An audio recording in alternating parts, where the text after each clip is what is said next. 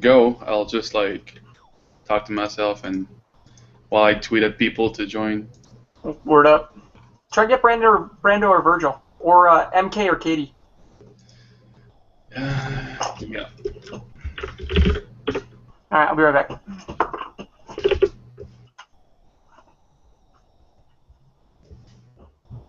Oh, fuck.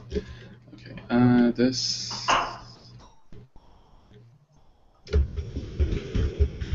You have a working computer right now. MK.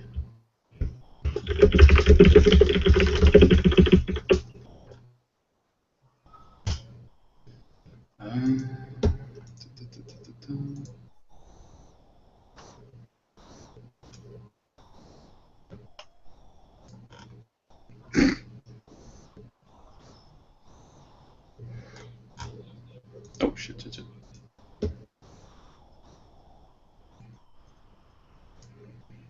I guess we should make a new thread.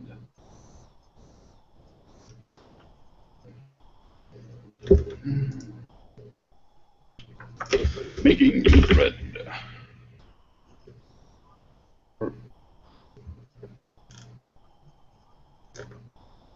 Okay, no, I'm blind, but not this fucking blind. Oh, there we go.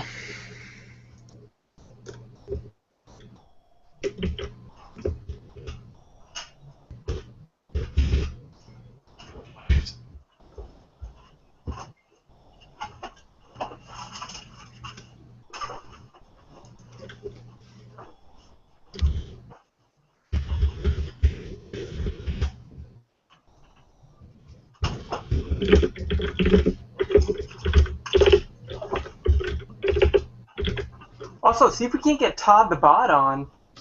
I asked him and he can't because first he's gonna be on Kayla's hangout, then he's gonna live tweet the West Coast. So I guess like after he's done with that, if we're still on, I'm gonna ask him to join. Man, they fucking bullied him today, huh? They fucking went all out. That was pretty fucking amazing. What an asshole. Okay, wait, hold on. Tell the season 3 contestants that you got the approval, show them the email. I think we know how to do that. I say we, Yeah. but I really mean you, because I'm a lazy fuck. This is, everything's fucking flipped. This is weird. What do you mean? It's like, Oh, your camera? yeah, it's like, Yeah. on my phone it's fine, on Manicam it's fine, in the Hangout it's flipped, but on the stream that's on the right side, on the correct side. So it's like, what the fuck? This technology. So I'm just not gonna make a new thread.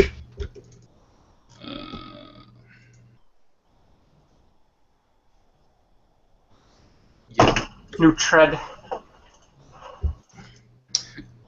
Kid Nerd Hiroshima edition. Oh, that's good. I like that. How many people we got watching this? 12 people. Nice. How many people we got watching Kayla's hangout? Probably like 30. One person. Seriously? Yep. Well, technically it hasn't started yet, but whatever. Yeah, I think they start in like 6 minutes or some shit. Picture. Well, that should be easy. Well, now that, well, never mind. My friend, they don't have the coals for a hookah. Very sad. Yeah, I know Nicole's gonna join after Kayla's hangout, something like that. That's what Nicole's she said always to been you. top notch. Yeah. Mary Kay's in the other hangout. That means she's gonna be able to join after that. Nice. Yeah, MK. Finally. Jesus. Starting to get awkward. So 5 minutes, I guess. Yeah, they're gonna start. Not a lot of way for my life to be over. So, people out there, what would you like us to talk about? Do you want us to analyze the show? Talk about what we felt? Talk about our feels, maybe? Talking about that feeling are very important. Okay, hurting my feelings is not more important than winning this competition. What a crock of fucking what? horse shit. Wait, what the shit? You know, MK what? MK just tweeted at me. It's like I asked her like, "Do you have a working computer right now to join the Hangout?" She's like, "Not this week. I'm actually getting a new computer next week." But she's on Killa's stream, right? She curved you, bro. She curved you. Wow. Fucking gravity. How does it work? I don't know, you're getting curved like a motherfucker.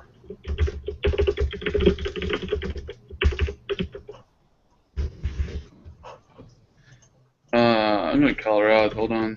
Is Nah. she really on Killa's stream? Um, Go check. Go fast. I don't see Kayla's stream isn't up yet. Oh yeah. Kayla's stream starts at 30 after.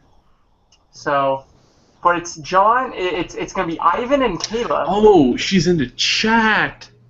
Yeah. Oh, I thought it was live on. That's fine now. Yeah, Chuck Norris. So, yo, Chuck, you gotta tell us, how does it feel to getting called out live on stream by a nerd? Ooh, fucking nerd. Please stop bullying. I will be forced to call you out on stream. Oh man, Zero Ray. Where's Ray? I haven't seen Ray in Maybe he like figured out how to. Maybe he just his parents like were tired of looking at him up, so they just fucking bought him a Ray body pillow. How many good boy points do you think it took? Oh, they have to import it. That at least has to be like 200, easy. 200 good boy points. He doesn't earn them easy. It's like you see their dad who just has like to trade in 2 boxes of chicken tendies. It really depends. Chicken tendies with sauce. So, let's talk about the fact that we've got a mathematician. And let me start by saying that her claim to have never taken geometry is false, because everybody knows to pass calculus, you need to know trigonometry. So, yeah. Trigonometry is pretty important in there. So if you don't know trig, how did you get trig without going through geometry? Now, you can rightfully claim, oh, it's been so long. It's base times height. It's base times height in a squared, b squared, c squared. What the fuck? All right. Oh, the parallelogram, when Colby broke it down like baby tier, like props to Colby, because that other dude was just making it too fucking complicated. All you got to do is move the triangle back in. So all you really need is the base and the height. Fucking unbelievable. Yeah, that was funny. It's like you got a mathematician who can't remember basic geometry. Then you got the NASA engineers that never did geometry. Like, what the fuck is she engineering then? Don't forget the NASA engineer who couldn't figure out how many plates of glass would be broken by a stuffed pig. Okay, in their defense, that is fucking bullshit. That was pretty much fucking bullshit as a challenge. Yeah, I guess. Because, I mean, like, if they don't know just how they're going to drop it, then you don't know, like, the amount of force that's going to happen, how it's going to break, shit like that. So it's like... Yeah, alright, I see where you're going. Is Fat Guy the same shitter who dressed like Charlie Brown in the old Hangouts? Charlie Brown? I think I know who they're talking about. I'm going to post a picture of Epic Shark Guy. Ooh, a yellow shirt.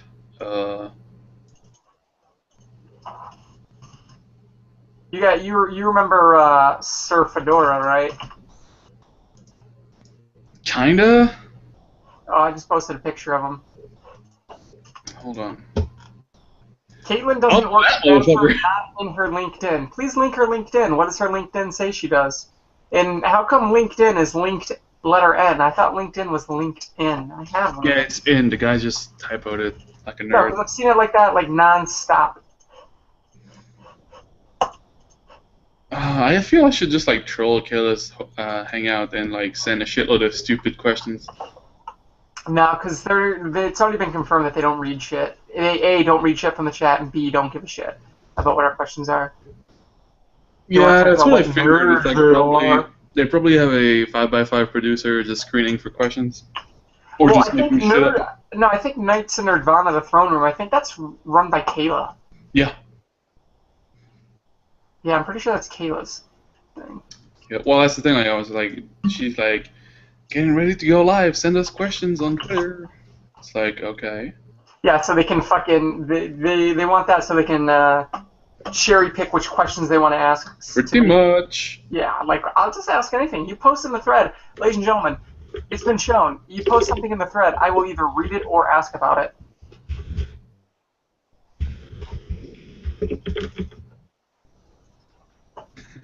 Geometry, real math? That is a question I'm asking. Do you even know how geometry works? 1, 2, 3. That's the funniest thing I've ever heard. You don't even know how geometry works. Exactly.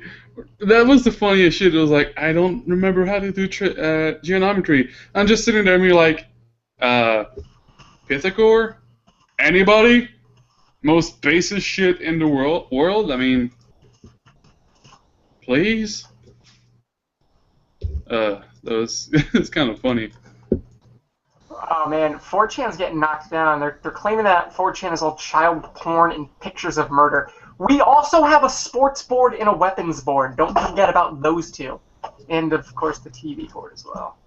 It's like, oh, it's only child porn. It's one board. It's B. It's fucking B. Now it's not even like that anymore.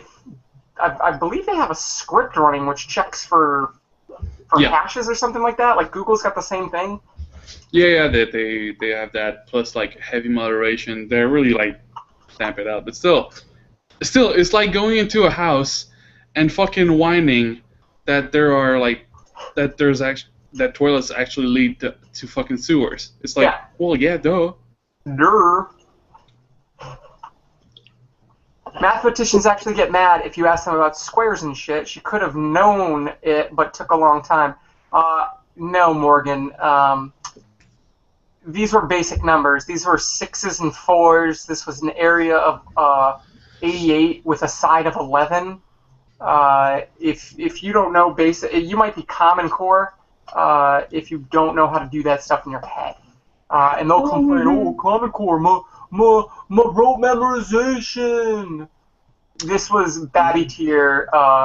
They have to make it not too nerdy so that only nerds can answer it. But nerdy enough so that it looks like to the layperson, like, oh my god, what is the area of a circle? But yeah. Oh, somebody link Caitlin's LinkedIn. Interesting. Alpha. Oh, are people talking shit about 4chan in the throne room? Yes, in the throne room chat, they were calling us child porn people. Are you in there right now looking at it? Yeah, I am. And I just want to answer short notice. Yeah, I know Brendan isn't there. Mark Hughes, yeah, I know. Brendan isn't there. Apparently he's doing science. He tweeted a bit like last week. But that's about it. Yeah, I think it was something with Hendry. Like they went in the fucking forest and like stuck their dick in mushrooms and shit. That's lewd. I guess. Huh. Caitlin's back, associate engineer exponent. I guess she like works for a subcontractor of NASA. NASA? It's NASA. NASA. NASA. As an associate engineer exponent, I was looking for interesting problems to solve, currently working on a sort of mental process. Here's an interesting problem to solve. What's the area of a parallelogram with side of 11 and height of 8? That's an interesting fucking problem. What's the angle of the... You don't need an angle, buddy.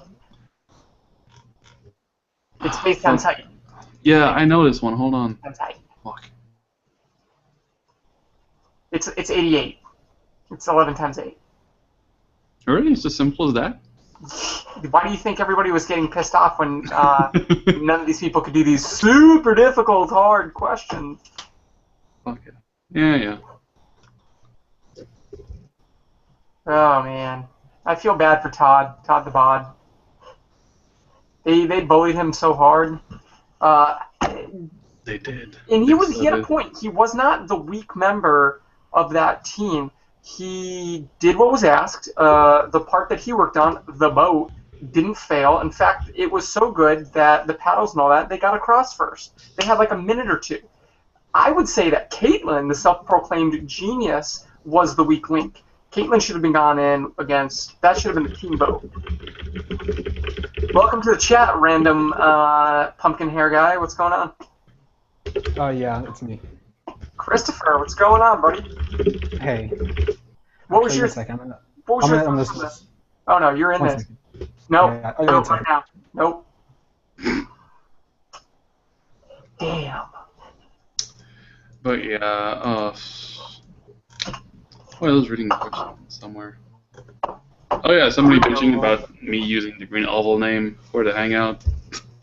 It's just a joke because somebody suggested like that I send an email to 5x5, be like, well, my podcast is the Green Oval Podcast with co-host Serial Killer and Shia Leboeuf. But I look like Lionel Messi, not Shia LaBeouf. yeah, but the meme is Shia LaBeouf, so you're fucked.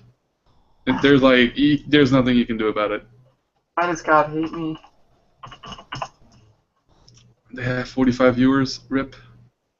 We have 4 or 5 viewers, or they have 4 or 5 viewers? They have. They have 4 or 5 viewers? Yeah. And how many do we have? They got 47, we got 23. How are we losing? We don't have any only like half contestants. an hour, I think. Yeah, they really don't last long, so at yeah, least because they're boring. yeah, there's that. So yeah, so basically I'll probably be able to snag a few like after that shit is done. I know Heather and Amanda are gonna be name fagging on the thread, answering questions. If the hangout is still up when they come over there on 4chan, they'll be able to get in on the hangout as well. No, I'm gonna call it right now that they will never join the hangout because they can't dodge questions on the hangout. This is the no spin zone. This is the no dodge zone. But I mean, they've been answering questions in no thread as well. They've been answering questions in thread as well. So I would be shocked if they showed up. I will say this. I will be shocked if they show up on here. Shia, it's more than just getting the area of the parallelogram. She had to figure out the length of a specific portion of the length of the base using the Pythagorean theorem. It was basic. No, Morgan, it was not. I saw the problem. It was given that there was an area of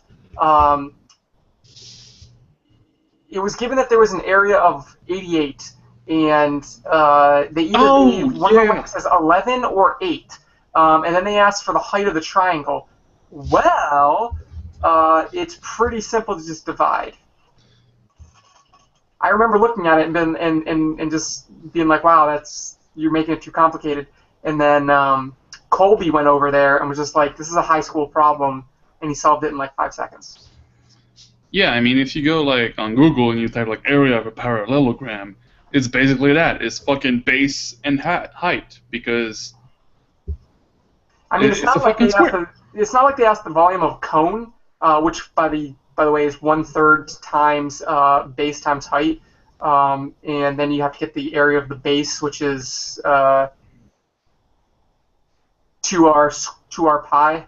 No, wait, pi r squared. Sorry, for the area of a circle. It's not like you had to remember something like that. It's just literally a box. The box. Yeah.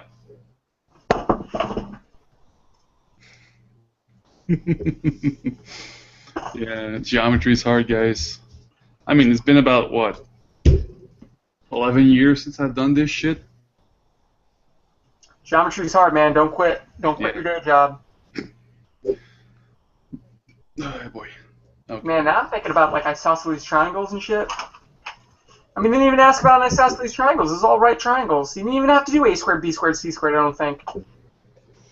Well, yeah, it was all right angles, so this shows you when the A2, B2, and C2 works. Well, the length of the diagonal side is the same as the height, because it's still a fucking square, you know? No. So if you wanted to do a two-step problem right there, Then Oh,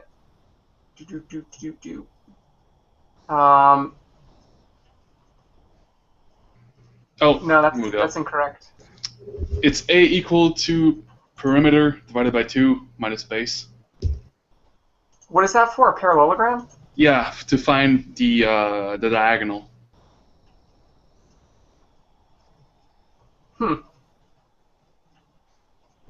Interesting. So you basically just do like B2. I think they had the base though for the leg of the triangle they were working on. Shit, I don't know. Well, fuck, we don't have screen caps or some shit. Hold on. Let me see if I can. Yes, you I can't can rip. screen cap. Let's get to the bottom of this. Maybe I'm wrong. Morgan, yeah. formula is Morgan, if you can get a basically- screen cap, post it up in here. I will gladly say that I was fucking wrong. So there was demand from the thread for me to drink. So I will start drinking.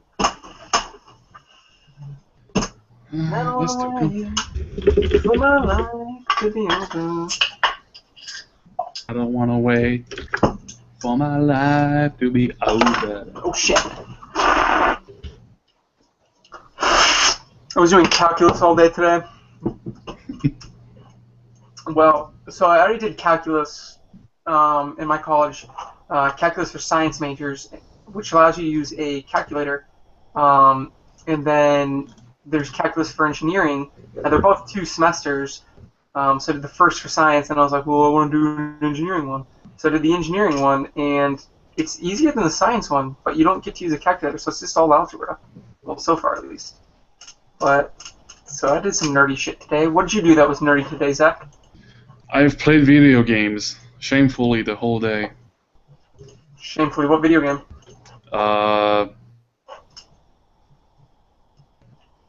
I played Dota, one game, Battlefield Hardline beta. It ends on Sunday, so I played a few games of that, and Final Fantasy 14. I didn't touch WoW today. Yeah. Somebody says, I studied math for a year at uni and these puzzles are the easiest shit ever. Shia saying it's easy. Oh, that's incorrect. No, so far everything I've had was correct, unless they were being asked to get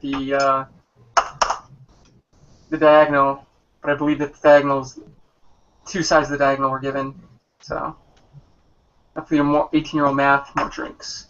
Yeah. Alright, video games. I haven't played video games in a while. I mostly play some Counter-Strike. What do you play? Dota? Dota. Yeah, Dota 2 mostly. I tried to get back into CSGO, but I just fucking can't. I should though, but I can't. I'm a 2-star, sometimes 3-star in CSGO. I play for fun. You know, like whenever I play CSGO, I don't even go into matchmaking. I just want to go on community servers, and then I just fuck around for like a few hours. Hey, Pac, what's up? Hey, what's up? I had to take a call before, so. Interesting. Welcome back. What was your thoughts on tonight's episode? I thought it was pretty eventful. Like there was a lot of bullying, and that was pretty funny. That it was Heather and Rachel that actually came out and actually started being anti-bully rangers. That was actually pretty funny. No bullying. Yeah, seriously. No bullying, and then like 5 minutes ago on the fucking boat. Ori, no! They, before I get into a fucking SJW rant, they were so goddamn hypocritical. Now, they claimed on Twitter that they condensed down what Todd the Bot had done and said. I tweeted out asking for clarification. I got none, so speculation. But they said it was very condensed and that he went way over the line, which maybe is true because it seemed like everybody, not just the team, everybody didn't like him. So it's possible that they're trying to make us not like the people who were on the show. and they edited it to make it look unflattering. But from what we saw, I gotta say, Todd did get bullied, and he called them out, and rightfully so. Ah, dude, the guy just went fucking ape shit. Yeah. That was amazing. Like Yeah, the rage. Donkey was angry. Did you believe them when they said that him yelling at them only proved them to be correct? No, I thought that was complete horseshit. Okay. The challenge was over. The challenge was lost. And when they said that he was the biggest or the weakest link because of his hair trigger, which was not shown at all during the challenge, that was full of shit. He worked on one thing during the challenge, the building of the boat. He built the oars. The oars worked really well. He helped build the boat. The boat didn't sink. And in fact, their team got across first. So as far as I'm concerned, when I evaluate that, he was a strong member, or at least not a detriment to the team. Now, when they got across, their supposed math major couldn't do basic algebra or geometry. So I would say that Todd, and at no point was Todd helping in the math challenge, but he also wasn't hurting in the math challenge or yelling at people. So I don't see his loose temper being a detriment. I don't see him being a weak link. And even if he sucked at math and couldn't add 2 and 2, the math challenge is gone. So that part of him being weak, it doesn't matter anymore. So when they called him out and said that, oh, your short temper is making you the weak link, that's a total cop-out and horseshit.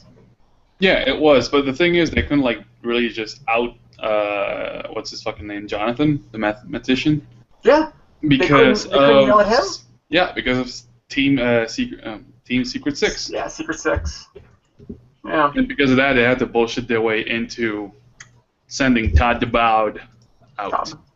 We lost Todd DeBoud over some fucking cross-team alliance bullshit. We lost Todd DeBoud to the social justice warriors. Fuck! Poor Todd DeBoud. But yeah, I'd say Todd, he was a good team member, and I'm sad to see him go. He was entertaining. He was fun to watch. And I feel that he got the short end of the stick there. And I feel like they bullied him really quickly because he's fat. Yeah. I'm not one to march on the whole fat acceptance movement, but they singled him out for a reason. And Yeah, dude, that fat shaming, man. I mean, they weren't fat shaming. They didn't say anything negative towards him, but they talked about him behind his back, and they were all like, "Yeah, let's just get rid of fucking Todd. We don't like Todd." You sure about that? Because I mean, he wasn't on the boat because he was fat. So I mean, There was a good reason for him to not put him on the boat. He was large. That would have been a massive error in judgment putting him on the boat. Yeah. Same with Colby. Colby's one of their largest members on the other team. That's why he didn't go on the boat either. I mean, if you're trying to get people across the water in a cardboard boat, put your lightest people on there. Yeah, and also you have to like. Do it. Huh? You have to also consider like they had 2 people they could send away because of the alliance that they had. It was either Caitlyn or Todd, and which one do you want to get? Caitlyn? You want to keep Caitlyn or Todd? Easy choice right there. Sorry, Todd, but Nasta chick has got the booty, or at least whatever the fuck she has. So. who'd you have put into the nerd off as instead of Todd? If the alliance didn't work, Todd. there was no alliance. That would have been Jonathan straight up. I mean, he's supposed to be a mathematician and he doesn't fucking know geometry. I mean, at that point, what the fuck good are you for? Can't do math, you're like, what the fuck else are you? And also, if math was his thing and this was the math challenge, don't need him to win anymore. Deuces. You know? You got to evaluate the challenges. Like they said, they wanted to get a cosplayer out before the cosplayer challenge to handicap the other team. A math challenge is out now. For my team, I don't want the math guy on the team anymore. If I was on the other team, I'd say keep the math guy. He's going to create problems so they get rid of him. Like, at least that's just my theory on it. I think Virgil talked about that. Yeah. Yeah. Also, I'm gonna have to do it. Like, even though this is super spooky because he's behind 7 skeletons. Mark you, geometry is math. Just so you know, it's a subsection of math, but it is. Geometry is a math subject. Yes, it is. And actually, we talked about this today in calculus class. They said Hans said that you have to know Calc 1 to do Calc 2. You have to know Trig to do Calc. There's only 2 subsections of math in which you don't really need anything to build upon. And one of them is, he said, geometry, and the other one is number theory. But that being said, geometry is incredibly basic. If you are a mathematician, it would take you maybe a week or two of light reading and geometry to pass the fucking bar. Like, Yeah, you can pretty much take trig and geometry at the same time, like in one class if you wanted to. yeah, and in fact, most classes combine it. They go from geometry into trig, and they combine them for areas of triangles. They'll give you a side and an angle and ask for all the other sides and the area of the triangle. And what if you had a cone and this was your vertex angle, things like that. I forget to have Skype open so I can spam serial killer to join. SK. Geometry is logic. Geometry is logic in the same way that algebra is logic. Geometry is all functions. It's 2 or 3 part problem, depending on your perspective, but the third part is incredibly easy to frame it like that because it's simple subtraction. Morgan, please post a picture of it so we can get finite over this. Geometry is logic. Math is logic. Math is logic? Well, get the fuck out of here. What the fuck is that noise? Math is just basic logic. Yeah. It is. Can you prove something? Can you argue something? Can you come up with a series of steps to go from 1 to 2? That's all it is. Okay, then why is it that when I had a man and a woman, it's 1 plus 1, but it adds to 3? I'm not following your logic there. I would say that your mathematics are not based on logic. I don't know what math they teach up in the land of Canada, but in America, our mathematics is based on foundations and formulas, laws, and theorems. Yeah, I took a discrete structures course, and that shit, it was pretty fucking basic, but it really pisses you off, though, when you actually start trying to prove how certain things actually come together. I heard the proof for 1 plus 1 equals 2 is something like 58 pages long. Yeah, something like that. It's insane just how fucking in-depth that shit is. Did you guys know that most of the writers on The Simpsons and Futurama had strong math backgrounds, and like 2 or 3 of them were mathematicians? Kayla just said on stream that Fat Guy and Shia are losers who need lives. Wow. Did she really say that? They didn't. No, they didn't. They're just fucking with us. Wait, hold on. What pick, Morgan? The pick on 3703? 3703. Oh, wait, we have a picture of it. Oh, okay, yeah. Oh, okay, so they have fucking D. They have D, the side. Yeah, I got it. Okay. And they have the area. Yeah, so here's the deal. So the area is 88, which means that the base is 11, the height is 8. So knowing that the hypotenuse is 10 and the height is going to be 8, we can deduce what the length of the bottom of the triangle is. So 100 minus 64 is 36, which means that the length is 6. There you go. I just solved it in my head in about 6 seconds. No, wait. In that sketch, it's asked for like. Oh, and it wants the D, base so of the triangle. It doesn't want the triangle, so it wants 5. 5. It's just no. It's 11 minus the. It's 11 minus 6, which is 5. The height because it's a square. Right. No. Yeah. No. Oh no. Wait. No, you're right. I forgot so the other triangle. Yeah, they want the side of D. So there you go. The height is 8 because the area is 88 and the length is 11. So the height is 8. We know the hypotenuse is 10, so 10 squared is 100, minus 8 squared, which is 64, gives you 36. 6 square root of 36 is 6, so if we want D, not part of the triangle, it's just 11 minus 6, which is 5. That was Babby Pier geometry. That is, I could teach my nephew that shit.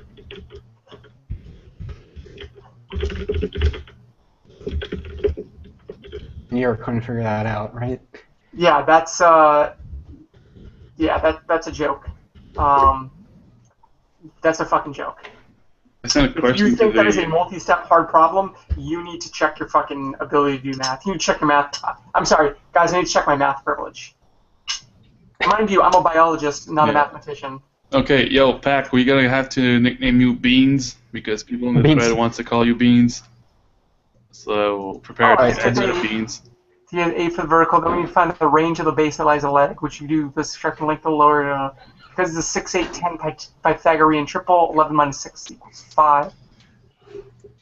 I should turn on the Kayla's stream just so I can see them answer my question, which was, how can you explain being a mathematician without knowing basic geometry? Well, I was already in there. I think that Kayla actually did say this because I was in there trolling on above you. Where do you even know how geometry works? So Tell me how geometry works. You have 3 seconds. you have 3 seconds. People are telling me, I scroll up, go back to 4chan. I think she might have actually said that yet. Can anybody give us in the chat or in the thread, can anybody give us a definitive answer if she actually said that about us? Someone post a timestamp of it if you can find it. A timestamp of the insult? Yeah, where it was. Yeah, Somebody did or somebody should? should. No, Yeah. should.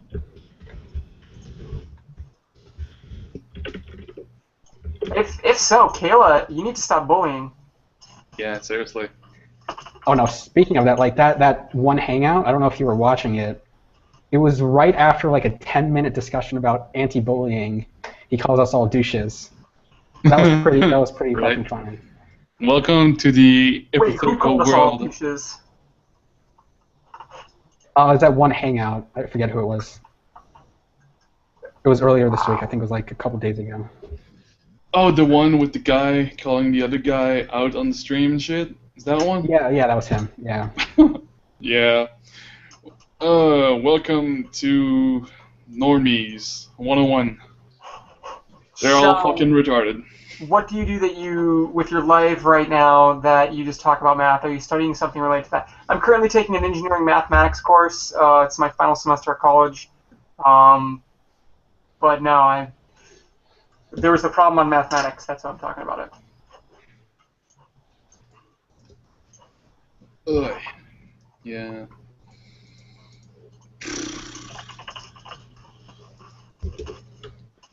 People in the thread post questions so we can talk. Yeah, guys, post question. We'll try to answer the best of our ability in math. Shaw's autism makes him perfect for season 4. Nicole, Dude, you should join. You could totally win that $100,000. I don't think that's the real Nicole. Nicole, is that the real Nicole? Let me check. If so, ouch. We'll take that as a compliment, man. 4chan's stream is more polite than the self-righteous one. Apparently, they're fucking shit-talking us hardcore. Are they really? Let me tune in.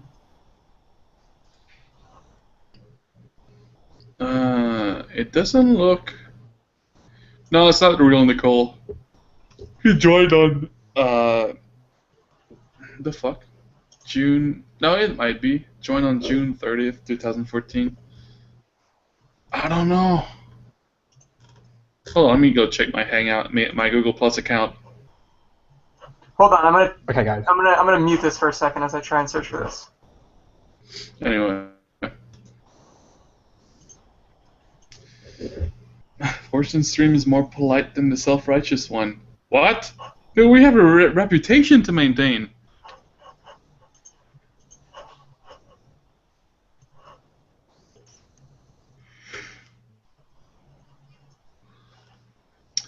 TV Hangout people, who would you bang from season 3? All the chicks? None Like, of them. All Really? Fuck it, all of them. None of them. Why? Why none of them? What? I don't know, maybe the guy has what they call standards. Please. You wouldn't go with Caitlin? No? I don't know. I'd bang them all, fuck it, I'm not prejudiced. Honestly, I'd go with Heather, man, because she dropped that hentai reference. Perfect. Nah, she'd be like... Yeah, she'd be last. Maybe like second to last because Amanda's vagina is like ruined by 2 kids. So, yeah, I go with that. That's my ranking right there. Everybody, Heather, Amanda.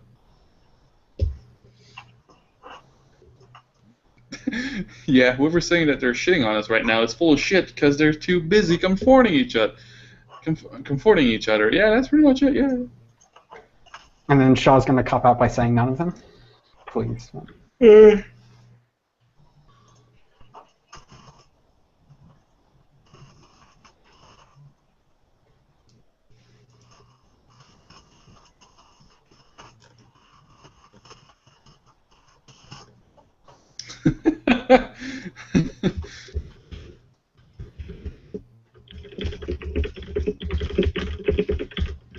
Lily. This is the guy who didn't hear me. Yeah, I said Lily. Oh no, sorry, I said Heather. Someone actually picked up a screen grab of Dodd with the cardboard harpoon. So obviously now he's fucking Moby Dick. It's like, the hunt is on and I must find myself a white whale.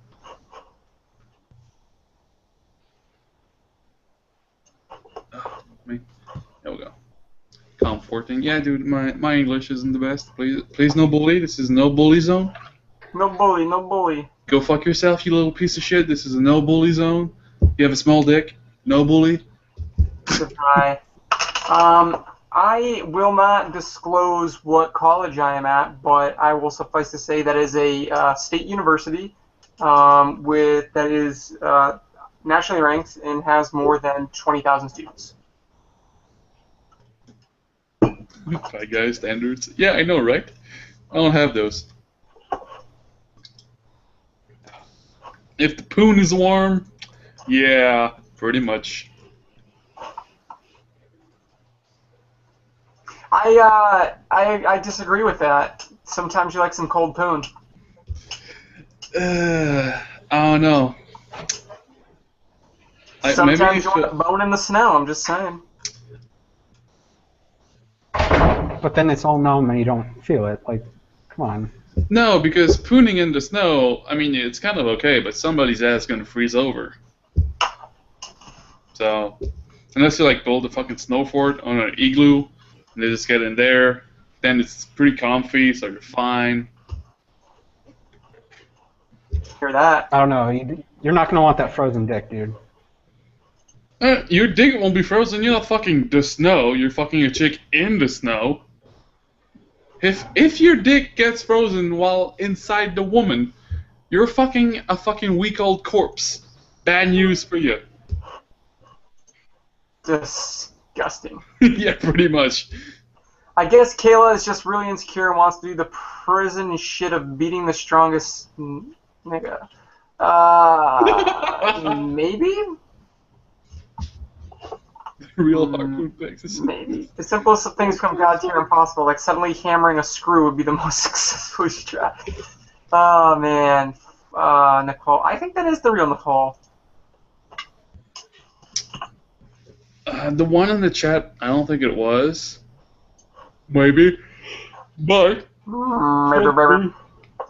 But the one in the thread, however, is real. Beans, why do you live in a prison? I don't live in a prison. This is a dorm, and this is the common area of the suite. And the person behind me apparently doesn't have anything, so he didn't put it out here. Who is Lance? Somebody tell me about Lance. Hey. Tell me about Lance. Why does he wear the hat? The toque. Is my mic working? What? No, it's not. No, it doesn't work. No, it doesn't. Oh, okay. Plug in your microphone, Lance. We can't hear you. Okay. I think it may be working now. Lance, I just came in to ask, hear you. Did that one guy ever get a girlfriend? I know there was a website that was put up, but do we have an update? Oh, Thomas? I checked it the other day. No girlfriend yet. That feel with no GF. Who's actually running that? Is it? It's that chick. Is it the blonde chick? It's the blonde. You're gonna have to be more specific than that. It's Heather, Amanda, and Lily. Well, okay, I'll be more specific. The one that's not a cosplayer. Going for a blind chick. Am I right? There's a blonde cosplayer and then a non-cosplayer. Well, there's Lily, which is a cosplayer, and then there's Heather, which is the social justice warrior. Right, aka feminazi, as You know, pretty much. a lot of the 4chaners like to refer to it. Politics and sucking dicks. You hear this, Shia? You'd be one of the best contestants on the show. Just imagine trashing nerds in TBS.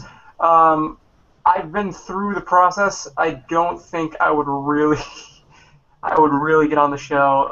I am very abrasive. I can go, like, I'm not a violent person, but man, are my verbal jabs very effective. Well, that would be what they would want. Yeah. I think. I go mean, too far in the paint. have you seen Todd? Someone who Did you see Zach? they want someone who's just crazy enough to stir up a bunch of drama, but not gonna try to kill someone. I'd say I'm the That's what they would perfect want, mix though. between Virgil and Zach. See, you could totally If that go. makes any sense. You could totally go. I think I'm like an 80-20, 80% Virgil, 20% Zach. Did I tell you guys I'm a Virgil? Oh my god. That's your Kinsey scale. Oh, Kinsey scale. I was talking about my Virgil scale. Oh. Okay. Why is Shia so QT? Oh, thanks, buddy. I'm listening to this Kayla stream on like one of the earphones, and if Shia goes to Kansas State, I'm in the dorm next to him. I always hear him crying late at night and muttering to himself about parallelograms. Nice. Isn't Lance the guy with the press hangout earlier this week? Lance, were you at a press hangout earlier this week? A what? Were you in a press hangout earlier this week? Probably not. I don't know what that is. I'm sorry, probably not. You would definitely know if you were or were not in a hangout with. Well, I drink a lot, so I don't know. I black out occasionally. Who knows what happens? I don't know know, about officer. that answer. One moment I'm drinking my beer, the other I should talk to people on the internet. Shit talking. Beans, you're way full of shit.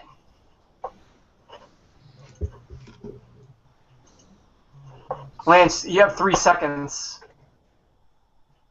What's the countdown for? I don't know. You just have 3 seconds. Morgan, I'm in the same boat as you. I know those feels. We're losing viewers, ladies and gentlemen. The boat is no. sinking. Well, yeah, there's nothing going on. We don't have any contestants. We don't have any fucking shit. I mean, it's hard because that fucking hangout shit is fucking us up because contestants always prioritize Kayla's hangout. So. Yeah, and their questions are fucking garbage.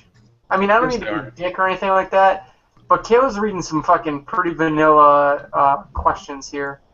I'm talking like she's asking questions that somebody who doesn't watch the show would ask during an interview, like, "What? Oh my God! Like, what did you want to see happen? Like, what was going through your mind when you got called a manipulative bitch?" It's How did like, that oh make my you god, feel? how do you make cardboard boxes float? What the fuck is this voodoo shit? It's like it's called hydrophobic painting. I mean, for fuck's sake, it's not that hard. People in Kayla's hangout saying she's a pretty good host. Interesting.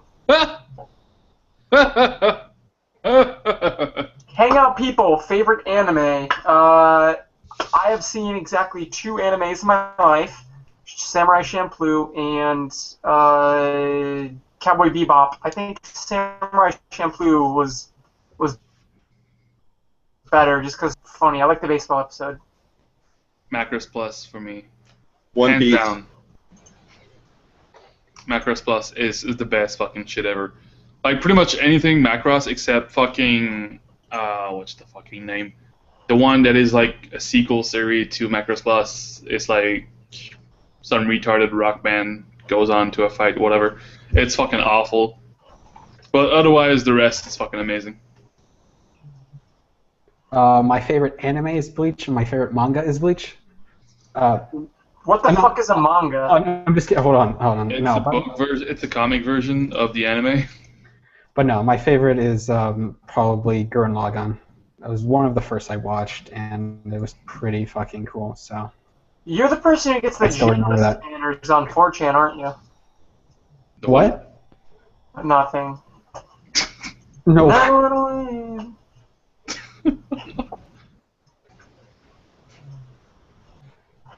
Nicole, please respond. PLS. Kayla is a prude with a big ass fucking head. I don't know how to respond to that. Kayla's head. She always wears a baseball cap. Right. I think it's because she's going bald like me. That's why I wear the hat. Yeah, There's I think that's rumors something that to do with Tony the hair. Romo wears a hat for the same Actually- reason. If you notice, she doesn't have any eyebrow. That is the most creepy shit ever. That's why her face is creepy. She has no eyebrows. Wow, Oh my that god, you're explains fucking it. right. I'm looking at it right now. You're fucking right. It's like the guy in Gotham There's nothing. without the It's eyebrows. like- Victor's Oz. It definitely makes you a lot creepier when you don't have the eyebrows. So, Lance, has anybody told you that you look like Limp Bizkit with glasses? Limp Bizkit, the lead singer, Fred Durst. No, the other Limp Bizkit. Yeah, the dude. Well, it's a band. It's a Yeah, that guy that's been Thread. posted on the thread, the spoiler image.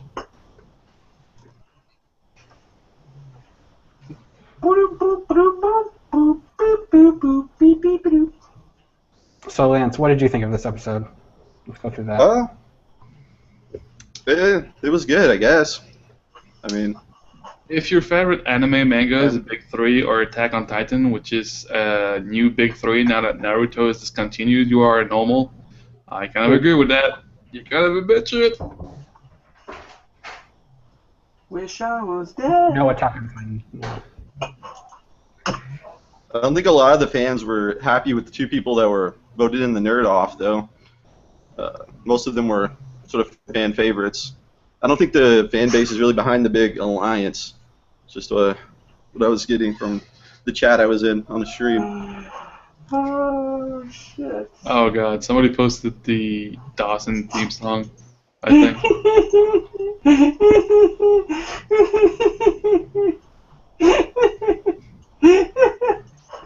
Man, they're fucking. Oh, they're roasting Kayla. No bully, guys. They're roasting Kayla, what, on the throne room thing? Yeah, they're fucking. Yeah, they're fucking roasting her. Kayla, I'm not even gonna read it. It's very rude. Too lewd for me. Stop being mean, guys. Come on. I'm sure I'll read it later when I'm further drunk. Virgil, Zach, Celeste, Sega, and Katie are all a must. Yes, although, so they're discussing a King of the Nerds All-Star. The problem with the King of the Nerds All-Star is there's only been 3 seasons, and it's pretty much just going to be the people that were in the last 3 or 4 episodes that you're going to name. But if you had to come up with, 10? 11? 11 nerds? Come up with 11 nerds. Who would you put on the Hangout, or on the All-Stars? You can do no more than 4 per show, per season. Season 1, you'd have Genevieve, Virgil, Brandon.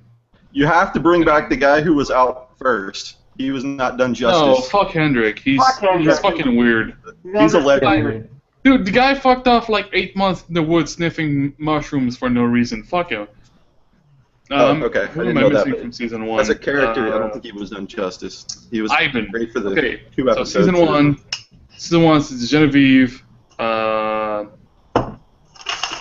I am Right. fucking Yeah, no, retarded I got it. You wanted Brando, Sega, Ivan, and who else? And Virgil. Brando, Virgil, yeah. Ivan, and Virgil. Okay. Well, hold on. No, maybe I'd switch Ivan with Danielle, just if I get the Danielle. chance Well, to, that would bring in the drama. All right. Season 2. I don't think she would do it, though. I think she's moved on. She would not. I think you're right. She She's hates. so Hershey Highway Hiroshima over losing season 1 that she would fucking never have anything to do with season ever again. That's right. Yeah, she's If not we're even doing recognized on ABCs of Twitter. that, H is Hershey Highway Hiroshima. Heard it here first. Yeah. Season Yeah. 2. King of the Nerds and Big Physique, I think, are on the same scale. Tate for her right now. Big physique. Classic. The Big Fazul. Okay, season 2. Can Big Nicole. Physique be on, or would that not be allowed? We're not including tester what now? people. No tester people. No. This is King of the Nerds only, dude. King of the. If Nicole. you're here from She V, was get the fuck out. Yeah, Well, season 2 Nicole was on All-Star. both. Yeah, well, if they were in King of the Nerds, we'll take him. So season 2 All-Star.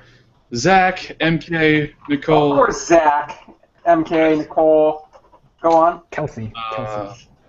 No, fuck her. Yeah, Kelsey was out first, wasn't she? She was out first. I'd go with Katie. Jack, Katie? just because they need somebody to stabilize Zach. So, All right, and 3 from season 3. 3 from season 3.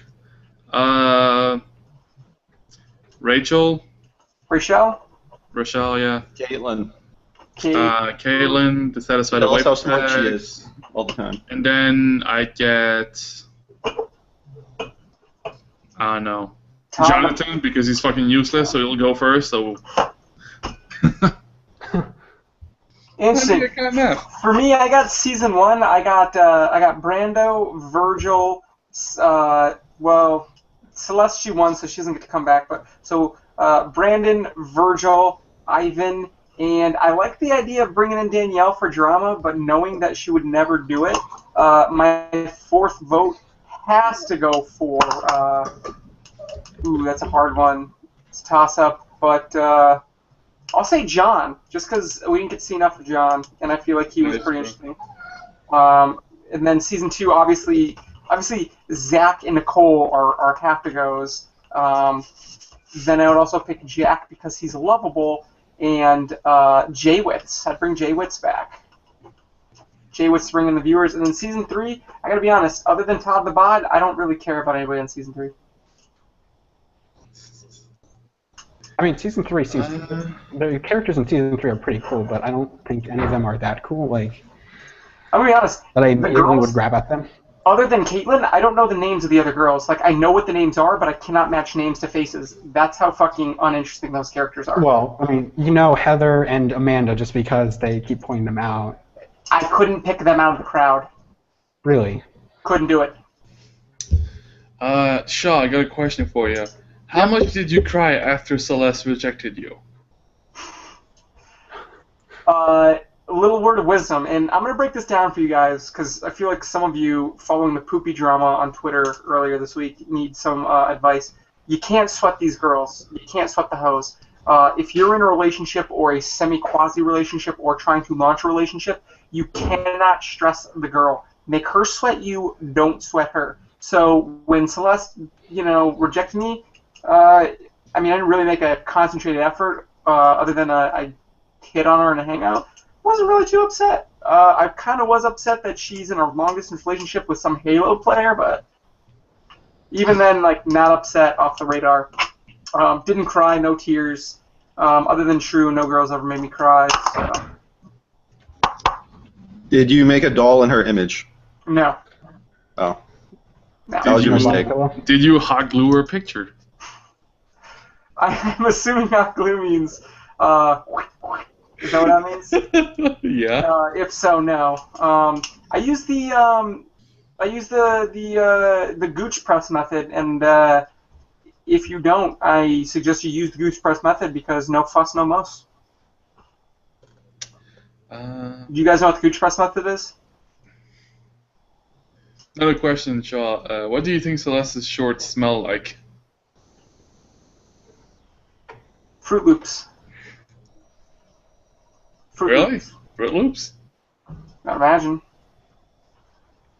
Or snow or maple syrup. She's Canadian. Where are you getting these questions from? Are you asking these or are these in the thread? The thread. Yeah. Definitive All-Star cast. Sega, Virgil, Brandon, Ivan. Can't argue with that. Zach, Katie, Jack, Nicole. Solid lineup. Lily, Caitlin, Rochelle. Why the 3 girls? Because he wants to fuck them. Duh. That's pretty much it. Will Todd ever stop crashing with his iPad? Damn. New goal for TV, get Shaw and Celeste together for Valentine's Day. I talked with Celeste over DM after the Fallen Angel scandal. I apologized to her. She was very receptive. She was glad that I apologized. I still feel sad that I did that. There you go. I mean, all you need to do to get talk to Celeste is just go to her Twitch channel when she's streaming. Like, she plays Halo all the time. She gets like 10 viewers. She responds to everyone there, so why not? She seems to be a down-to-earth, honest, open person. She seems good. Who? Celeste. Yeah. Seems to be a good person. Well, She I doesn't mean, communicate much with the old cast, or at least overtly, but... yeah. Well, I mean, she plays online games, so she's probably used to getting shit thrown at her. So. God, I mean, dude, please discuss the drama of the episode. So, I mean, what else can we say? They bullied Todd the Bod. Then he called them out. He called them out accurately, and then he predicted the shit that they would pull, the crocodile tears, the, oh my god, I'm playing the victim. It's an argument. If you leave an argument and you're crying after the argument is over, and the argument didn't consist of the following things being said to you, I fucked your wife, with proof. Your child's not yours, with proof. Your mother's dead, I dug up her corpse and fucked it, with proof. Or just fucking rip shit, something that has been a big, major issue of your personality and your lifestyle, and pointed it out in a very public place. You have no fucking right to cry after a confrontation. You have no fucking right to cry. If you get frazzled by somebody's harsh words or yelling or some volume, you're fucking pathetic. And the fact that Todd recognized that and called them out and said, oh, with your crocodile tears and all this, and then they started crying the fucking crocodile tears, and then everybody came to their fucking rescue, white knight bullshit, I thought it was fucking absolute horseshit. And I stand by Todd. Unless he assaulted them or had something about something of their family and made fun of it, I think he was justified. No, I don't think they were right to fucking do that. yeah, I agree. It's like really hypocritical. Like basically, like they shit on Todd, and they're like, "No, it's fine. It's just part of the game, bruh." Then Todd shits on them. Is like, "Wow, you don't have to be disrespectful." It's like, bitch, what? The fuck? Dude, but who are you to say that they shouldn't cry, right? If the crying makes them stronger. Yeah, crying makes you stronger. Who am I to say that crying isn't right? I'm a human fucking being who gets in debates and arguments a lot. If you can't, I mean, the whole thing with the nowadays social justice feminist thing is that women are just as strong as men. I have yet to see a single crying male on the show other than Ivan cried on his way out. He just missed it over, and that was in a personal one-on-one. And I think Virgil was on the edge of tears when he was fucking rip shit. But I've seen almost every single girl cry on this show. And yes, I've seen girls use fake tears, and they get good at it, as a fucking weapon in an argument and in a confrontation to pull people onto their side. You should not be swayed by emotion. That's true. Hey, what's up? How's it going? It's true. It's very hard to win an argument when you're a very big guy arguing with a very small girl as well. Not it really. wasn't a good situation for Todd. I mean, you look like a bully, just from just the look of it. Well, I mean, if the guy is angry, yeah, he's gonna look a bit aggressive because he's fucking angry because shit is bullshit. Well, Todd did look kind of like a bully. I mean, you know, he was saying some nice things. How was he bullying them? Was he making fun of them? Getting loud is not bullying. Calling somebody out for their bullshit is not bullying. Well, I mean, consistently making fun of somebody or ganging up on somebody and excluding them, that's bullying. By the way, can you hear me all right? Yeah, I can hear you. Yeah, you're good. Well, The thing is, hold on. The thing is, okay, when you state out a fact, it's not bullying. It's when you talk shit that it is. So, say somebody tells me I'm fat. Well, yeah, good thing we know that you're not fucking blind. But if he says I'm done, I'm like, well, go fuck yourself. That's not true. Fuck it. See the difference? Yeah, Yeah, I agree. It's just for the people in the house, just looking at it, you see a big guy like that arguing with a very little girl who cries a lot, you're going to come off bad to the people in the house. You know, they're going to, the beta males and they're going to come white knight for you. And oh, yeah, you're right. To be expected. But, you know, it's like, I mean, essentially, saying she's manipulative, a crocodile teeth and all that. Not very, She is. She is. It's a very manipulative thing. well, probably so, but the other people don't see it like that. You're breaking up, man. I can hardly hear what you're saying. Probably so, but other people in the house don't see it like that. They just see, the guy, pissed off because he's getting voted off the island. If they think that's bullying because they're getting into an argument, they've got a lot to learn about life. Well, These yeah, are dude. nerds. So I will bring up Brandon. These are nerds. These are self-proclaimed nerds. Brandon used to get swirlies and used to get beat up at school and made fun of by I'm guessing the football team or some sports team or some fucking jocks or some shit. But he said he got swirlies and that there was a lot of assholes and a lot of bullying he had to deal with growing up. If they think somebody disagreeing with them or calling them out on their bullshit is bullying, they let a cupcake fucking lifestyle. Yeah, most people do. It's kind of like that chick who claims she got PTSD from Twitter trolls. And it's basically like, I disagree with you. Maybe you're not a special flower. And it's like, oh my god, my PTSD! Bring those good girls home. It's like, what the fuck, woman? It makes no sense. It's like, holy shit, woman, grow a thicker skin. So can somebody please tell me how anything that Todd the Bod did that was televised, because that's the only thing we can confirm, or that is to source confirmed by people on Twitter that are not those two girls that are banging each other, because I won't count couples, what Todd did that you would classify as bullying? Go. Me? Well, he blew up that one city. Or was that the clock? That was his alter ego. Yeah. I don't want to out him as the Clockwork King. The Clockwork King is basically, what's his fucking name? Captain Chaos and Butters. Hold on. Throne Room just ended, so if we want to snipe those guys for our hangout, snipe them now. I know that Heather is going to drive back home first. Lily, probably we don't want her home because she's with her family, and her family is very religious. So she probably won't be able to answer any actual fun questions. So yeah. Tell her to close the door. I'm talking to Nicole right now. She's always good for it. Yeah, Nicole's gonna join. Yeah. See if you can get Todd. Fuck. Sadly, Todd, he got 30 minutes. No, he's got 30 minutes before that shit airs. Yeah, but maybe he's gonna like take a break before the live tweeting of on the West Coast, so might not be able to get him either.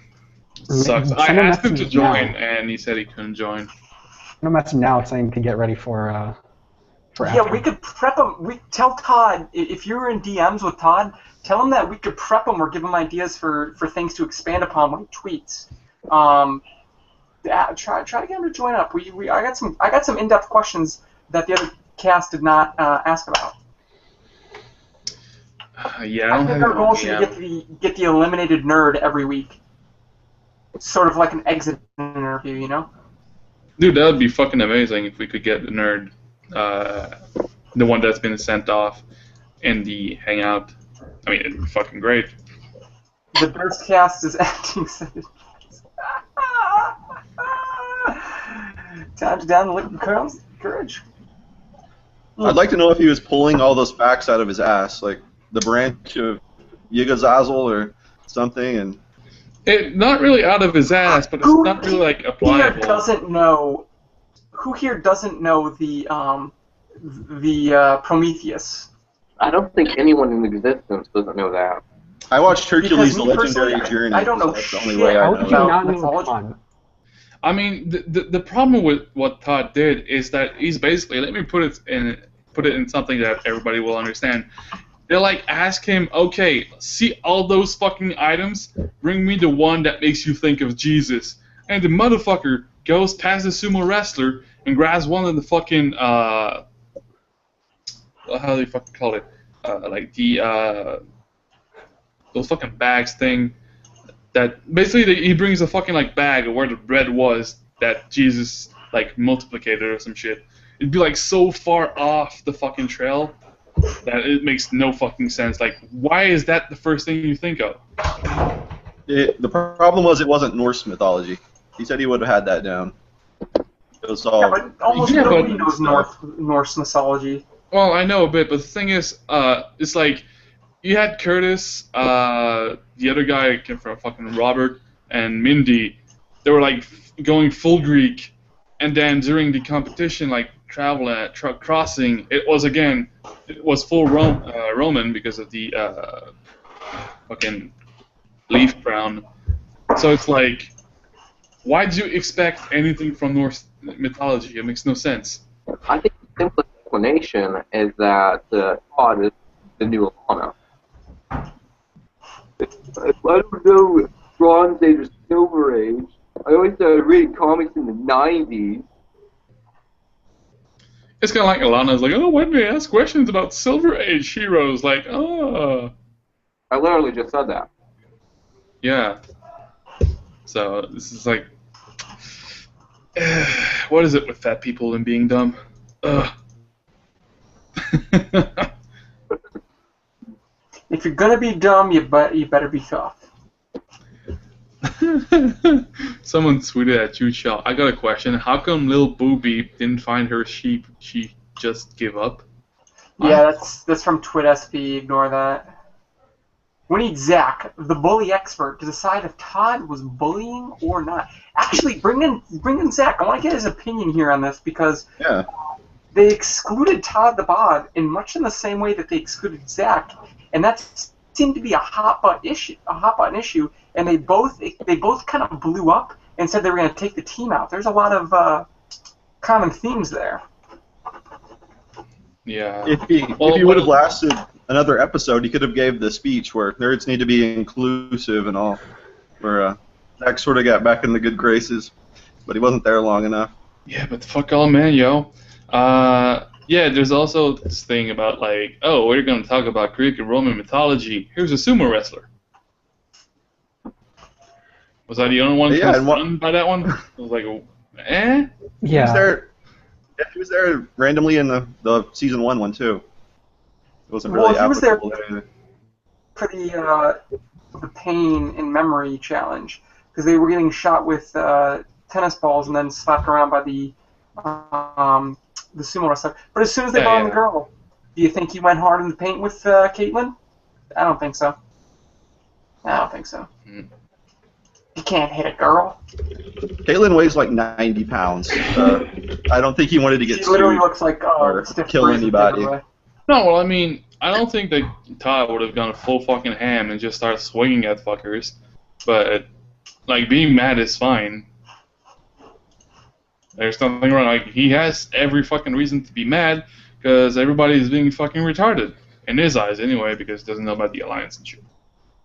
Yeah, and Todd didn't even do anything, so from his perspective, there was really no reason to he helped voting him in. He helped building the boat, but I mean, he's not the one that fucking failed at his principal fucking job, which is math, from the mathematician.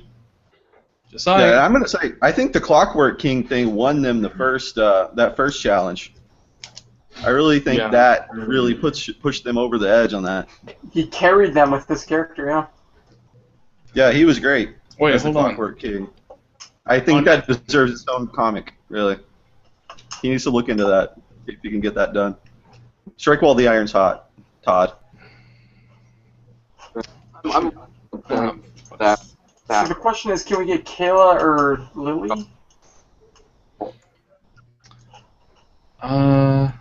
Or Rachel and Amanda? Is Mary Kate around? She was MK says her computer's not working too well. No, MK's going to be able to join next week because she's getting a new computer next week. So she'll be able to join us on the next one, which is cool. I should probably ask Rachel if she wants to come in. Like send a tweet and some shit.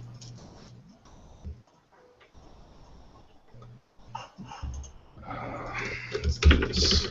I'm that Todd did not destroy one of them.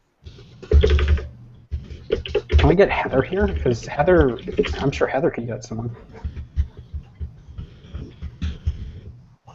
Hold on, I'm trying to.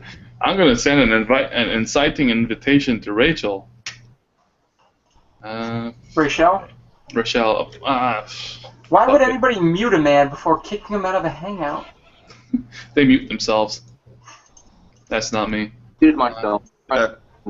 Lamalam, ever wanted to join a Google Plus Hangout filled with inappropriate questions about yourself and the show? Yourself, the show, and all the other contestants. Chuck Norris. Was he the guy that got kicked for insulting or being? Yeah, he was kicked from the throne room chat because people got me in. Am I just like not live? Is that it? No, I can hear you. No, I mean I was watching the throne room and then I realized, wait, hold on, this shit ain't live. But anyway, what did I? Why is that fucking? So yeah, I know Heather is gonna join. Either to hang out, at least in the thread, once she's home, because she was at Lily's place and she didn't want to do this shit with us at Lily's place because of all the Lily's family is very religious apparently. So while they're scissoring, the family's religious. No, Heather is banging Amanda, not Lily. See, I don't even know who the fuck these people are. That's how much of a fucking non-interesting person I am. Fuck. I mean, it's not that bad. I like how Mary Kate still heard about that. Which part? Wish I was dead. I was actually rewatching a couple episodes from season 2 the other day, and after she was sent home in that board game challenge or whatever, she really gave him the business. She was really pissed off. Like, but I'm surprised it's still lingering. You talking about Mary Kate? Yeah. She was really pissed off about that whole thing. All right.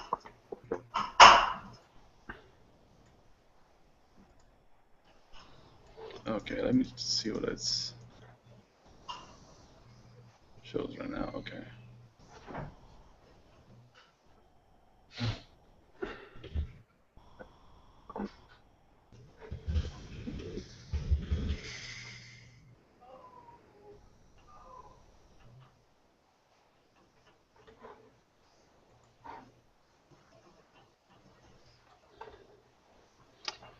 Okay.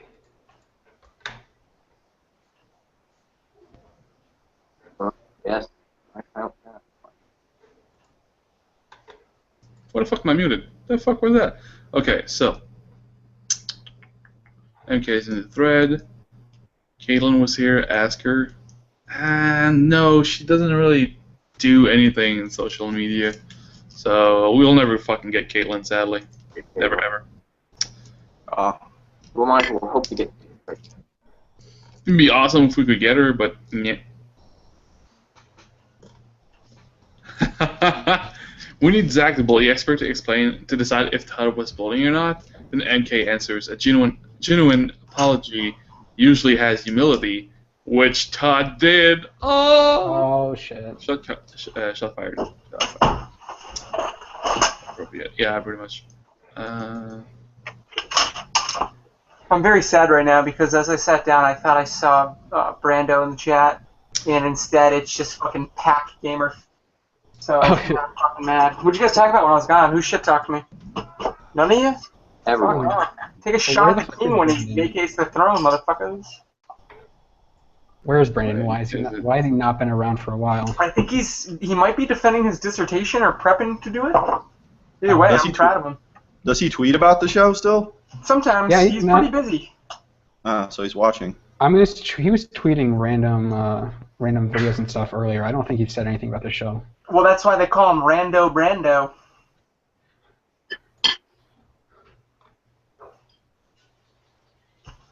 So I asked Nicole to join us, so I got no response.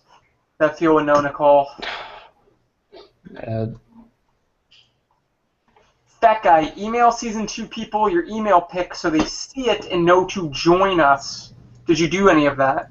Are they aware of it? Why would they need my email? Well, you got the okay from the producers. Do you think the producers gave the okay down to the cast, or do you think you need to? Okay. Yeah, basically, I talked to Heather in DMs on Twitter, and basically she told me, like, okay, well, when everybody gets the email from the chick from 5x5, then they'll be able to join. And then she told me, okay, that she'll join, like, after. 5 neckbeards on 3 equal no one will from Season 3 will join you, Sausage Fest. They're going to join soon. How come it's always guys who join the gangouts besides the contestants?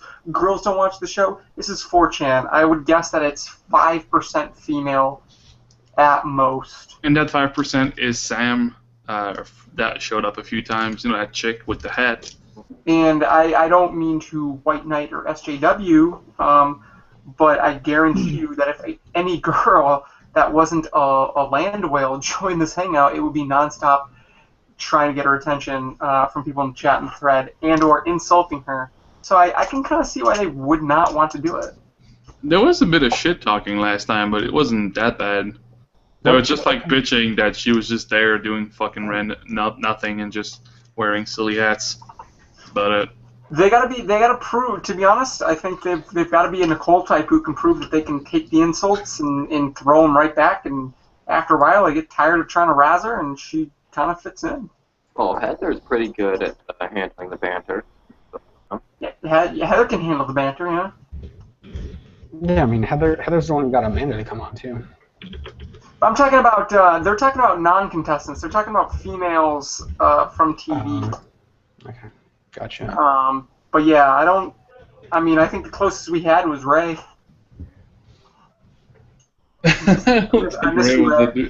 Ray was a dude. I don't think he... Yeah. Dude, you heard his voice. I think he might have been a chick, and he didn't want anybody to know it, and I can understand why.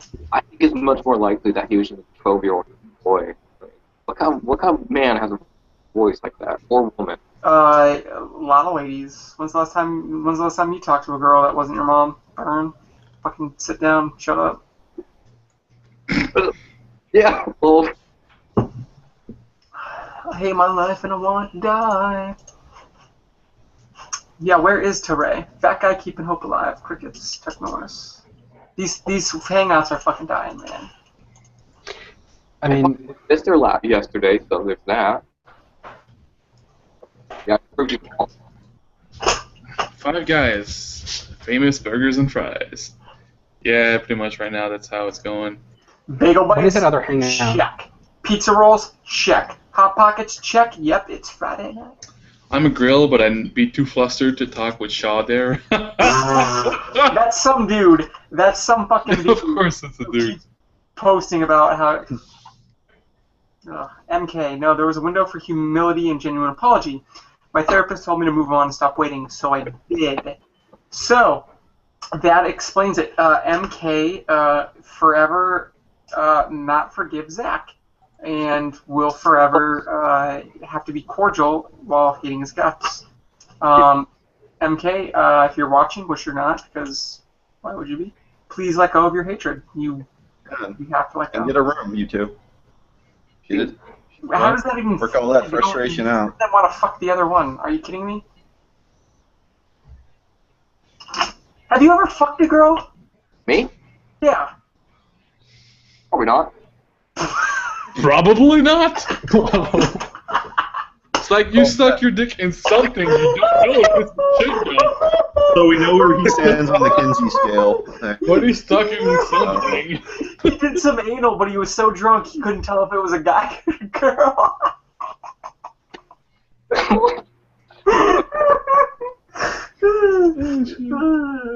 Oh man, let's move on from that. That's gold. Gold. Why you ask? TV Hangout, please stop triggering MK so she joins. She won't join this week because she doesn't have a computer that was made in this fucking decade. She's gonna join next week though, because she's gonna have a new computer. So, golden. I mean, how bad was she triggered? Like, Zach was on here talking fine and open, and then she just got so triggered, like she just literally took it to Twitter. Zach was talking shit, and I was trying to call him out on this. Because of the fact that he literally insulted her nonstop, said he was going to destroy them, and I was trying to get to the root of it about whether or not he felt bullied or excluded, and he refused to answer the question, and he kept dodging it, and MK was getting frustrated with the fact that he kept just blowing smoke, and he was on cam and she wasn't, so he was more readily able to tell people, and eventually she just fucking gave up. And I talked to her on DMs about it a little bit, and I'm not going to speak for her, she didn't speak for herself, but I tried to put Zach on the spot, and I tried to give Zach a chance to come clean and be honest about what happened and what he said and what his feelings were, and he avoided it, and he lied, so she got so frustrated that she just fucking gave up with the whole thing. Well, it's kind of like arguing with, it's kind of like arguing with stupid people. Sometimes you just want to be like, fuck this noise. It's just how things are. Hey, T. Yeah, but I mean, I completely agree with him because she sat there, and this was another thing that I brought up, is that she sat there on TV with all those cameras around and calmly sat there and took his abuse, and she didn't respond with rage, she didn't respond with anger, she responded with pure human emotion, and basically to his face just said, "You're bullying me, and it hurts my feelings. Why are you doing this? Why would you want to do this to another human being?" She said it right to his face in the most blunt way possible, and he responded with non-human lack of empathy. He couldn't realize the fact that he was... I realize it. When I fucking drill somebody or I'm fucking roasting somebody, I realize that they're getting their feelings hurt. But he couldn't... in my opinion, I do not think Zach realized that his words were hurtful and that he was affecting somebody's emotions. And yeah, we joked about it earlier, but he was fucking brutal with his shit. He was fucking brutal. Yeah, and to Mary I gave him Kate. the opportunity, and he wouldn't do it. He wouldn't admit it. I mean, To Mary Kate, he blew up at her a lot. Like, more than anybody else, he was really hard on her. And she was a nice person. Anyway. Yeah, I mean, you can see, like, in the episode where Katie gets loses the nerd off because of a space in a word, like, you can see, like, when he's when Zach is talking to Chris and, like, it tells him to stop interrupting him and then he goes, like, super deep. He switches from friendly to insane really damn fast. He does. I don't have a clip. It's insane. It's like, yeah, well, you know, because you're being a bit condescending. I don't like it when you're being condescending, like, because you're fucking hypocritical. It's like, what the hell just happened? You remember during the what was it, the Dwarf War or whatever the hell, where he got Chris to help him and be his counsel? And there's an interview with Chris, and Chris is like, yeah, he's like, I don't even know why he picked me there. He'd never asked anything about me. He's just going about it his way. And then it's a quick shot to a clip of fucking Zach, like, yes, like fucking yes, like fucking just destroying somebody. It's just like the sharp contrast and emotion there of Chris just being like, yeah, he didn't even want me there, to fucking Zach in kill mode. I was just like, wow, either this is the most blatant edit job to make him look like a psycho, or they are softening him up as much as they can because he really is that fucking crazy. For the Forsaken. Oh yeah, Shaw, I forgot to ask you. How does it feel to travel back in time to shag MK's mom? Wait, look at the picture that they posted. The guy looks so much like you. It's insane. Wow. I mean, you give him like 15 years, and it's fucking you right there. Holy fuck! Holy fuck! Oh my god! Oh my! Holy shit! That dude. That look. Oh my god, yes. That looks a lot like me. Holy shit, that is, dude. God damn. So I will address some of the rumors in the thread. Am I trying to fuck MK? Do I want to fuck MK? No, I have nothing like that. I just like the fact that she is down to earth and human. Oh god, Just tell it like it is. So mean Zach right now. was a- But, oh fuck. She was fucking Zach Kryptonite, and I wish that, and I said this last week, and I'll say it again this week. I wish that King of the Nerds, their production staff, or somebody had used that footage to harp a point that bullying is, in some cases, it's fucking brutal, and how to respond to it is not to fucking ignore it. It's not to fucking respond back with insults. It's to look them straight dead in the eye, as she did, and humanly say, why are you doing this? You're being mean. Your words are hurtful. And I wish they had used that because, you know, kind of Virgil and Ivan's fucking exit interview where they talked about not being accepted, not belonging like that. Like, yeah, I fully believe that there's a true nerd who's getting bullied watching the show, and they could learn a lot from the way that these people handle bullying and exclusion. That's enough for me for a few minutes. Somebody else talk. Oh man, that reminds me of in season 1 when I think Virgil picked Ivan for the nerd off or something, and Ivan goes to the fucking what were they, like purple, blue team, whatever, Virgil's team, and he sees Virgil lying down, so he just fucking like goes over him, puts one hand against next to his head, and he's like, I want you to look at me dead in the eyes and tell me this was a good choice. And Virgil was all like, what the fuck is this noise? That was awesome television. I'm gonna post that picture real quick. Ivan was really dramatic about it, and that's cool. But it's like Virgil was all like, "What the fuck?" Kind of lost. He then on his way out, Ivan tried to shake some hands, and nobody shook his hand. But then Virgil came back in the interview. He says no one has the right to make somebody feel like that.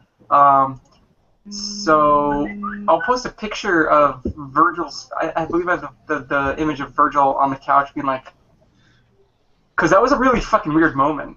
Yeah, I mean, anybody who was like if you don't know a guy too much, because it has been like a week and a half maybe at that time that he knew the guy. It's like the guy gets super close and like is super fucking dramatic. You're just like, what the fuck? I know it's just TV, but come on, man. I don't want to talk about Virgil nonstop. I could. But my favorite moment from that series was the fucking Danielle crying on the couch, like, who the fuck knows who invented Pong? And Virgil comes over. Actually, I know who that was. And fucking, this just look on her face. Fucking Virgil had all these moments where it was just, you just get a snapshot of this. And it's just, he says the fucking most hilariously out of context thing, or something that just makes you just like, oh my god, Virgil, please don't. Like, fucking Virgil, man. I was thinking relative. I was thinking relative. I was thinking relative again. Yeah, I was thinking relative. There we go. I posted Virgil in the thread on his back, and then I've got another one of him in the interview. But dazed fucking Virgil. The fucking that great edit was Base the Thief. His edit when Virgil comes back and he plays fucking real human being. Oh my god, fucking. Season 1 will never be topped. Oh my god, Season 1. Oh god. I missed Season 1. I need to sign up for this shit for Season 4 if it happens, because, oh my god, that'd be funny as hell. I will actually have time off this summer and I could do it. Yeah, you gotta do it, bro. You just have to. I mean, maybe that's when you'll find a time machine to go back in time. You know, I get that I look like him, but he also kind of looks like Lionel Messi. Yeah, he's a little bit messy. I mean, he's more like a bit fatter and like older, but that's why. It's like you in the future are gonna find a time machine and go back in time and bang MK's mom. Did Zach attend the Hangouts as well and started harassing MK, or are they still referring to just so? Yeah, so Zach joined the show, the Hangout, and quick recap is. He was just saying, he was blowing smoke up our asses, and he wouldn't be honest about what happened. And MK was in the chat watching the Hangout, and that's what happened. They started arguing in the chat also about gravity and shit. Yeah, they did that as well. Zach was throwing some barbs. That's still going on, that gravity discussion? Well, last week they kind of did it, but it was fucking... That's crazy. Implying Shaw isn't texting to himself to seem popular. Yeah, last week it was Zach, Jack, and Mary Kate who were talking about the gravity. Like, I think it's a good meme, but like, it's so hilarious because, as Virgil said in his recap, if you know how gravity works, please step forward, show your proof, and collect your fucking Nobel Prize, because fucking nobody knows how gravity works. Yeah. So How I mean, does him physics doing work? that, he Please made himself explain. look stupid.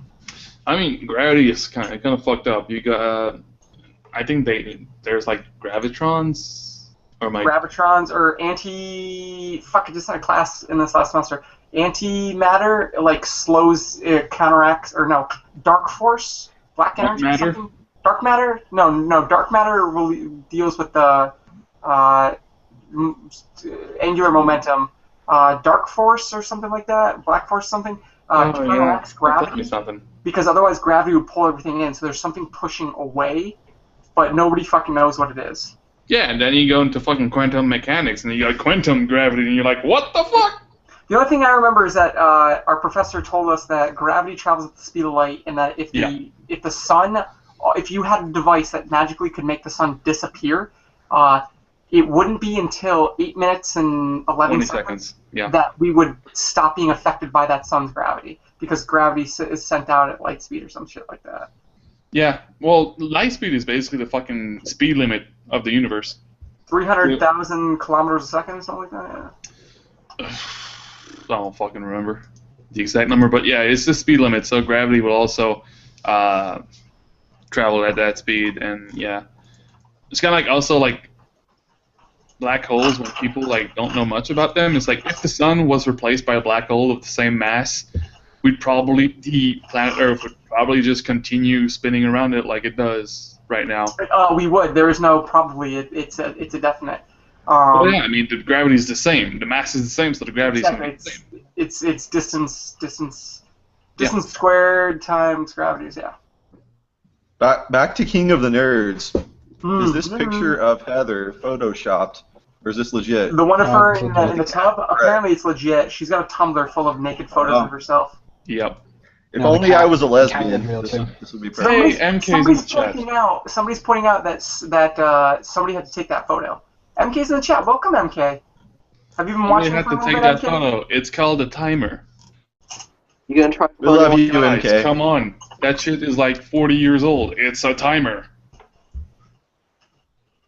I miss you. MK, have you been watching for a while, or did you just now load up our chat? Feel free to. I think she just started.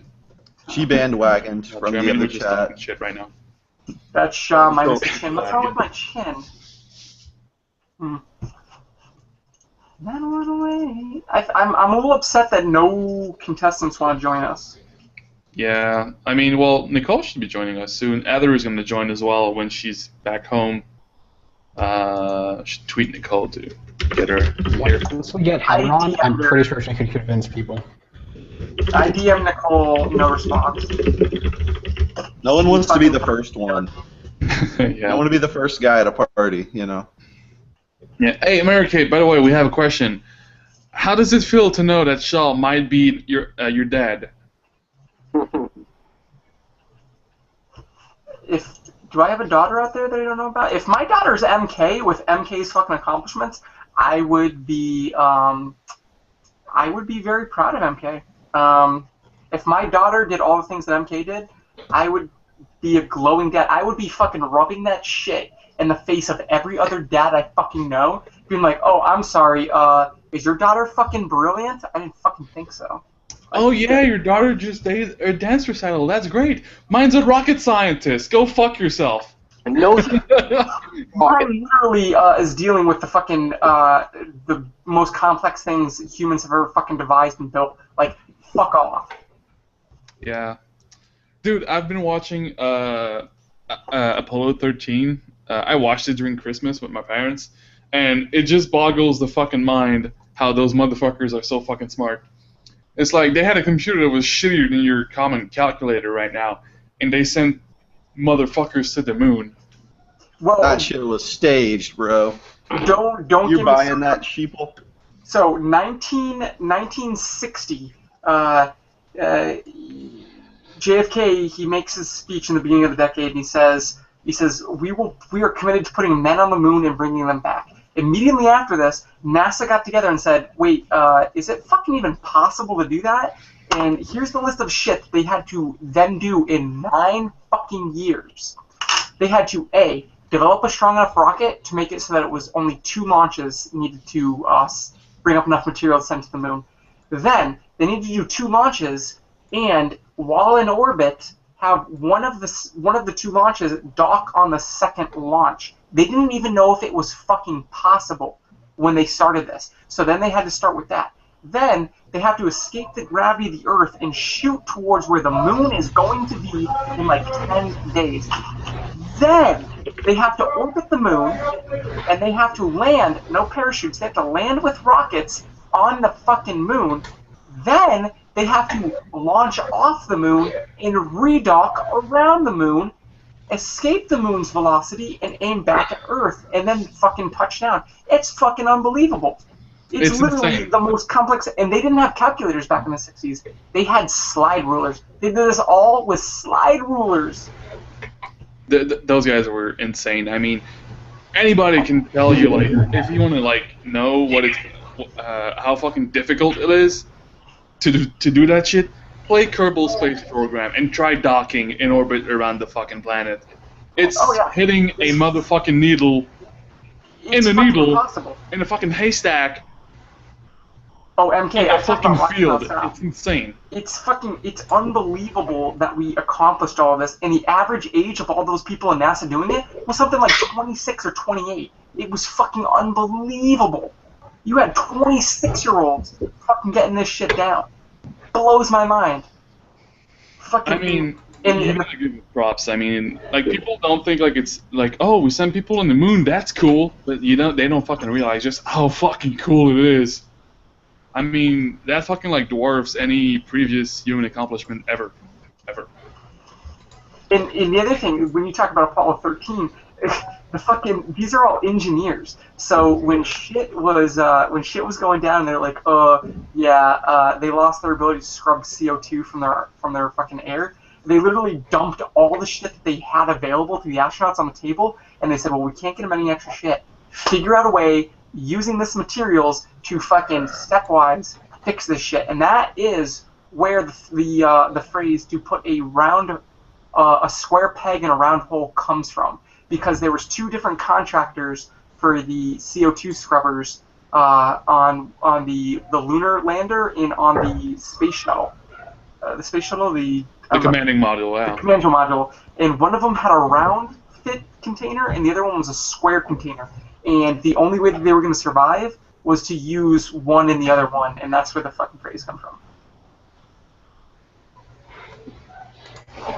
Are you fucking kidding me? So MK says, I do a lot of talks around kids all across the South. I ask who wants to be an astronaut, I get no hand raises. So sad. My town, we had Dan Barry. He was from my town, he was an astronaut. We had Dan Barry Day. I remember I did a thing on Roman numerals versus Arabic numerals. What was better?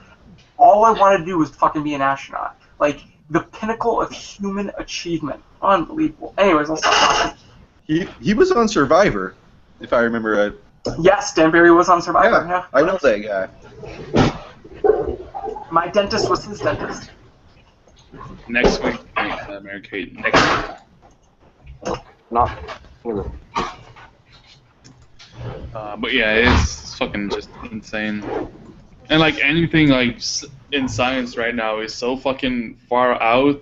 Like, it's none of that like little chemistry set in your fucking garage from like the 1920s or some shit. It's like, it's either super fucking huge or super fucking small. And it's like fucking mind blowing what they can do.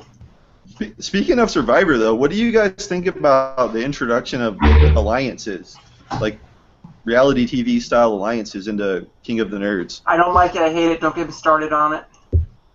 Do it, bro. Pretty much. That's what the people are here to see. Rant. Drunken rant. Come on. The problem with those is that, like, they're fine, they're legal. I mean, they're fucking garbage, but they're legal. But the thing is, it's like, it ruins the show a bit. Like, why have teams if you're just going to do your own fucking teams in the background? And then you get shit like this, where Todd, who did nothing wrong, gets sent off because the other three are protecting themselves. Yeah. So it's gonna end up like fucking bullshit, like season 1, where the king was crowned after a popularity contest. Oh man.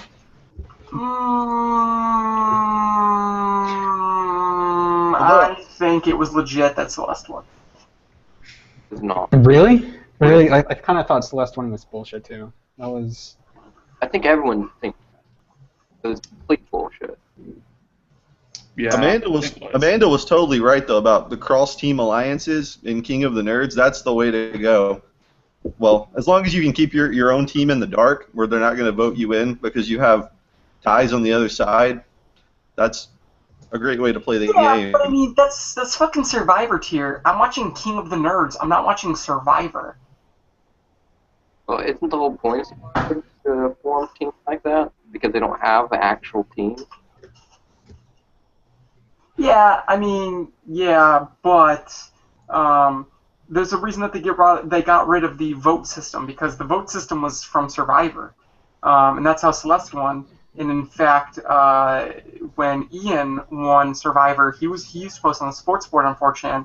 He posted his strategy for winning, and it consisted of throwing challenges and losing, and making a 4 or a 5-team alliance so that he could have 4 of the 7 votes at the end.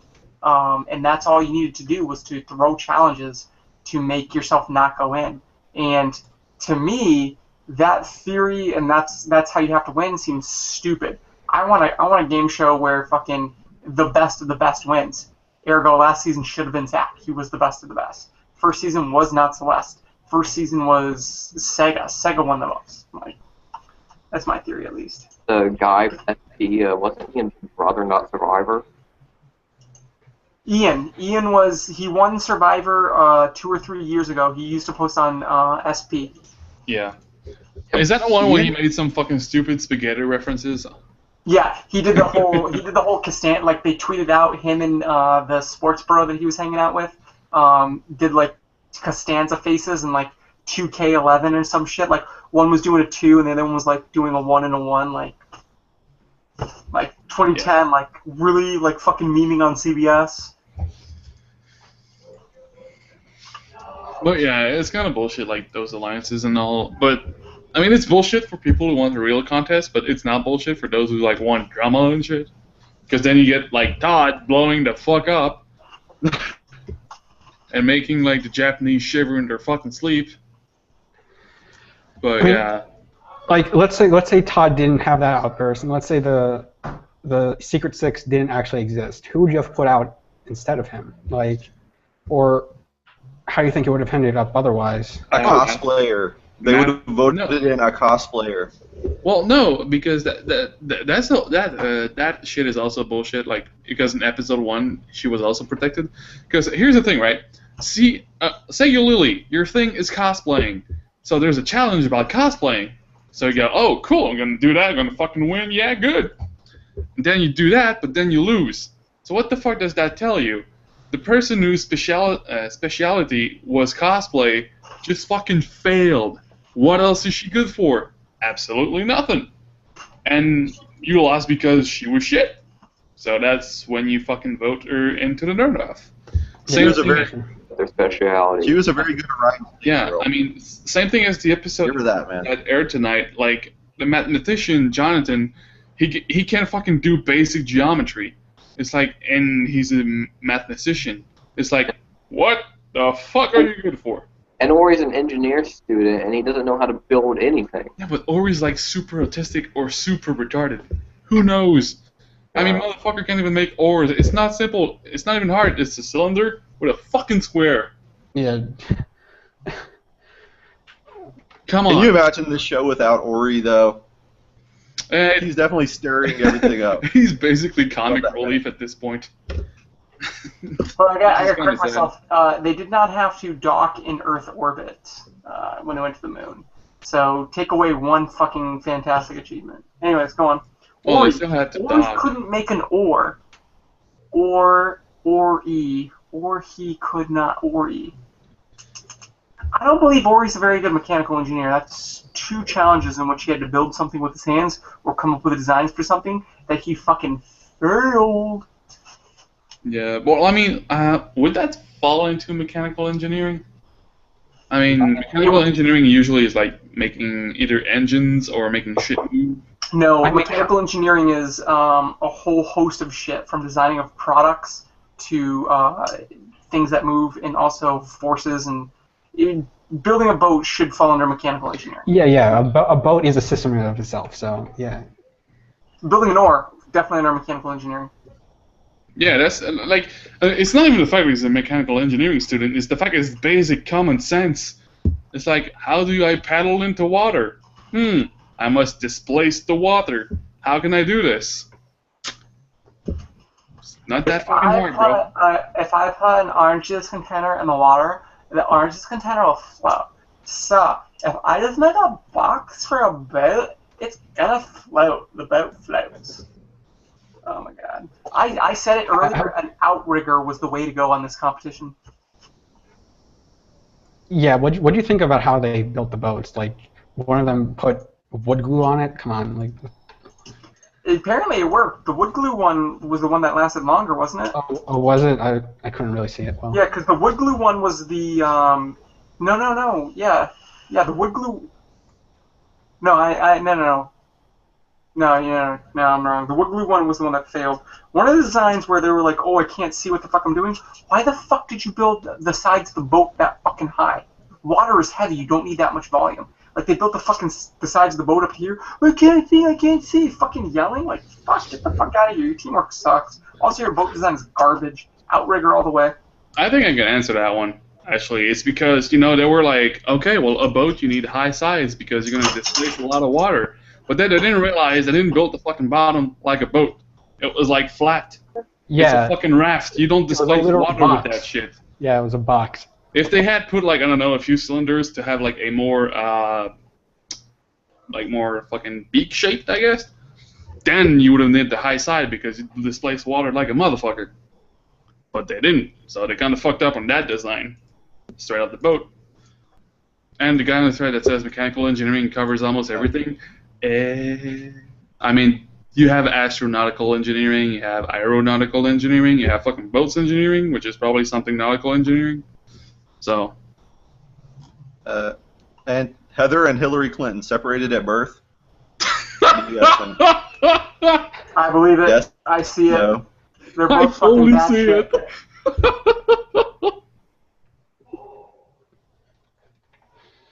Mechanical engineering covers almost everything. It does. You can build anything in mechanical engineering. Yeah. Oh, God. Friend Simulator go- 5.89. It's making things going- that work, as opposed to making things that don't work. Well, I mean, yeah, there's the difference, like, say, between a fucking mechanical engineering and a civil engineering. Or urban engineering or stuff Civil like that. engineering is the communications of engineering. Well, from what I understand, I don't know about how it grades between the two. It's basically like the guy that makes sure that whatever the fucking architect builds will actually fucking stand. It's like using the right materials and whatnot. Why is Heather doing this face in this picture? What picture? Okay, I'm sorry. We'll get off the Hillary Clinton picture. Well, we got Sega tweeting right now. Will she join us? Absolutely not. At the bottom. Well, we're all pedophiles, and what was the other thing? Pedophiles and racists? Right. Like that? Child abusers? Colby can't swim. That's why they had him do the math. No, Colby was not in the boat because he was the heaviest member of their team. Yeah. Same thing with Todd. It's basically Same like thing you got with a cardboard, A likely cardboard story. boat. The last thing you want to do is put one big motherfucker Racist. on it. It's like, yeah, well, I don't know about racist. I mean, we're not the one who sees something bad in calling people niggers. Well, then, That's why you don't I'm get. no part of this. That's why you don't get E-class celebrities on this hangout. E-class celebrities. Oh, there you. I actually knew who Colby was before I saw him on King of Nerds. Colby's kind of a legit celebrity now. Like, I Did mean, you see him on like, YouTube before? Did you see him on YouTube before or no? no, I haven't. Somebody's got some angry people in their background. No, I saw Colby on Jeopardy He's a teacher, and he fucking cleaned up. I think Cole Yeah. likely one of is gonna win it. I don't think anyone else can match him. You think Colby takes it all? So starting with this week, knowing that Todd the Bod is out, who is your bet for winner of King of the Nerds? The winner, Caitlin. Whoever can make it to the end with all those cosplayers will probably clean house in the last. Really? challenge. That's your fucking prediction? Garbage. Next. I think it might be. I think it might be Heather or Amanda. All right, guys. I'm gonna make a bold prediction here. Whoever wins, I think, is gonna be King of the Nerds. Fucking Heather. All right. Oh look, So we got another vote. We got to vote for Heather. We got to vote for Caitlin. Go on. Yeah, I'm gonna rectify the Caitlin vote because there's no fucking way she wouldn't be tweeting if she had won. It's a good point. Just If like she had we won, did she'd be Melvin. tweeting or something. That's for sure. Or she'd have some fucking social media presence. No, I don't think so. Like, Yeah, it'd be like in their fucking like shit contract that they signed before they start doing that shit during the Yeah, casting they asked call what and all your that stuff. Twitter is and your Facebook. So yeah, I'd probably go with fuck, who was confirmed to be fucked out? Maybe it's the marine biologist, Who is that? That's the dude, Ben? the dude that keeps hitting on Was it Caitlyn Ben? and fucking Lily. John. Not Ben. John, Don, Jimmy. See, none of these people, other than the fucking Todd and Colby, do we know their names on. And Ori, because Ori's got those fucking creepy eyes. Yeah. They're all forgettable, and I hate to say this, they're all fucking forgettable. Yeah. well, Ben and Jonathan merged together for me. Yeah. yeah, they definitely did. They're just like same. Like, What's his fucking name? Hold on. They're the two penises in the Secret Six. What? They were added for numbers. That's about it that I know about them. Yeah, kind of. Hold on. I'm trying to find his fucking link. Yeah, Ben. That's his fucking name. Ben, yeah. Benjamin. The marine, a deep sea microbiologist. Well, He also likes sports. He knows about the sports ball. We know that. That's confirmed. he knows about sports ball. Does he play sports ball? Well, he knew the quarterback for something that was said in one episode, and he also knew about the knock it out of the water or whatever. Knock it So out he of the knows a little park, blow it sports out of the ball. water. Why don't you blow it out your Yeah. ass? Blow it out your ass. We're calling the shots on this planet. I'm gonna rip off your head and shit down your neck. I gotta say that I don't know why we do these hangouts, because we will never ever top Curtis reading Brando's fucking fanfic. That will never Yeah, be dude. bested. That That is hot so and sure. ready. Brings tears to my eyes. But yeah, I don't think Caitlin's gonna win. Like she seems like she doesn't know anything about pop culture, so I don't think she's gonna win it. Yeah, She's gonna get one voted trick in pony. every time. Amanda posted a thing on Twitter about where Caitlin had told her that Thomas was going to go far because hard work gets you further than any TV show. That doesn't seem like something someone would say that won $100,000 on a TV show would say. Fair enough. So just If you're gonna win that- $100,000 from a TV show, you're not gonna be butthurt about it. I'd be like, yes, TV shows. Be like, yeah, guys, Fuck that yeah. shit pays off. So you win $100,000. You only get to keep about 70-ish of it. Yeah, depending What on do your you do taxes, if what do you do if you win King of the Nerds? What do you buy? What do you buy? Your tuition, dude. If you're in Well, it Yeah, if you're in depends. college, it's basically that. Dude, what I'd probably do, like, okay, A gold protractor. I'm in Quebec, so I'd probably lose like half of it because I live in a fucking socialist province. Preach it, But that's brother. not big. That's not a big problem. I'd have 50K, so I'd probably like invest 20 of it and then keep the other 30 for like studies and shit. Even though it doesn't cost that much over here, I won't have to work all that much while studying. Almost 2 hours in and no contestants. Fat guy, get fucking on this, man. How Well, are I mean, the I can't fucking do shit. I tried to. I contacted a lot of them, but they're fucking either live tweeting or not there or shit like that, or MK doesn't have any computer. You said you were asking That 3 sucks. people, so you struck out. Do All we- 3 said no. But how are the taxes there? Because Celeste, as we know, is Canadian. Does she have to pay more or less taxes? And It depends on the province because basically how it works, right? I remember a story about that from a poker player in Las Vegas.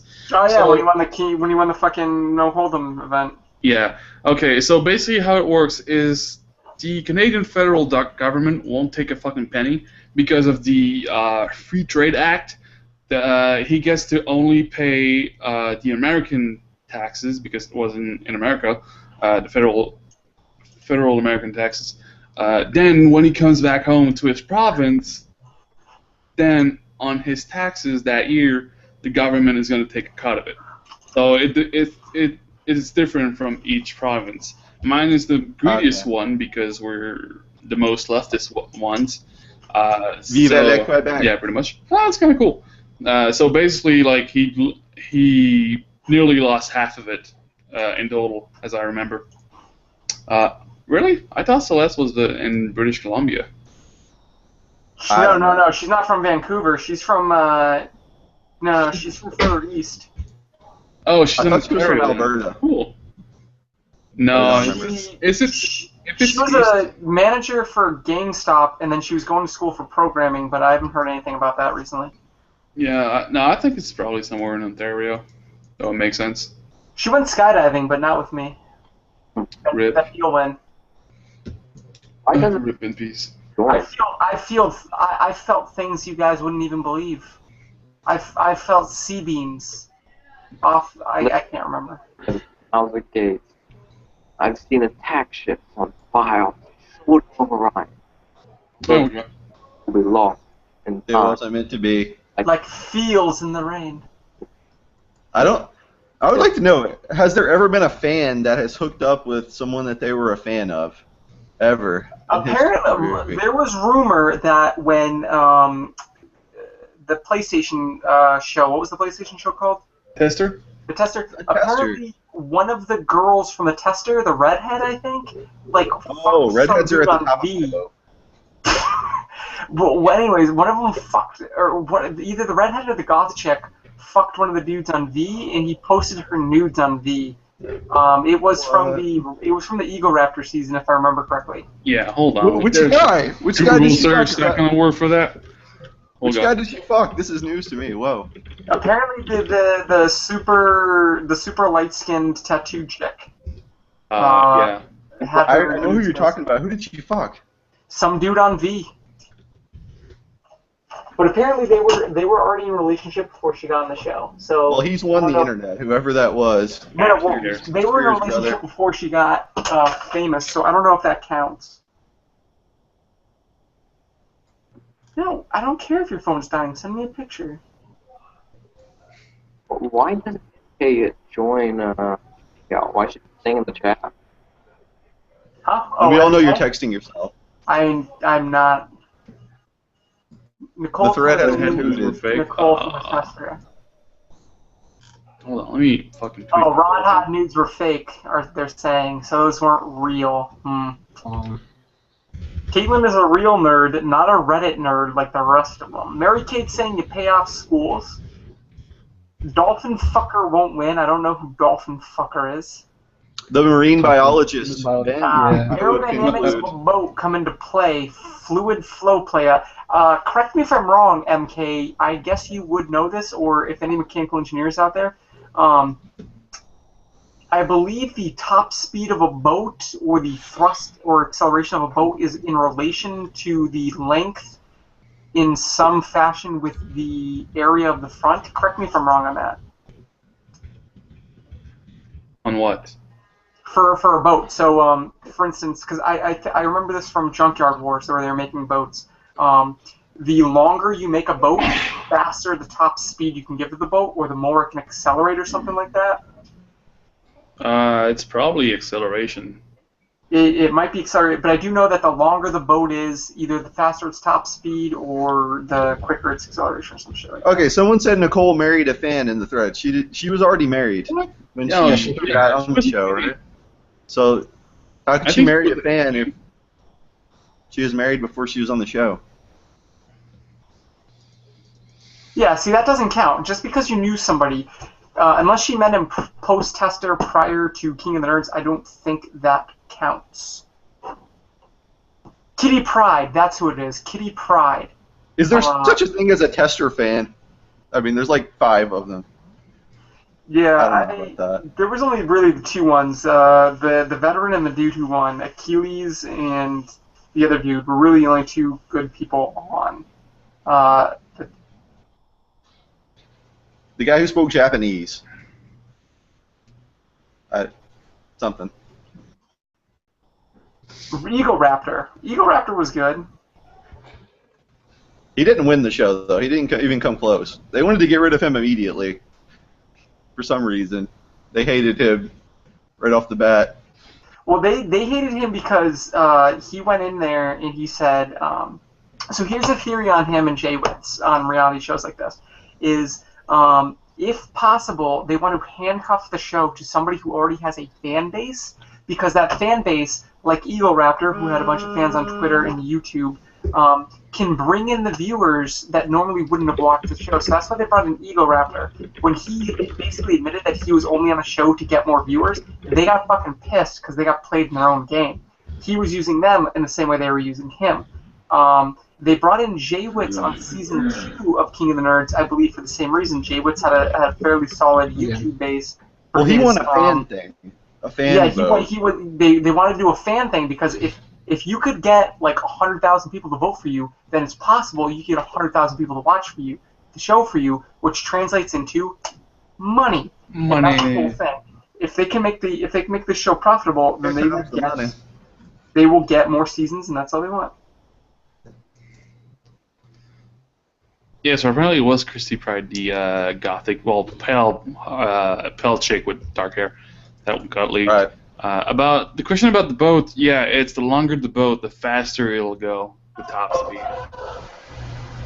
It's about the fluid flow, the boundary layer created by the vessel comes into play with acceleration. However, as far as the length of the boat in correlation with acceleration, I'm not sure. There we go. It's basically because of the waterline length. The top speed of the boat is like 1.34 multiplied by the waterline length in feet. So yeah, the longer it goes, the faster it goes, but it can't, like, when it reaches the hull speed, it's basically like trapped between the fucking in the water, basically, because it's going too fast, so fast. Boats, motherfuckers, boats. These fags think $50,000 is a lot of money to a PhD scientist. I'll break it down for you. If you're not working in some top fields, there's a lot of people with PhDs that are scientists that $50,000 into their pocket is a large sum of money. So that'll barely pay off their student loans. Yeah, but it's still a large sum of money. Dude, 50K is a shitload of money. Like, we're not talking people who are making $500,000 a year. $50,000 is a large set of money to a PhD scientist, unless they are earning $500,000 designing fucking new drugs. Yeah, I mean, for fuck's sake, like with 50K, especially if you're not in America, because in America you're getting raped by college prices. But like me with 50K, I could probably I could get like a part-time job, maybe like 15 hours a week, and I would live like a fucking student king for like 6 years, which is basically just enough to have my a BA in whatever the fuck I want. Can we go backwards for a second here? Nicole married a fan. She said it last year. The guy came up to her and asked if she was on the tester. That was their initial meeting, and that is the man that she married. So there you have it. What are the odds? Somebody fucked a fan. Their name was Nicole. So you mean there's a chance? Fan. This guy was a stalker.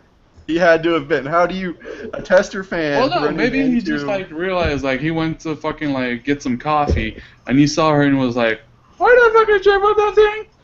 No, what are the They odds hit that it a off. tester fan, which there's like 100 of, ran into a contestant just It randomly? happens.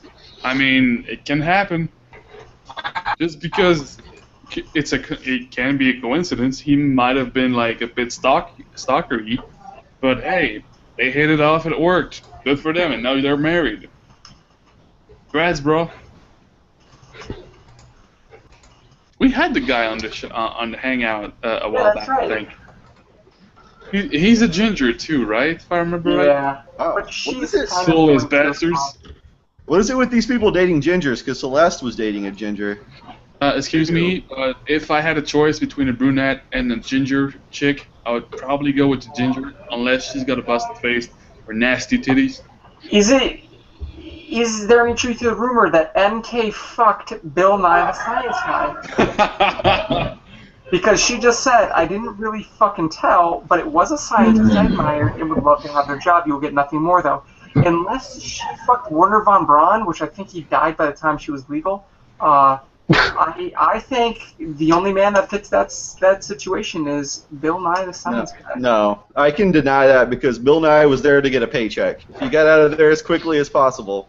But another contestant, Katie, was butthurt as fuck over Bill Nye. So MK fucking Bill Nye. I'm not saying it happened. I'm just asking if it did. I don't know. I mean, how can I say this without sounding like a cunt? Is a big girl, and usually big girls go with black For you. guys. So maybe it's his fucking name, Neil deGrasse. Neil is it? deGrasse Tyson, black science guy. There we go. Yeah, maybe it's that guy. Who knows? I know 50K isn't that much for a PhD scientist, depending on what you're working on, but it's still a fucking lot of money. I mean, for fuck's sake. Nobody's gonna turn that down. Yeah, it's like, you like 50K? Dude, I do 500K a year. Fuck that chunk Post change. taxes, that's I a mean, lot you're of not money. fucking Bill Gates. You're gonna take the 50K. Jesus. I wouldn't tell him no, though. If it was propositioned. Yeah, girl, you know it. It wasn't Bill, and So that's why Bill left as quickly as he did. Top fucking cat. Bill got the fuck out of there. gotta go, and he fucking runs out. I'm Bill Nye the Science Guy. Away.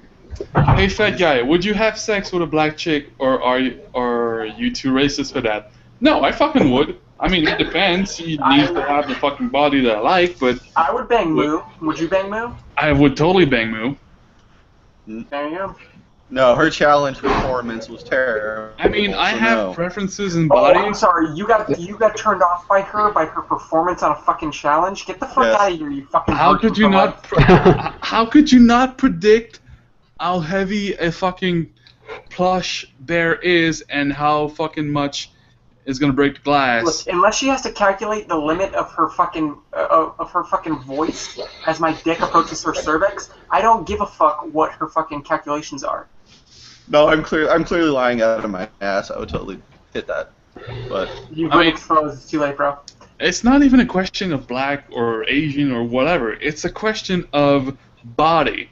See, I'm not attracted to those fat booty bitches like Brazilians and shit. But if I see a black chick and is about as tight as a white chick, I'm gonna do that. Fuck that. I'm not gonna be like, oh, I don't know. I mean, she's a bit dark for me. Fuck. It's not my style. APA violation. Katie butthurt over Bill Nye. Katie was on Twitter last week claiming that she quoted Bill Nye and she said something about the fact of, if you really support women in STEM, why did you make a sexist comment? I asked her what she meant, and she said that this is literally almost verbatim what she said. She didn't say what he said, but she said, he implied that I couldn't be an engineer because I was a woman. She didn't give details. Nobody gave details. All was said was she implied. Wow. What I think happened, I would guess, is that Katie took a question of him being like, oh, you're a NASA scientist or something like that, based on her age and physical appearance. Was surprised about that. I don't know. If MK is listening and do you know anything about this Bill Nye sexism thing? Because I would like to think that Bill Nye is not a sexist, although I do know that he might be booty blasted over the fact that he wanted to be an astronaut and never got the opportunity to be one. Like, he literally did everything he could to be an astronaut and never got picked up by NASA. And I do know that he's butthurt over that. So he might have been angry that Katie worked for her. What do you guys think about the Moby thing? Like Heather giving Moby the business. I don't know. About his Maybe the guy judgment. was being a cunt. Maybe he like told them the reality of things, and they were like, "Oh, my feminism." And See, my thing is that she could totally be in the right that Moby was being a jerk, but if it's like a musical competition and Moby's giving his opinion, I don't think you can, slap you don't Moby have much down room to after his career. All he's accomplished in the music business. But Heather has no problem with it. She's like, "Fuck you, Moby. I know better than you, bitch." Moby, I think, is a pretty high-level guest for them to get onto the show. Also, Moby's career, rest in peace. Yeah, I know. It's gone if you're a guest host on King of the Nerds and you're getting bitch slapped verbally by Heather. I'm sorry. It's over. Well, I heard he got stung by an Obi. What? Obi? He's a vegan, isn't he? Wish I was dead. I can't wait to hear the new anthem. I thought that was fantastic. I was a little upset they didn't redo the anthem in season 2. No one could ever top Virgil, Celeste, and Genevieve's musical performance from season 1. Take me It'll up the never staircase happen. of your mind and fuck me until the sun doesn't shine. If I remember, they lost that competition, but it was the best thing I've ever heard in my life. I thought it was fantastic. I like the extended versions that they didn't air. But fucking, here's the other thing I didn't like is Danielle's. They made fun of me, but I'm in top guild in World of Warcraft. 1, is that something to brag about? 2, is that an accomplishment? And 3, how does that right the fact that you got bullied or made fun of? Like, I showed them I was in a top guild in World of Warcraft. Whoop-de-fucking-do. It takes a lot of effort to invite someone to a World of Warcraft guild. You're underestimating that. I used to play EverQuest back when all this shit was figured out back in the land where it was actually difficult to do shit, not fucking Wikipedia and fucking Wikiad. But no, fucking World of Warcraft is a fucking joke. If you list that you're good at logistics because you run a fucking guild or you are in charge of raids or scheduling on World of Warcraft, you're a fucking retard. Alright, just don't insult the Forsaken, bro. Yeah, dude. Forsaken are shit. There's a reason they were Forsaken. They suck dick. I'll be right back. I gotta take up this. Okay, as long as we're being real, one of the things Danielle did was, and she kind of upset like the Warcraft community with this, but she was going around on Twitter asking people to go and carry her through these challenge modes, and she was using the YouTube stuff, and it's funny. Yeah, well, I mean, yeah. I mean, she was doing it for the fact that because she was a girl and everything. So. In my mind, all Danielle has ever done is dress up like a sexy horse sniff. That's it. It's too porny.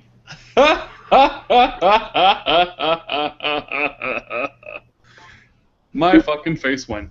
I mean, for fuck's sake, woman, you already took modeling pictures in bikinis and shit, and that one where she's fucking lying on the ground and there's like she's covered in gaming shit.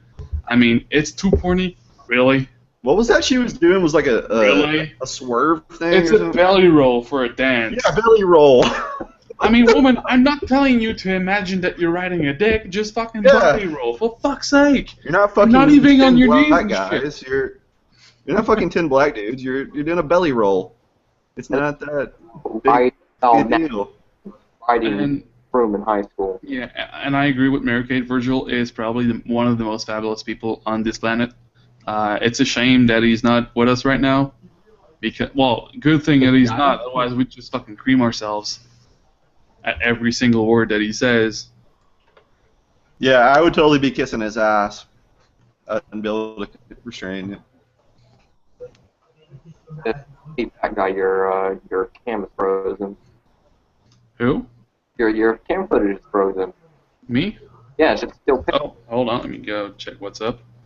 This. No.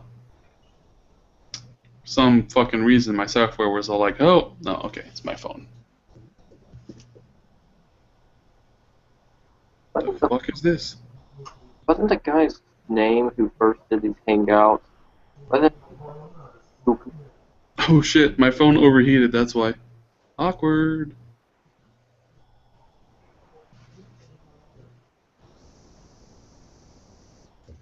There we go.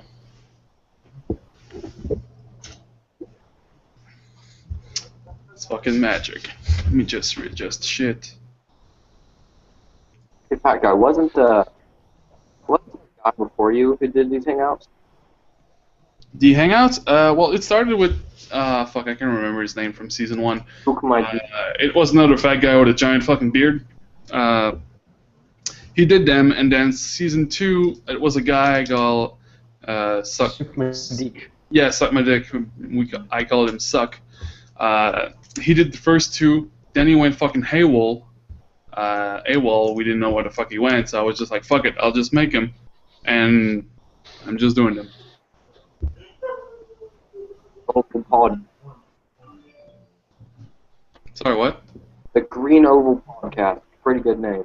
Yeah, that's because like somebody suggested that like when I sent an email to the chick from 5x5, I was like, yeah, I have a podcast named the Green Oval Podcast with co-host Serial Killer and Shaw. So I put Shia Leboeuf because he's Shia Leboeuf.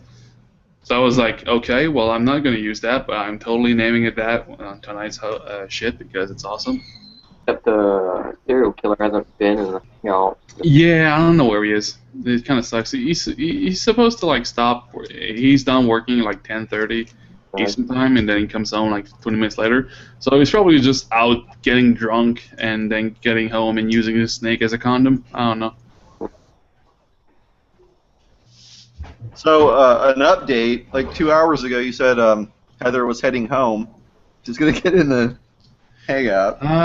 Yeah.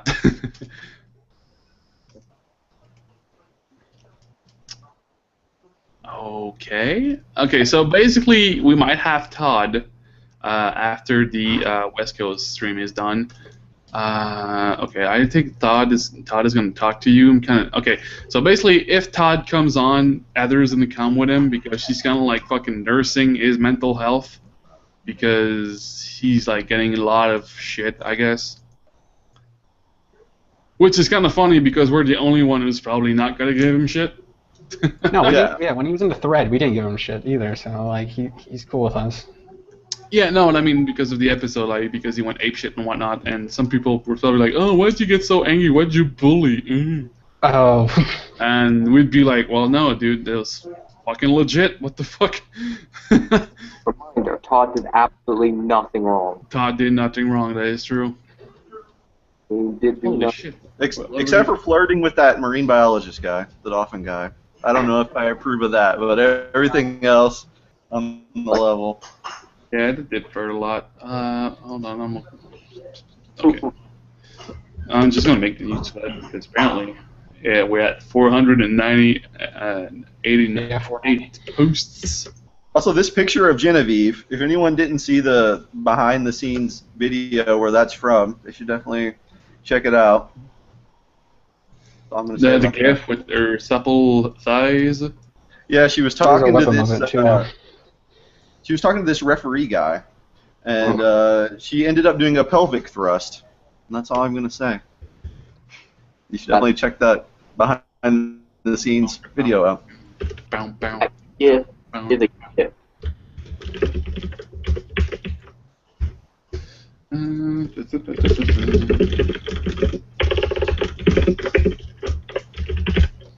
So I'm just writing up the new thread. I guess it's the second one. And random picture.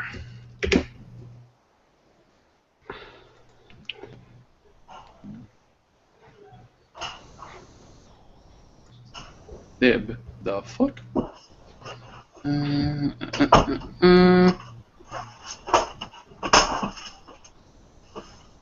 Alright.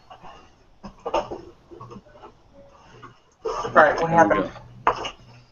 Not much. We just talked a bit about stuff, and okay, yeah, about the contestants. We might get Todd and Heather. Heather is gonna come on if Todd comes as well, because he needs a friend and shit right now because he's getting a lot of shit, I guess, from people.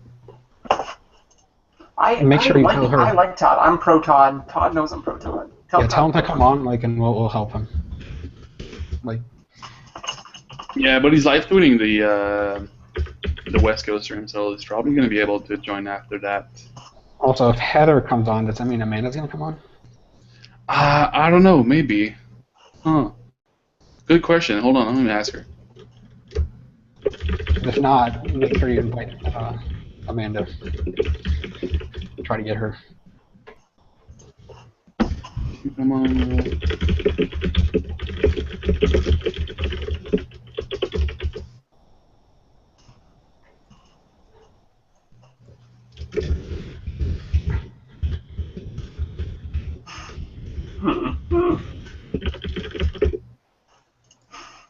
Fat guy, did you see the picture they posted about you? Which one? Did you see the picture they posted about you? I will create a homeland for white people in my documents. No, hold on. Let me go check.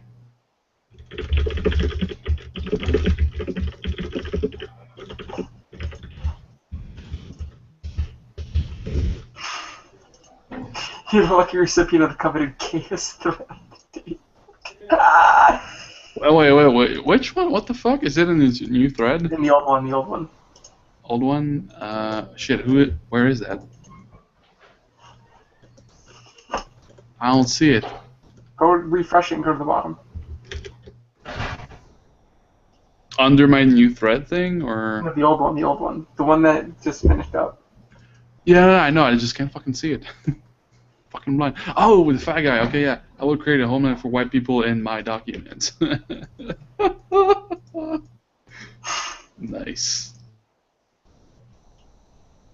Quality. Oh, How's my volume? Can you guys hear me? yeah, we can hear you fine. Okay, cool. Try not to get as loud as I was earlier. Yeah. Man, this is really boring. Fucking getting cockblocked by Kelly's shitty hangout. Oh, this is so frustrating. What were you trying to fuck that was in Kayla's hangout? Having contestants on the show, I mean, like season 2. Now it's just like us talking for like 2 hours, 3 hours until somebody fucking gets on. But we have Shia Leboeuf. How could they not swarm over? Lionel Messi. Yeah, but Shia Leboeuf is fucking insane. So much, so. Wait, What? what? Heather is #1 mom. She's not. Amanda is #1 mom because she has actual kids. Is that confirmed that she's had kids? Because she does not look like a mom. She said she had 2 kids. I need proof, because she does not look like a mom that I've ever seen. She's just a MILF, dude. She's a young MILF. I mean, she could be like 26 and have 2 kids. She looks like 17. And she's had 2 kids. That's even better.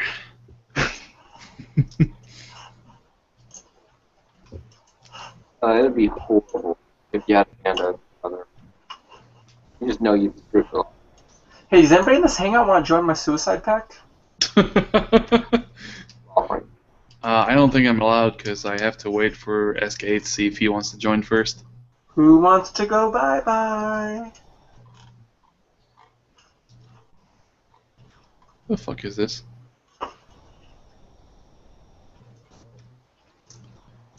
What's the deal about Amanda's shirt? What shirt? Oh, I love her Michonne shirt. Michonne. She was the one with that. That was the best shirt in King of the Nerds history. Walking Dead is garbage. Deal with it. Nothing will ever top Virgil's blurred Caltech shirt, and you know it.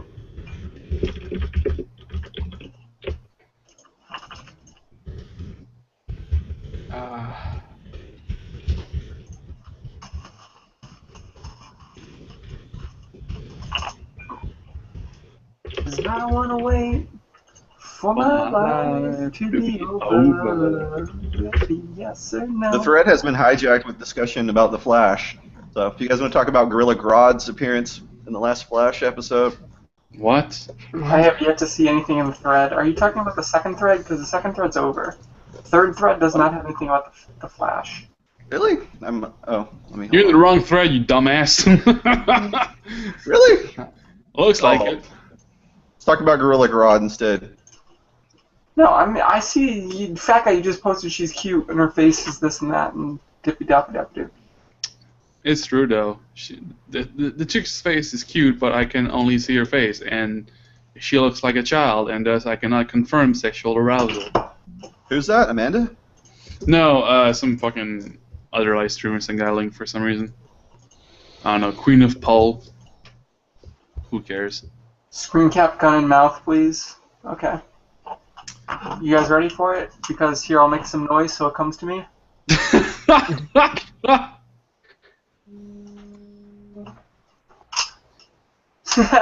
It's unloaded, it's okay. I give a shit. Screen cap, gun in mouth, yes. Eat bullets.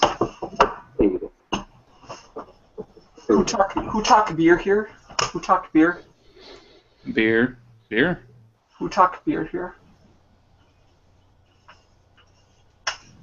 Yeah, you got me lost. Nothing. They were asking who was K, so I was telling them I was K. Okay.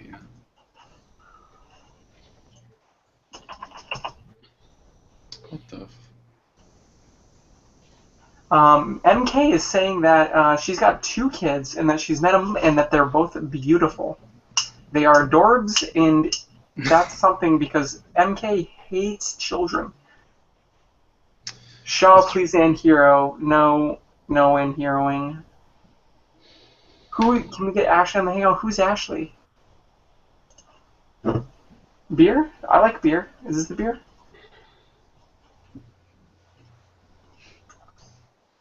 FG, what's going on? Fucking I'll look for it later. Nothing. I'm holding on. We need questions, bros. Okay, so I asked Heather if Amanda's gonna join the hangout as well. She says I could ask her to. She's out and stuff, but she and I plan to thread after the show anyway. Okay. Todd's in a really sensitive place. Like, it doesn't show, but he yelled for a good 30 minutes. He has thanked me for stopping him because it was to that point where there is no turning back, but he didn't want to continue. Yeah. So Wow. if Todd comes onto the show, he's gonna be a bit emotional, and it's gonna be fine. Yeah, So apparently Ashley is the chick from the what the fuck?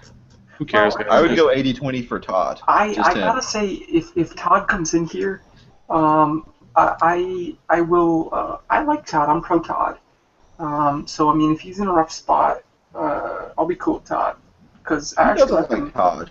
He didn't get a great edit, but I mean. Yeah, like a we'll cool have to ask dude. about that too. Like, I mean, yeah, tell him it'll be cool when he comes on. We're all inclusive here. Nerds should be inclusive of people on the periphery, I've heard. Did that picture show it? which one? Did you see it? Darkness. Someone screen capped it. Yeah. Wish I was dead.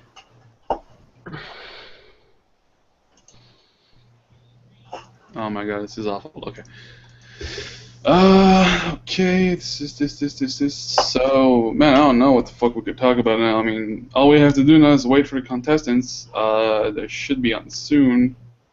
Contestants? Contestants. Get it, Con? King of the Nerd? Oh! Nah, it's just my fucked up pronunciation. You say that again. I wish I was dead. Apparently, they're saying Kayla's hangout bullied Todd. I won't even be surprised. Were they? Apparently, that's what they're saying. If you were watching, what were they saying?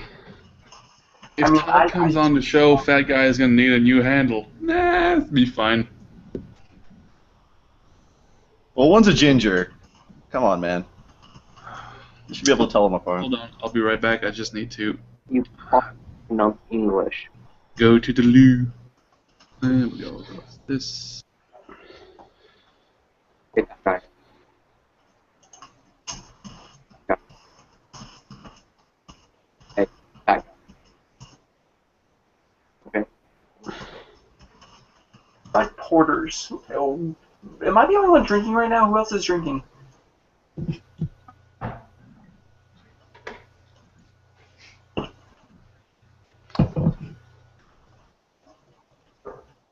MK, what are you drinking? Although you did give a guarantee that you would be drunk by this point, if I remember right. I did. I've only got a buzz right now. You're slacking.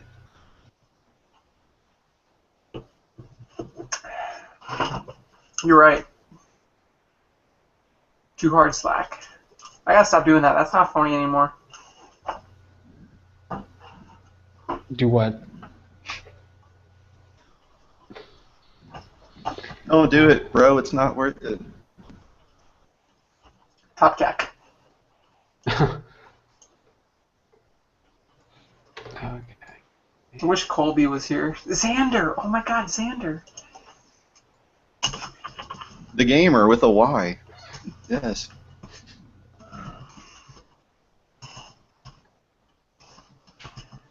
I'm not gonna tweet Xander, but if Xander joined us, that'd be cool. Wish I was dead. Okay. And I'm back. Welcome back, Curtis. Curtis Armstrong, everybody. We've got him. Nope. If Todd comes on the show, Fat Guy's gonna need a new handle.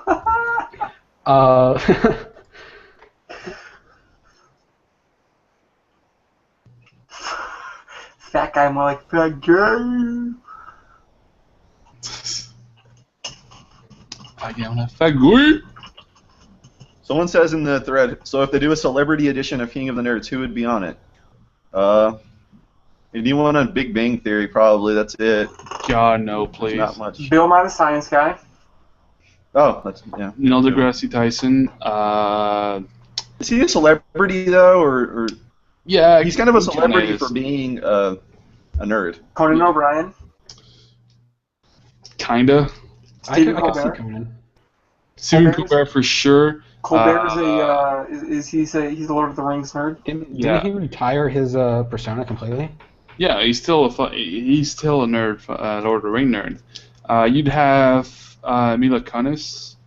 That's how you say her name, right? Kunis? No, it's Kunis? cunnilingus, Kunis. actually. That feel when you will never come on Mila Kunis's feet.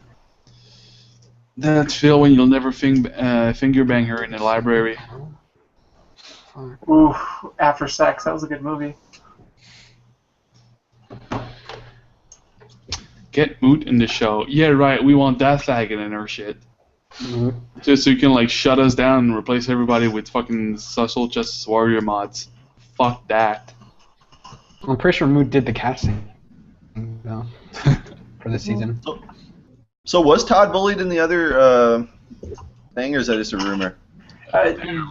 They were posting in the thread that the Kayla's Hangout was not only bullying us, but being more bullying than our thread ever, or our Hangout ever was. Was it? I know Kayla is like the company line, is what she puts out, and Todd was kind of the bad guy. How could by they the be edit. that bad? I don't know. Kayla's kind of a cunt. I mean, she's fucking frigid. I mean, you could just look at her. She's fucking frigid. Last season, right? We had her on the Hangout and we talked shit and whatnot. And when we started to talk about lewder things like ass play and whatnot, or other dumb shit we were talking about, she just Fanfiction. muted the Hangout and waited until we were done. That's how Oh, fucking the fan- frigid she is. I saw that video. The fan fiction was what put her over the. She's like a fat Elsa that isn't actually fun. She does not like. Zach was She the does same not way. like fan fiction. Zach was the same way. Zach wouldn't answer any sexual questions. That is true. I thought Yeah, Zach but that- approved Yeah, the Zach but and Jack I mean, at least Zach didn't fucking outright shut us out. He was like, I want to answer that question. I was like, okay, cool, that's fine. Zach was kind of cool with the Jack and Zach fanfiction, from what I remember. Yeah. He just found it funny more than anything, I guess. Maybe slightly embarrassing, but yeah, you know. What if?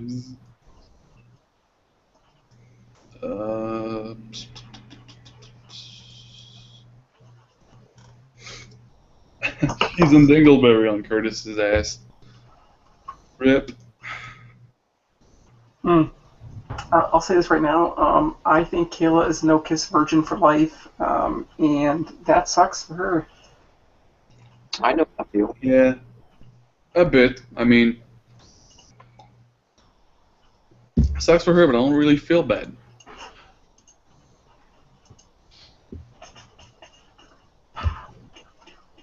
I went down hard, on a single point scored. Well, I believe it's 1 a.m.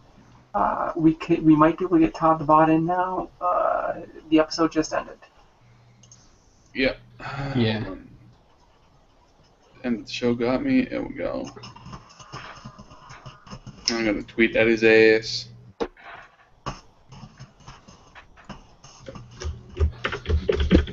I'm too far away. Or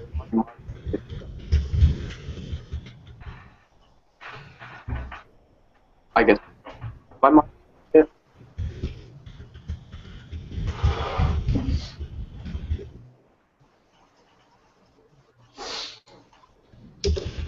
Hey guys.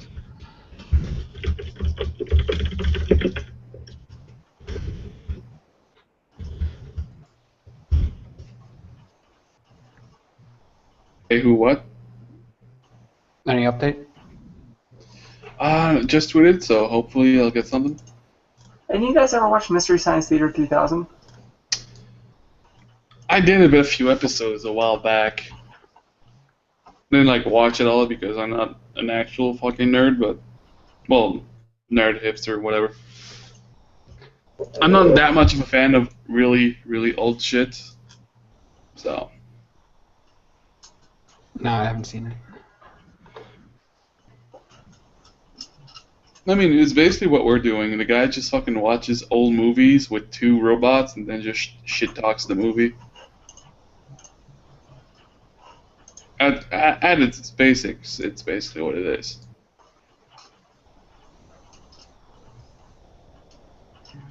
Fuck. Send Heather the email from Christina and I'm game to go with her. Okay, so apparently I have to send it. Sure, why not? Nobody told me, but that's fine. Sure. Okay.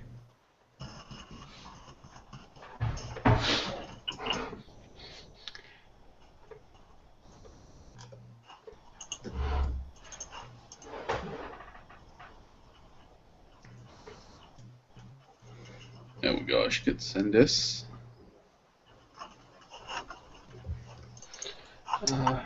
Alright, I sent this bad boy.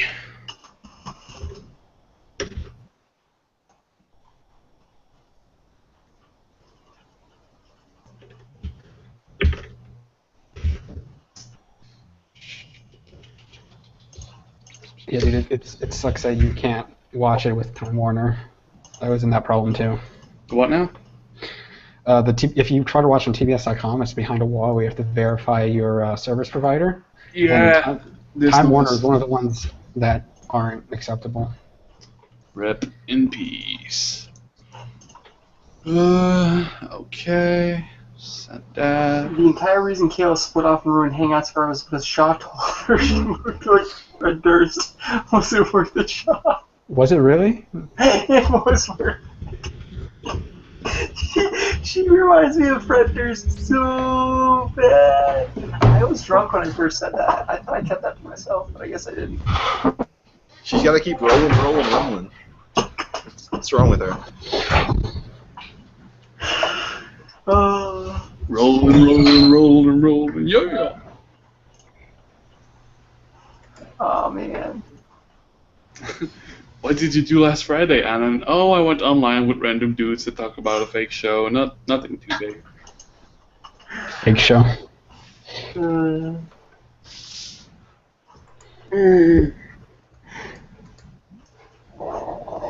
Okay, so shit is sent to Heather. We'll probably get Todd in a slight bit. So let me ask you this, guys. The rules were for this contest: if the boat sank, you had to drag the boat with you. I think that it would be faster for you to just sink the boat outright and swim across the pool with the boat. What do you guys think?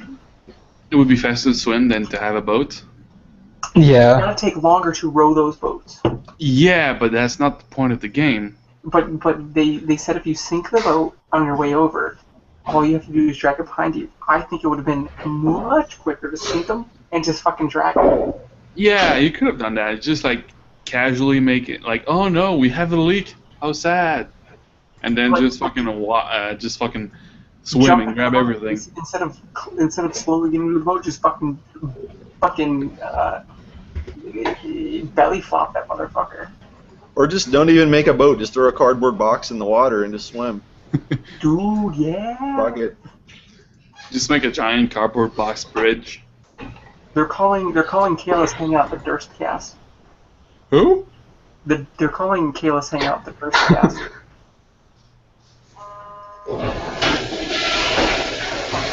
What? Who just flushed an airplane bathroom? It's Beans. Nigga, please. Yeah, Zeke, sorry. Sorry. Oh god. We got a message. Hold on, let me give them the link to join this noise.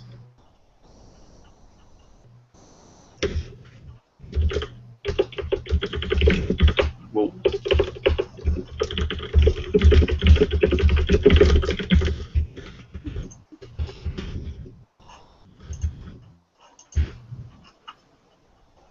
I wish I was dead.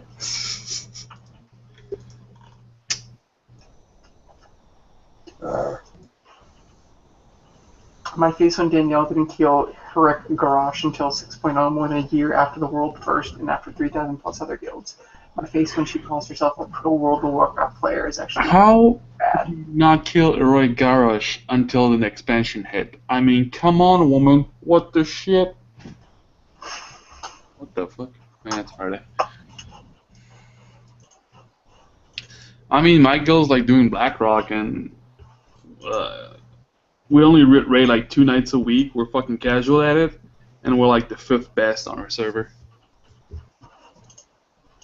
That's how you do fucking professional World of Warcraft. You don't like get carried and shit.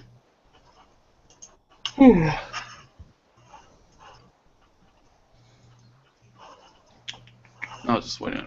I should have the contestants. I mean, I've got Todd, Heather, maybe Amanda. Just waiting for them to join. Oh, come on! Okay, hold on.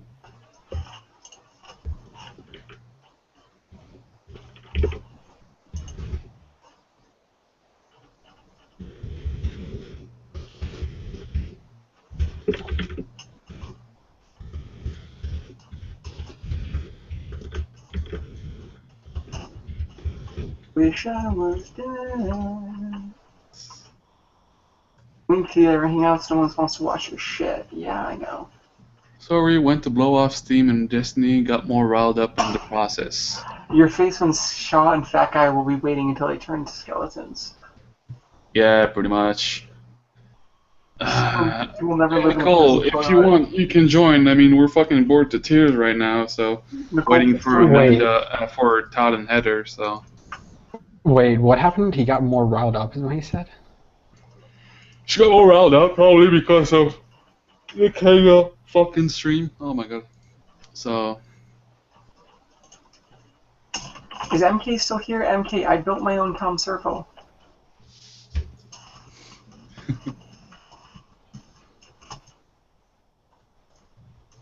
that feeling when you'll never live in a prison toilet. Why even live? Yeah, I know, mate. The funny thing is I paid to live here, so it's... Yeah, pretty much. It's like, oh, you paid us to live here. Okay, well, here's your barrack. I mean, dormitories. Yeah, dude. How big are the fucking rooms, anyways? What, like 8 by 5? Dude, it seems that way, especially when someone else lives in the room, too. It's I like... imagine. Jesus. That's why I'm only going to like uni in the city I live in, so I can just like I have my own apartment. It's pretty cozy. Oh my god! All right, this is done. This is done. This is done. This is done. Fine. What the fuck? Hey, fat guy, please tell us more about your racism. It's not racist if there's no hate. Hey, Nicole. Hi. Consider the following. Hey, Nicole, what's up? Hey. Not much. So Nicole, this controversy on Twitter about you hip checking somebody. What's that about? It's just part of the giant fight that happened last year. Speaking of checking on hips, your husband and wife swapping? What? What did you just say, fat guy? What? No, he's not. I tried to. No, because we had a theory previously that your husband is actually a stalker. He's not a stalker. Well, I was just saying statistically, what are the odds of a tester fan running into a contestant? There's like 20 It was tester the other way fans. around. I went to his store to pre-order the NCHD collection, and we started talking.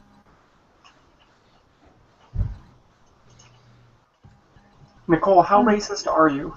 Not racist at all. You like to use both hands like Lily. One of the few things I do right-handed. I asked Zach You about don't this. say. Stop making fun of me. It's no bully zone. But I asked Zach about this, and he wouldn't give me a straight answer. And you were there for this. You had a front row seat. What are your impressions on the way that MK handled Zach blowing up in her face in the throne room? And can you give some credence to the fact that Zach was claiming that there was more shit that happened that wasn't shown and that they edited him to look like the bad guy? MK handled herself well. There were a lot of things that were not shown, and Zach was edited, and that's it. Todd! We got Todd the Bod. Hey, Todd, what's up? Hello. Hey, Todd. Chat. Hi. Heather will be joining us soon, too. Awesome. Oh my god, yes. So Todd, I got a question for you. Based fucking Todd. So Todd, this was the episode that you left on, and this happened with Zach last week, and I will pose the question to you. After watching this episode twice now, how do you feel that the edit came out? Do you think that it told the fair story, or do you think that one side was shown over another? Because I'm on the belief that you called out the bullying exclusion.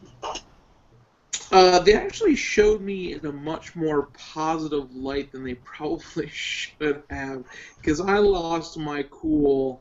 It went on for a good at least 20 minutes of me screaming and yelling before Rochelle pulled me aside.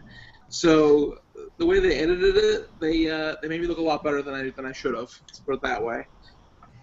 Did you give them reason beforehand to think that you were a short fuse? Was it the reason they gave for putting you in? Or was that sort of after they were able to say that? I mean, I think they saw that during the building of our boats, the Nergata. I really wanted to get the work done, and I told them that, and I was kind of short and snippy with them.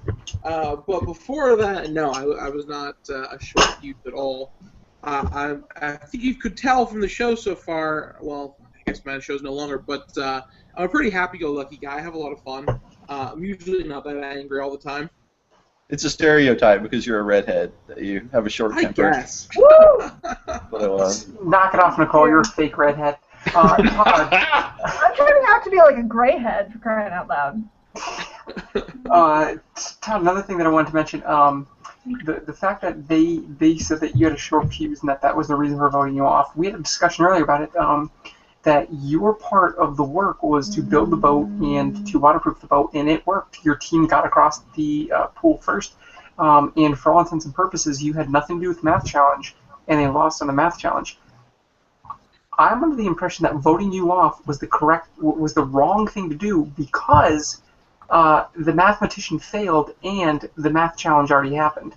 So any strengths that you had would have been utilized further on in the season. Right, I completely understand what you're saying, and obviously I made the same argument, and I stand by that I did a lot of work. Like that 2 hours was crazy, and I was busting my ass the entire time, and it's a politic game too. I didn't play it the way that everyone else was playing it. I had a really good alliance with Rochelle, pretty good one with Caitlin, but it's a numbers game. I'm only one person, and I did not know about the Secret Six. To be honest with you, not to burst any bubbles, but I had no idea there was a Secret Six across Team Alliance. I knew that Lily and Ben were together, and I knew that Amanda and Heather were together, and I knew that Amanda and Lily were kind of close, but I didn't know there was this whole big group working together. So I was just under the impression I had to go against Lily and Ben. And Rochelle, I love her so much. She was really kind of put in the middle of it because you can only put yourself out there so much before you're on the chopping block next, and she had to save her own ass too. So I completely understood that. So obviously I was upset. I was going to be put in. I kind of knew it because I didn't play the game as well as I guess I thought I did. Now, did you vote for yourself? Virgil did a recap last week where he said that the correct maneuver, if you know you're going in because of your team's vote, is to not show your cards of who you would have sent in. Did you vote for yourself in that challenge, or did you vote for someone else? I did vote for someone else. I definitely voted for Ben. There was a reason for that, though, because there's certain things they don't show you that I can't really talk about. But last week's episode, it was not a unanimous decision for Thomas. Let me just put it that way. is it because you hate dolphins? You wish they would all die. Hate dolphins? I don't hate dolphins. Yeah. Dolphins, the most intelligent creatures on Earth. Douglas Adams will tell you that. Another question coming up is, you said you didn't know anything about the Secret Six Alliance. So they kept it under wraps pretty quick. Because it looked like the Team Alliance had already decided to send you in within minutes of the challenge ending. Sure. Did it surprise you and shock you to see how deep the Six Alliance went in the episodes as they aired? Yeah, it really did, because I had no clue about the Secret Six. And again, the way that the show's edited, there is some time that passes between the end of the challenge and us getting back there, and I was pretty upset, and they all knew I was upset, and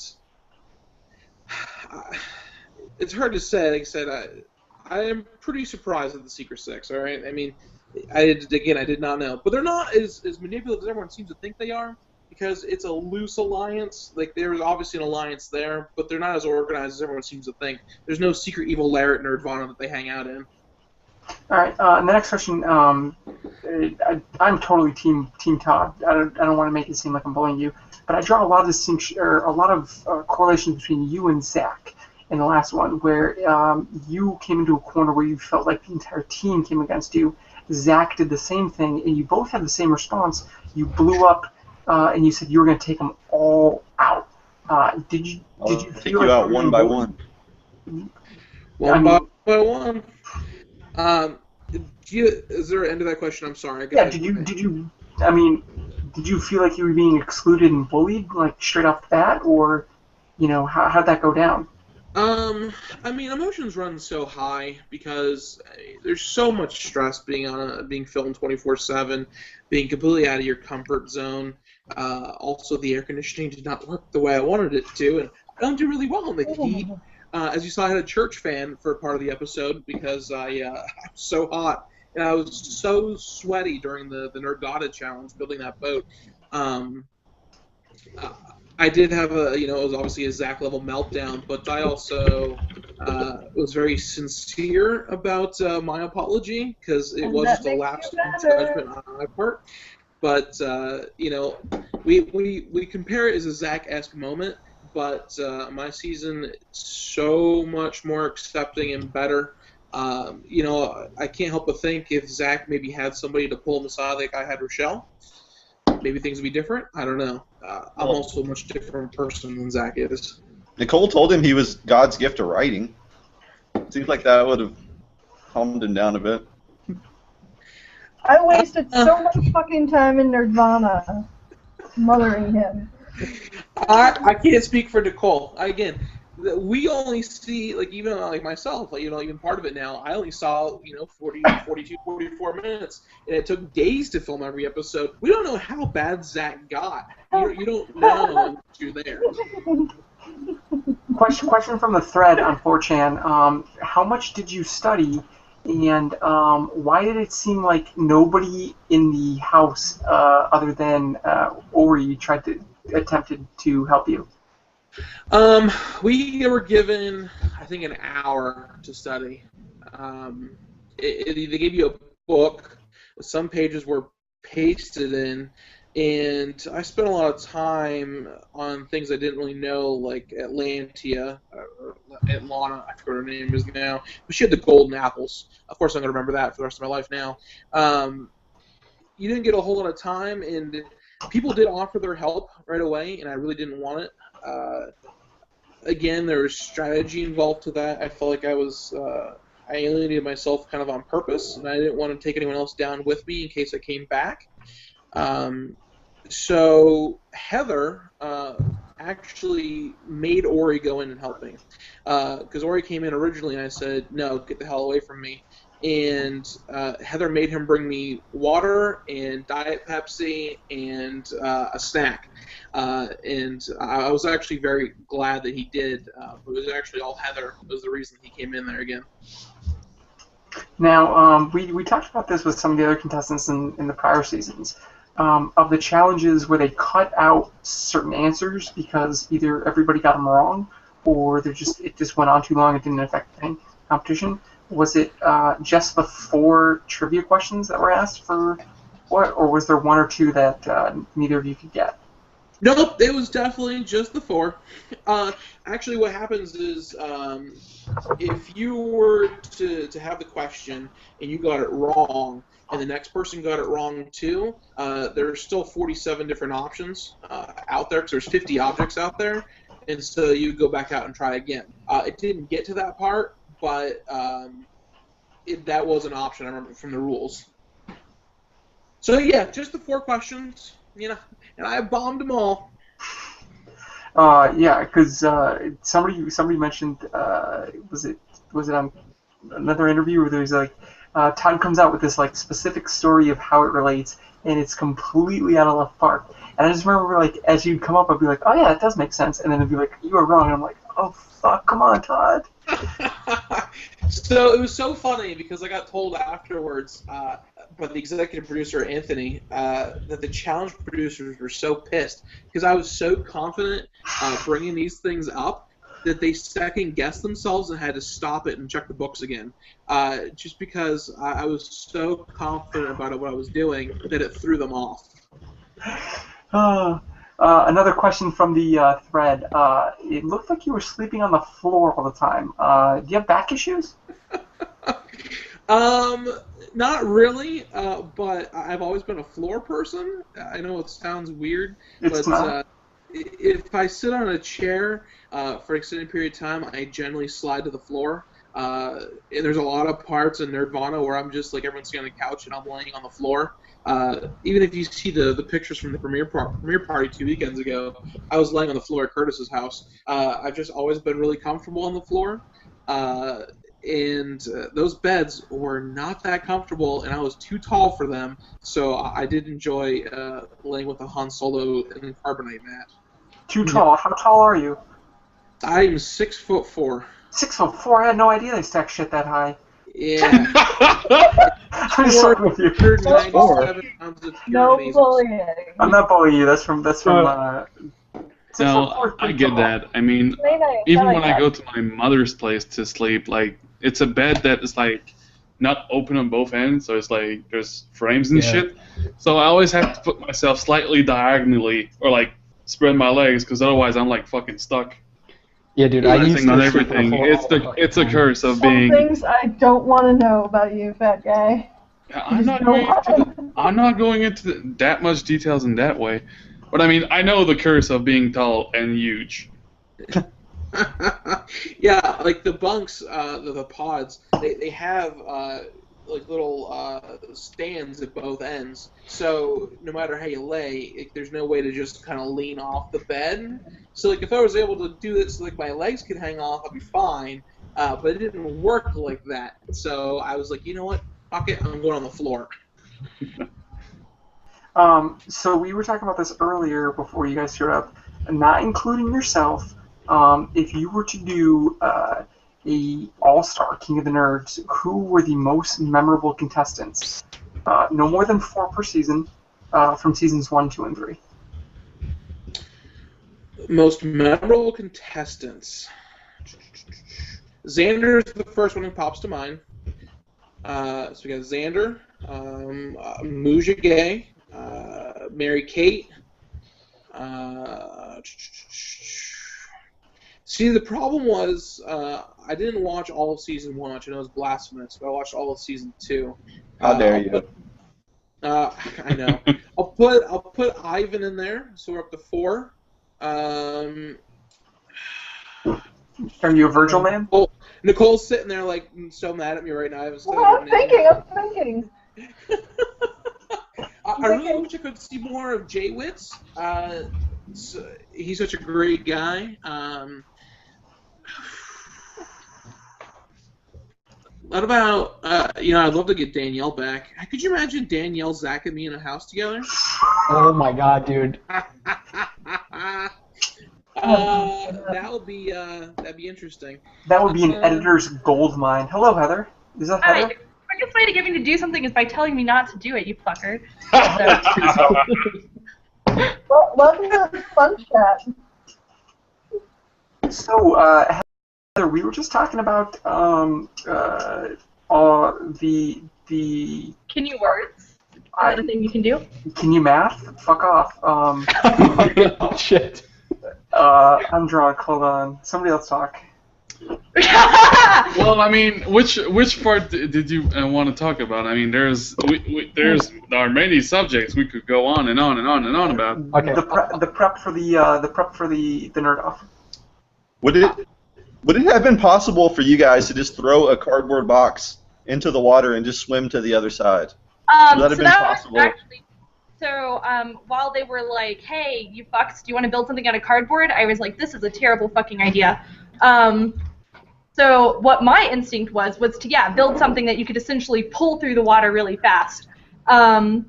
So I kept being like, so if we build a boat to sink, that's cool, right? Because they were like, you must keep one hand on the boat. They had all these rules for how you could drag the boat across. But yeah, we essentially built them to, if they collapse right in the center, so they would be easy to pull, which is why I cannonball it in the end, because they kept being like, I promise it's easier if you build these boats and actually paddle them across, but when you have a fucker who can't construct a goddamn paddle, it doesn't fucking matter. So essentially, yes, and essentially that's what we did. You seem very upset over the fact that Ori could not make a paddle. Well, Ori could not make an oar. It's literally in his name. So. Look, I am not a mechanical engineer at all, and I schooled him so hard on those paddles. It was mostly frustrating because we gave him one task in the corner that we figured that he could just do alone, and he couldn't do it. Like, you could build a paddle. If someone's like, build a fucking paddle, you would be like, Don't tell me what I can and can't do. Okay, fine, you couldn't fucking build a paddle, you piece of shit. How fucking dare you? Were there lifeguards on duty? I don't think that there were lifeguards, but there was a guy with an underwater camera, and then they didn't use any of that footage. I don't think there was any lifeguards. I mean, to be fair. I think that they did ask us whenever we applied. They were like, "Will you check on this list how well you can That was swim. robot. Yeah. they A lot of people were- do that. A lot of people on Survivor do that. Though. They say they can swim, and then you see them in the water, and they're like floundering. My mom was literally a swim team coach, so that's why the whole time I was like, I'm a very strong swimmer. We can just break these apart and swim them across. I'll do it for everybody. Fuck you guys. Oh, I got a question. So we asked Todd about it, and Todd was completely taken by surprise about the Secret Six. Yeah, How much every effort did you put into keeping that secret? So the thing about the Secret Six is it was mostly a coalition of a bunch of alliances that already existed, but it forced some people to be in alliances who weren't. So like Rachel had an alliance with me, and Rachel had an alliance with Jonathan, and then we had the girls thing kind of, but like Rachel and Lily had no individual alliances. But by doing the Secret Six, we kind of forced them to play together. Same with Ben. Like Ben and Rachel had no individual alliances, but we kind of forced them to play together just because it was the smartest thing to do. But yeah, it was really just the logical fallout of a bunch of individual relationships. Interesting. You guys are being very professional so far. Yeah. Okay, well, what is that's that- Give it I a heard shot. we're pedophiles. Fuck off. hold. What is that supposed to fucking mean? Okay, hold it. According- I got something to break that mold. Okay. So, would you say that Team that yelling at Ori to fucking swim with a paddle isn't as bullying as Todd calling No, wait, the wait, bullshit? wait. No. We can talk about this. Let me say one thing about I am Ori. Team Todd. Fuck off. I'm also Team Todd. What I did was obviously not okay, and that's why I apologized. But here's the thing about Ori: this little fuck enters a boat race for $100,000 and has never paddled a boat with another person. Right? So I had to explain to him the physics of how to turn, because when you're in a boat, if you're going to paddle in a circle, you can paddle forward and go in a big circle, or one paddle each direction and you pivot. He could not get that. Like, How do you become a sorry to interrupt you. How do you become a mechanical engineer? In his the defense, world he's a is student. amazing. What is Heather's specialty again? Heather, what's your specialty again? I'm a neuroscientist. Come on now. Okay. She Is was that really not Ori as much as you seem to think she was. Obviously, if someone's being a complete idiot, they need to be called on it. And so when Ori's trying to basically sink the boat and lose it for their team, I understand why they get yelled at. And Jonathan yelled at him too. In mine, Yeah, Jonathan called him. again, Actually, Jonathan's words were, "Ori, you're a fucking moron." Yeah, he To the thing that screamed he it. actually said. So, and myself, again, mine was they edited me in such a positive light because I was screaming. I don't remember half the things I said, but it went on for like 20 to 30 minutes before Heather and Rochelle came in. Yeah, it was a really long time. It was bad. My team So, didn't want me to go. yeah, that's not a fair comparison. You can't call anyone a hypocrite for that.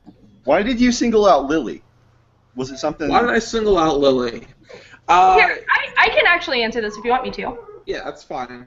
So the thing about Lily is a very poised person, and I had the same thoughts as Todd when I went in. Is I was like, look, this bitch is fake as hell. Like, she's super cheesy all the time. She cries a lot, and that's why I was like, I want her to go home. Like, she was my first pick to go home. We discussed it the entire first challenge. If she was the one, like, if we won, she was going to be our send-in. The thing about Lily is this is genuinely her because she's a kindergarten teacher. So she honestly talks to people like that all the time. So she'll be like, you are so special and unique and it's meaningful. And I'm like this fake bitch, right? And that's how most people respond. But that's honestly Lily. So it's easy to look at her and be like, what the fuck is she doing? And I'm not a fan. So. I couldn't get a read on her at all. And that's why when I felt cornered, because that's how I felt at the time, I lashed out. Who's the easiest target? Lily, because I don't know anything about her. And I was hoping that by me yelling enough, I was hoping if I yelled enough and caused enough commotion, maybe I get to see the true her. All right, that was why I singled her out, and that was the whole strategy to begin with. I feel like, and I tweeted this earlier, and you retweeted it, I felt like Todd was dead fucking on with his callouts, or at least the ones that they edited to show. Maybe he fucking threw a ton of darts and only a few of them hit the target, but I feel like Todd fucking nailed people for who they were and called them straight out of the carpet. The thing that I have to say about this is something that Todd and I discussed. I don't know how much of this I'm supposed to say, but if you look at the editing, Todd and I kind of voice over both of our teams, right? So I'll be like, Ori can't make a fucking paddle, and it'll cut immediately to Ori not being able to make a fucking paddle, right? In Todd's case, it'll be like Todd describing a situation, and then it'll show Todd like pacing, and then it'll show Todd describing a situation, and then it'll show a shot.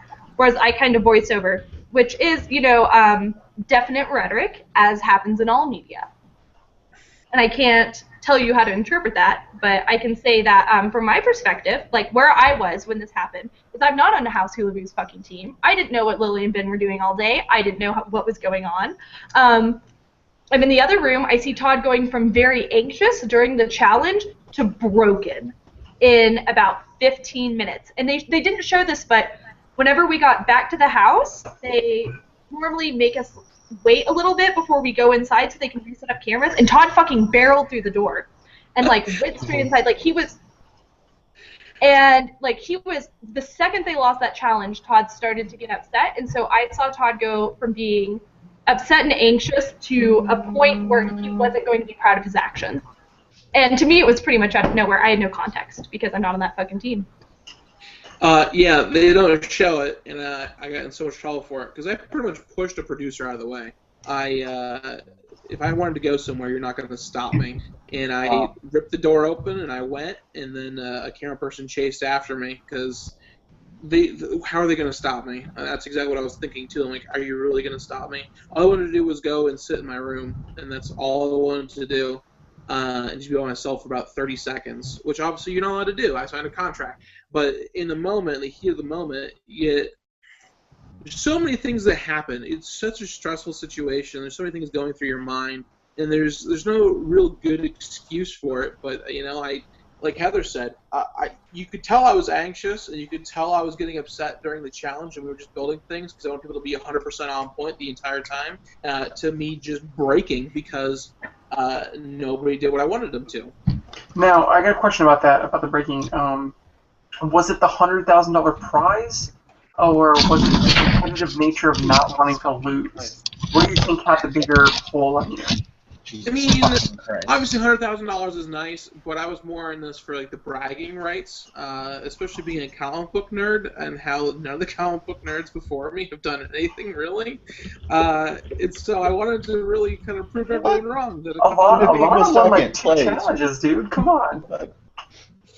Are you forgetting Genevieve? I know you didn't watch a lot of season 1, you said, but she was runner-up. She was a comic book chick. Yeah, but I was considered from season 1 the comic nerd to be Alana, and I really don't want to be compared to her. So we heard your views that you didn't think that you were the weakest one, and I agree with you that you were not the weak link on that team. On that challenge, which team member do you think holds the most fault for you guys losing? Honestly, it's Caitlin, right? Because she couldn't do geometry, and they put all of her weight in that. Yeah. Do you agree, Todd? Not one of us could do geometry, so didn't matter how well we built the boats. We lost Todd. Oh, he doesn't matter how. He's on his iPad, right? It probably crashed again. He had that problem on the previous Hangout. I don't know why he doesn't use a computer. Heather, can you answer? Who do you think was the weakest link on that team? On that team? Yeah. For that challenge. And he's back. Stupid iPad. It was definitely edited, like Ben and Lily, who were too busy fapping in the fucking corner to do their job, right? Like, that's unquestionable. That's definitely how it read to me as a viewer. As somebody who was there, Caitlin designed their boats. Everybody put in their effort. It was really, I don't even know if there was a weak link. Like, I think that they worked together pretty well. Like, if you wanted to know the weak link on my team, I could fucking tell you, but I don't know about their team. Who was your weak link? Do you have to ask? Who was your weak link? Ori. The thing is Jonathan and I did all of the engineering required, and we did everything at the end. Colby helped out with the math, but the only thing, like Amanda, like what did Amanda do? She did what we fucking told her, which is really valuable in a team member, and we didn't have to draw her a picture to be like, coat this in wood glue or whatever. But Ori seemed like he was like, what should I do? Should I make a fucking command decision or should I ask everybody? Well, also, I spent a long time describing to him how to make a paddle. Like, it shows, like, a brief thing, but it was, like, I was literally building these boats with Jonathan. Like, we were constructing these boats. Meanwhile, I was yelling at Ori, like, because his first draft had the tube, and then it had about a 4x4, like, a fucking index card at the bottom, which is about the size of the end, and it was attached via a piece of duct tape, so it, like, flapped. And so I had to just, like, it was a fiasco. Like, what they show is bad. They could have made it look worse. Would you say that you could have just simplified it by telling him to build a giant fucking spoon? Well, I mean, he's seen a paddle, and he's also seen a spoon. I don't know how much more instruction would be useful. Also, how do you build a giant spoon out of cardboard? I mean, one cylinder, one square, and... We only had 4 poster tubes, and we had 2 different sizes of cardboard spoons. You had to limit your amount of cardboard because you had a certain amount of supplies. We only had so many pieces of cardboard and only so many rolls of duct tape. Like, we went through our duct tape so quickly. We used all of our duct tape, and ours isn't even waterproofed in duct tape because Follow-up question for that. So Todd, you're a big guy, and they said that you weren't going to be the one to go in the boat for displacement reasons. Colby sat on the other team, and they didn't show why or any discussion. Rumor is what it is. He's black. You said it on me, but that's I what knew you were going to go there. Hold on, here, let me see. Because Colby's the biggest person on the other team. Well, no, here's the thing. When we were discussing teams, I wanted to be in a boat with Amanda or Jonathan. And I said this, and then Ori went to the bathroom, and they were like, Heather, you have to be in a boat with that fuck, because nobody else is going to be able to keep him on task. So we kind of went into this knowing, because if it was Amanda or Jonathan, we needed Jonathan to get to the other side first. So we needed somebody who could listen, follow instructions, put Amanda with Jonathan, ace. Ori's going to be in a boat, because Ori's not going to be our spotter. So Ori's going to be in a boat. Colby's too diplomatic. I yell a lot. Put me in the boat. Colby's our spotter. And because we wanted our spotter to be someone who had moderate math skills, so that way when Jonathan reached the other side first, he could assist, and that's exactly what happened. Now this is going to take you back to season 1. Alana walked into the room one time and said they hadn't had a swimming challenge. If there's a swimming challenge, she should pick you. She was a comic book nerd. Todd's a comic book nerd. Todd, what's your swimming skills like? Swimming skills? Yeah, because my theory was I would have just sunk the boat and fucking dragged that shit. Do you think you could have done the same? Could we have done the same? Yeah, like, my swimming skills are fine, but I'm not, like, an avid swimmer. I'm no Michael Phelps.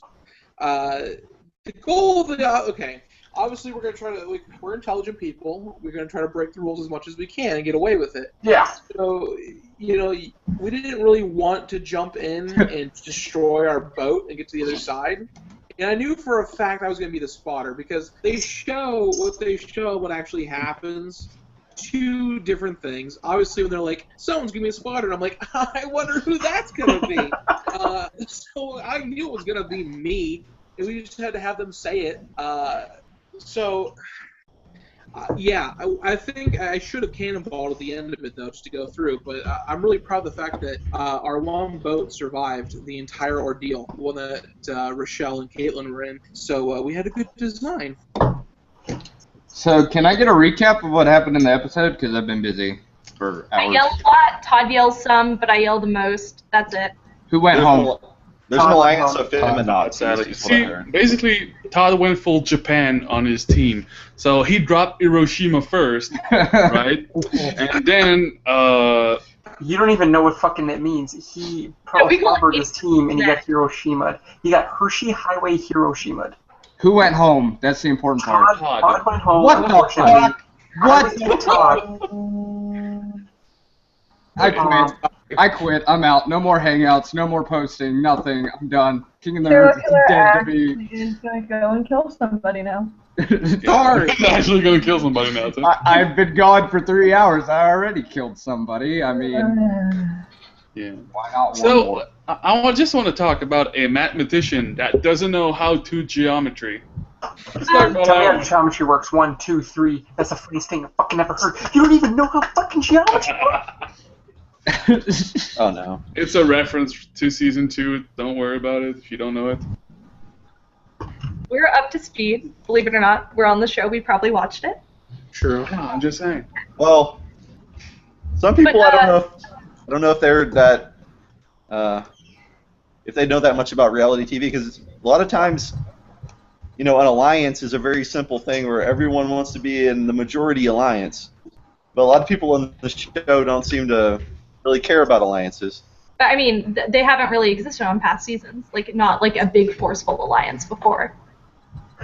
But then again, the past 2 seasons, they didn't pick teams for you, so I mean, it's kind of inevitable. Going into this was always my plan. Do something inter-team, because it's the smartest thing to do. So if you notice in the first episode, they put me, like, I'm sitting next to Rachel throughout all of the talking, because I instantly make Rachel and Amanda. Like, there are 5 girls, there's a chance that we're not all going to be on the same team. Whoever is on the other team is going to keep me safe.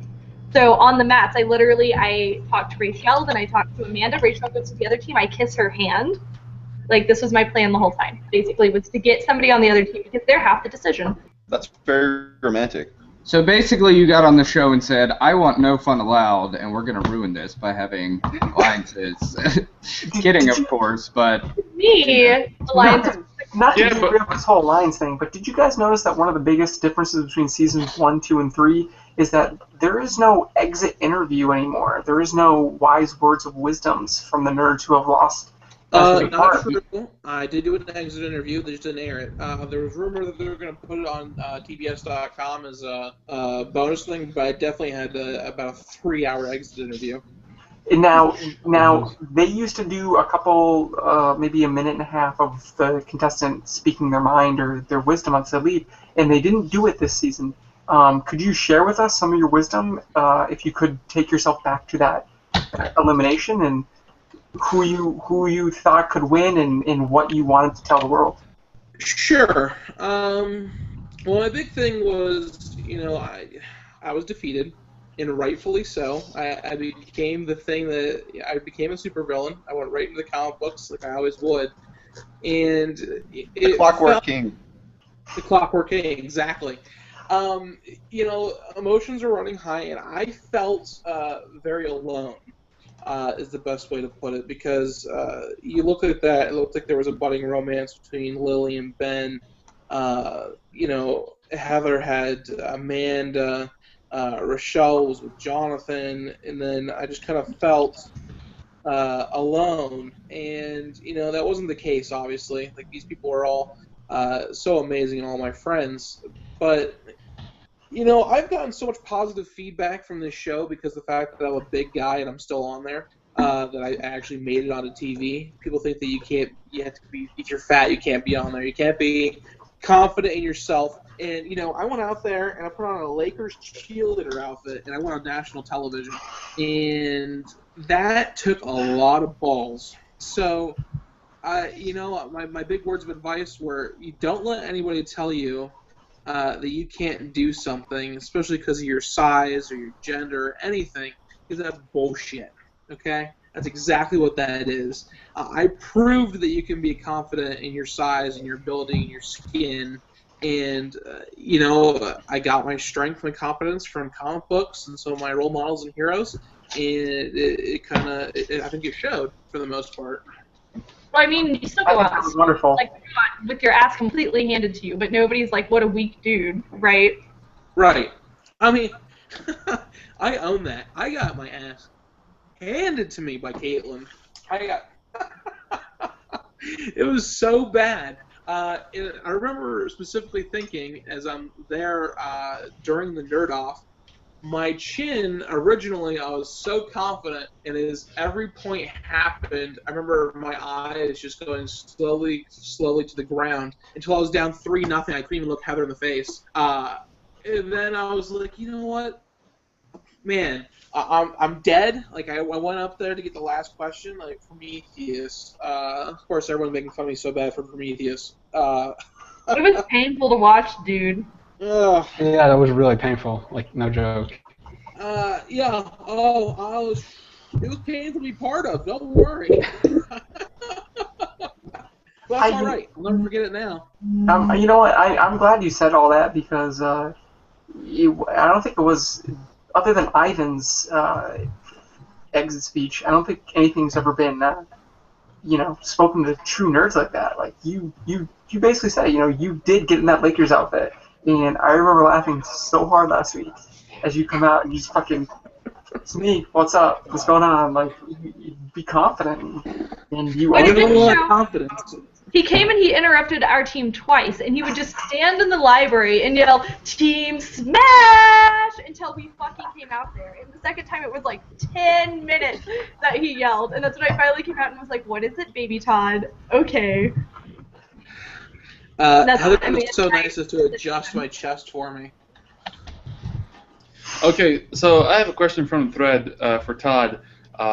Who is your waifu from season 3?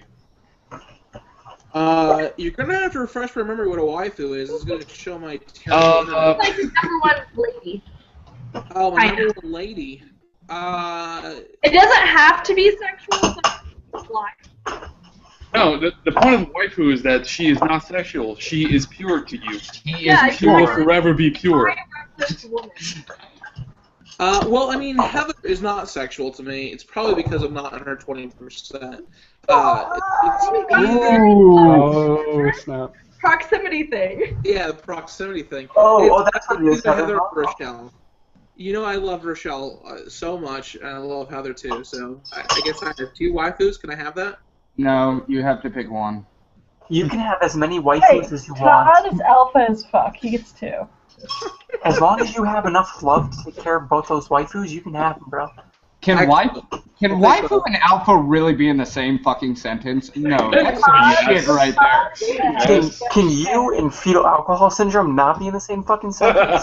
No, that is true. Okay, are you gonna say no to Todd? I would say no to Todd. I would let Sorry, you. but I know firsthand you can't say no to persons like Todd and me because, see, we have this thing called a gravitational pull. So if you come too close to hug us, you're it. You're fucked. You're staying on. Is that how you raped that 16-year-old? Yes. Changing when I say it was all natural, subjects. Heather, it was natural.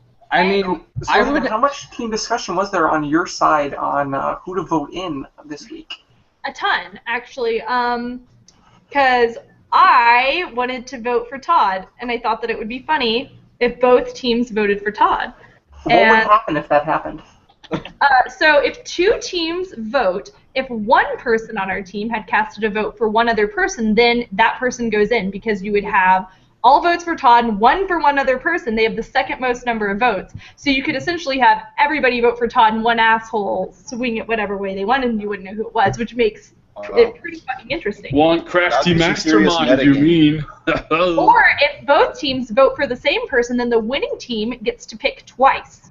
And we don't have to pick from the people who were voted for. So if Todd goes in on the losing team and Todd goes in on the winning team, then that gives us 2 votes, and it doesn't have to necessarily be for Todd. We can pick whatever 2 people we want to go up against each other. That's true. You would have sent Caitlyn in, right? It depends. So because she rejected the Girls Alliance, like you girls She didn't went really to. reject the Girls Alliance. I know that this is going to really crush your dreams, but she was like, she said, "I'm not here for a social game," is what she said. So it wasn't even that she knew it was a Girls Alliance. It was that she was approached about an alliance, and she was like, "What is an alliance?" And I mean, those dresses that we're wearing were outfits that we all bought on our day off together. Like, all the girls wore matching outfits on purpose. So it's not like Caitlyn was like, "Fuck you women," like, she was in it with us. Question, there is a screen cap of Caitlyn wearing a dress with underwear on the outside and 2 of the ladies just in their underwear. Caitlyn, it's Lily with the underwear on the outside. Caitlyn is in her underwear. Okay. What the fuck is going on there? Well, I can't tell you, but I will say that other people are also in underwear only. And the rules of the house are when you're wearing just underwear, you have to tuck your shirt into the underwear. Is that producer rules or contestant rules? It's contestant implied rules. Todd will be right back. But yeah, it's contestant imposed rules. I can't. Why? Now this is going to be an awkward follow-up question. Feel free to say fuck off and move on. Okay. Any hookups this season? I mean, you guys have seen the promo. We have, but we want confirmation. I mean, in the promo, it shows two people making out. In our contract, it says that they can hire actors who may or may not look like you to do something.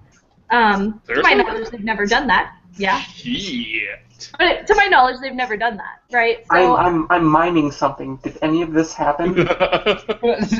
Wow. I'm not gonna say anything because I can't spoil anything. I will say that there's obviously makeup that occurs, and Amanda and I do wake up and go to sleep in the same bed. What does her? Never mind. No, you can ask. What's her hair smell like? What's her hair smell like? We're gonna go full 4chan weird here, and what's her hair smell like? It probably smells like her shampoo, and considering that we all showered in this generally same vicinity, it probably smells like my hair, to be honest. That I don't know how your hair smells. I need to know. It's like argon and coconut oil. Okay, because I have a scientific report due in an hour, and... About my hair smell? Yes. I'll peer review it. If you had to hook up with any season 1 contestant, why would it be Virgil? Oh wait, are you really asking this? Because Virgil is my actual answer. Did you ask if I had to hook up with it? Yeah. Season 1, go. I actually said that in my EP interview. They were like, "Who do you like most from previous seasons?" And I was like, "Well, I really liked Mary-Kate from season 2, and Virgil was my favorite in season 1. I almost stopped watching the show whenever Virgil left because what's the fucking point? Like, What? he's probably the reason why I auditioned for season 2, like why I was brought on for season 3. How is the answer not Genevieve? That's what I would like to know. Because Virgil, that's why. Have you even seen Virgil? You just have to see a picture of him. Like, come on. I thought Genevieve. I was like, I've met the guy. No. It was awful. No. Have you I'm thrown just yourself saying. at him on Twitter yet? So whenever how I met Virgil was fucking Todd, who's not here for this story, knew that I was going to be like really nervous about it because I don't know. I don't know about that guy. So Todd goes up to him at the premiere party and says, "So Heather's written erotic fan fiction about you." And he comes up later and is like, "So I heard you wrote erotic fan fiction about me," which isn't necessarily true. I have no recollection of ever doing so, but it's Todd being like A+ wingman, because no matter what I respond, it's a pretty good conversation starter. But Virgil's really fucking awkward, and he was sitting on the other side of this conference table for me, so every time he tweeted at me, he'd stand up and be like, "Heather, I tweeted at you! You should check your Twitter. I have sent you a new tweet." And I'd be like, "Yeah, I know." And he'd be like, No, just now, a new one. How fucking dare you call Virgil awkward? What did he taste like when you kissed him? I have never kissed Virgil. So you were in the vicinity with Virgil, you had a crush on him, and you didn't make the move. Why not? So Virgil and I were talking at one point, and Lily fast-pitched softballed a water bottle at his head. What? Yeah. And then later in the night, Rachel dumped a beer on his head. Jesus. Such bullying. What the hell? Yeah. There was rumors in season 1 that he grabbed Danielle's ass. What about Virgil grabbing Danielle's ass? There was rumors in season 1 that he grabbed Danielle's ass, and he had to be separated. Nicole is confirming. At New York Comic Con, he talked about that because his NDA for season 1 is up.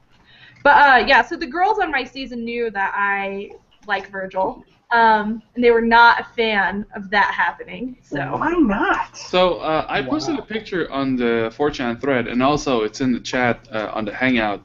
How does that picture tip your Kinsey scale? I don't see a photograph. I'm sorry. Oh my god, that You picture not of see the Virgil. link? Do you have the picture of Virgil wearing nothing but a tie and boxers? How you're my only wingman in the quest for Virgil. Do you want me to tweet you? Oh no, I just got it. Okay. It just says 4chan.org. 4chan. Oh shit, that's on me. Todd, we wanted to see Virgil hook up with Heather.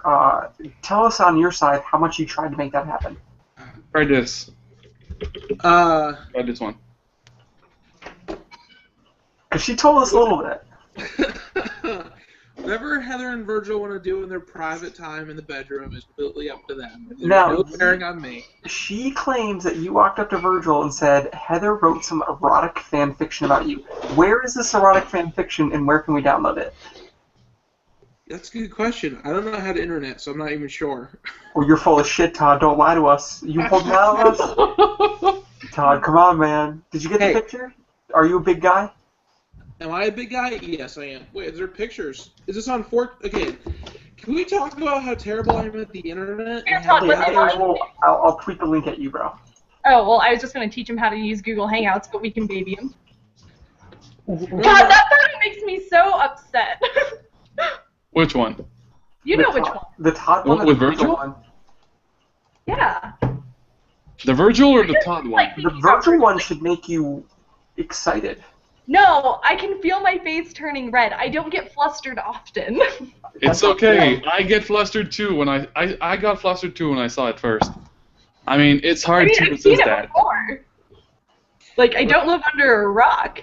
Okay, well, still, you didn't answer my question. What? How does that picture tip your Kinsey scale? I mean, it's definitely in the 20 if that's what you're asking. Like, it's unfortunate, but it is. You guys, let me say this: you guys would have the most adorable, super awkward children. They would. I mean, I don't know if you can have a child with a functioning robot, but I'd be into it. Maybe. Todd, did you get the picture I tweeted at you? Yes, as me as Bane. I like it. He's a big guy. Very For nice. you. But yeah, I mean, it would work well because fuck, what was I gonna say? I have no idea. Todd, Fuck who's, it, who's, forgot. never mind, we already asked that question. Have we done Kill Fucker Mary yet? Yes, Todd, kill, fucker, Mary, Celeste, Moo, and Nicole, go. What? Kill, fucker, Mary, Celeste, Moo, Nicole, go. I don't even know what you're saying. Okay, Todd. He said he didn't. Mary. He didn't watch a lot of season 1. he Okay, said. okay, Todd. You have to You kill gotta one, marry- you have to marry one, you gotta fuck one. Who do you pick? Based on nothing but physical appearances.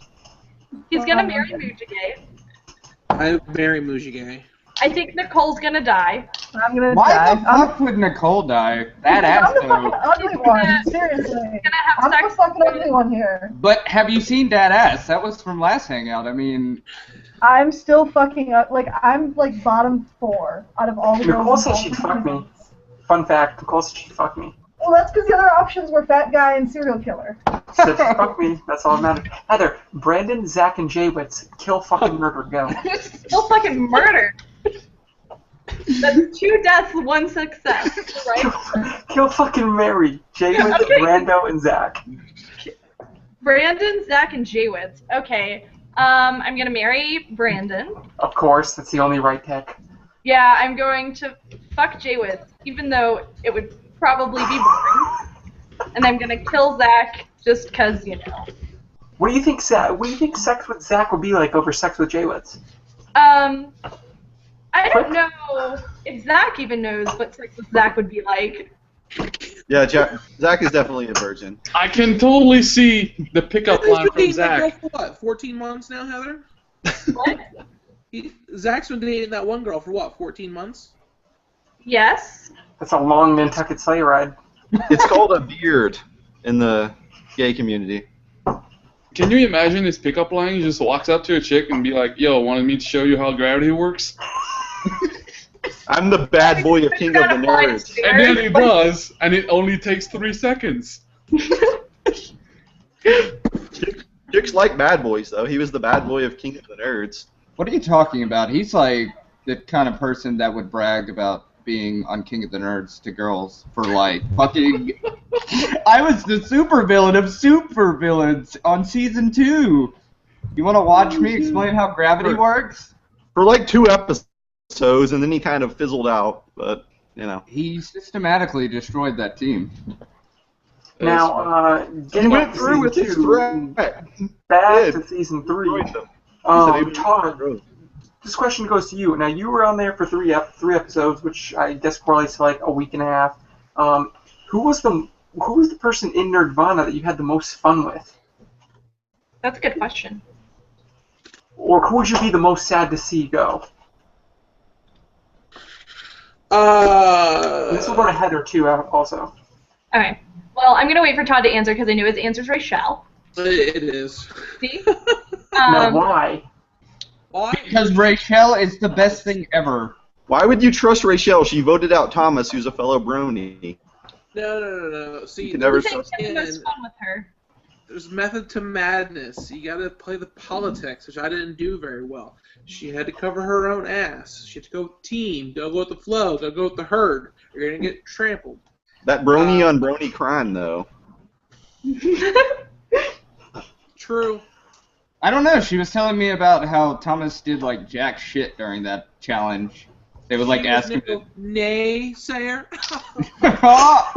He was a tentacle monster. When have you ever seen character development from a tentacle monster, ever? You can totally have one. You just gotta have some imagination. Or be Japanese.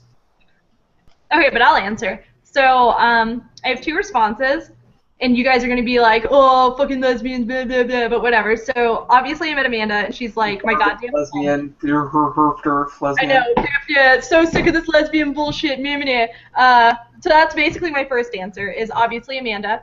Like, I met Amanda and I instantly clicked. We got each other very well, but all of my favorite memories are, like, that time I sat next to Amanda and drank coffee and, like, super sappy bullshit.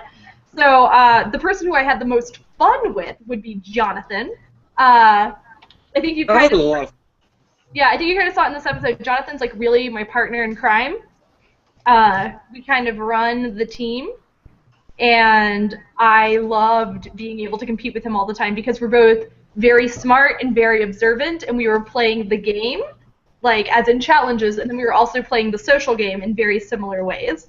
So I definitely had the most fun with Jonathan. There was this, oh man, there's a scene that was left out after the first Nerd Off where Ori was like, I just didn't know you guys were going to vote against me, and we were playing shuffleboard, and Jonathan and I were like, well, it's because you're just such a big threat, Ori, and we just continue to play shuffleboard the whole time.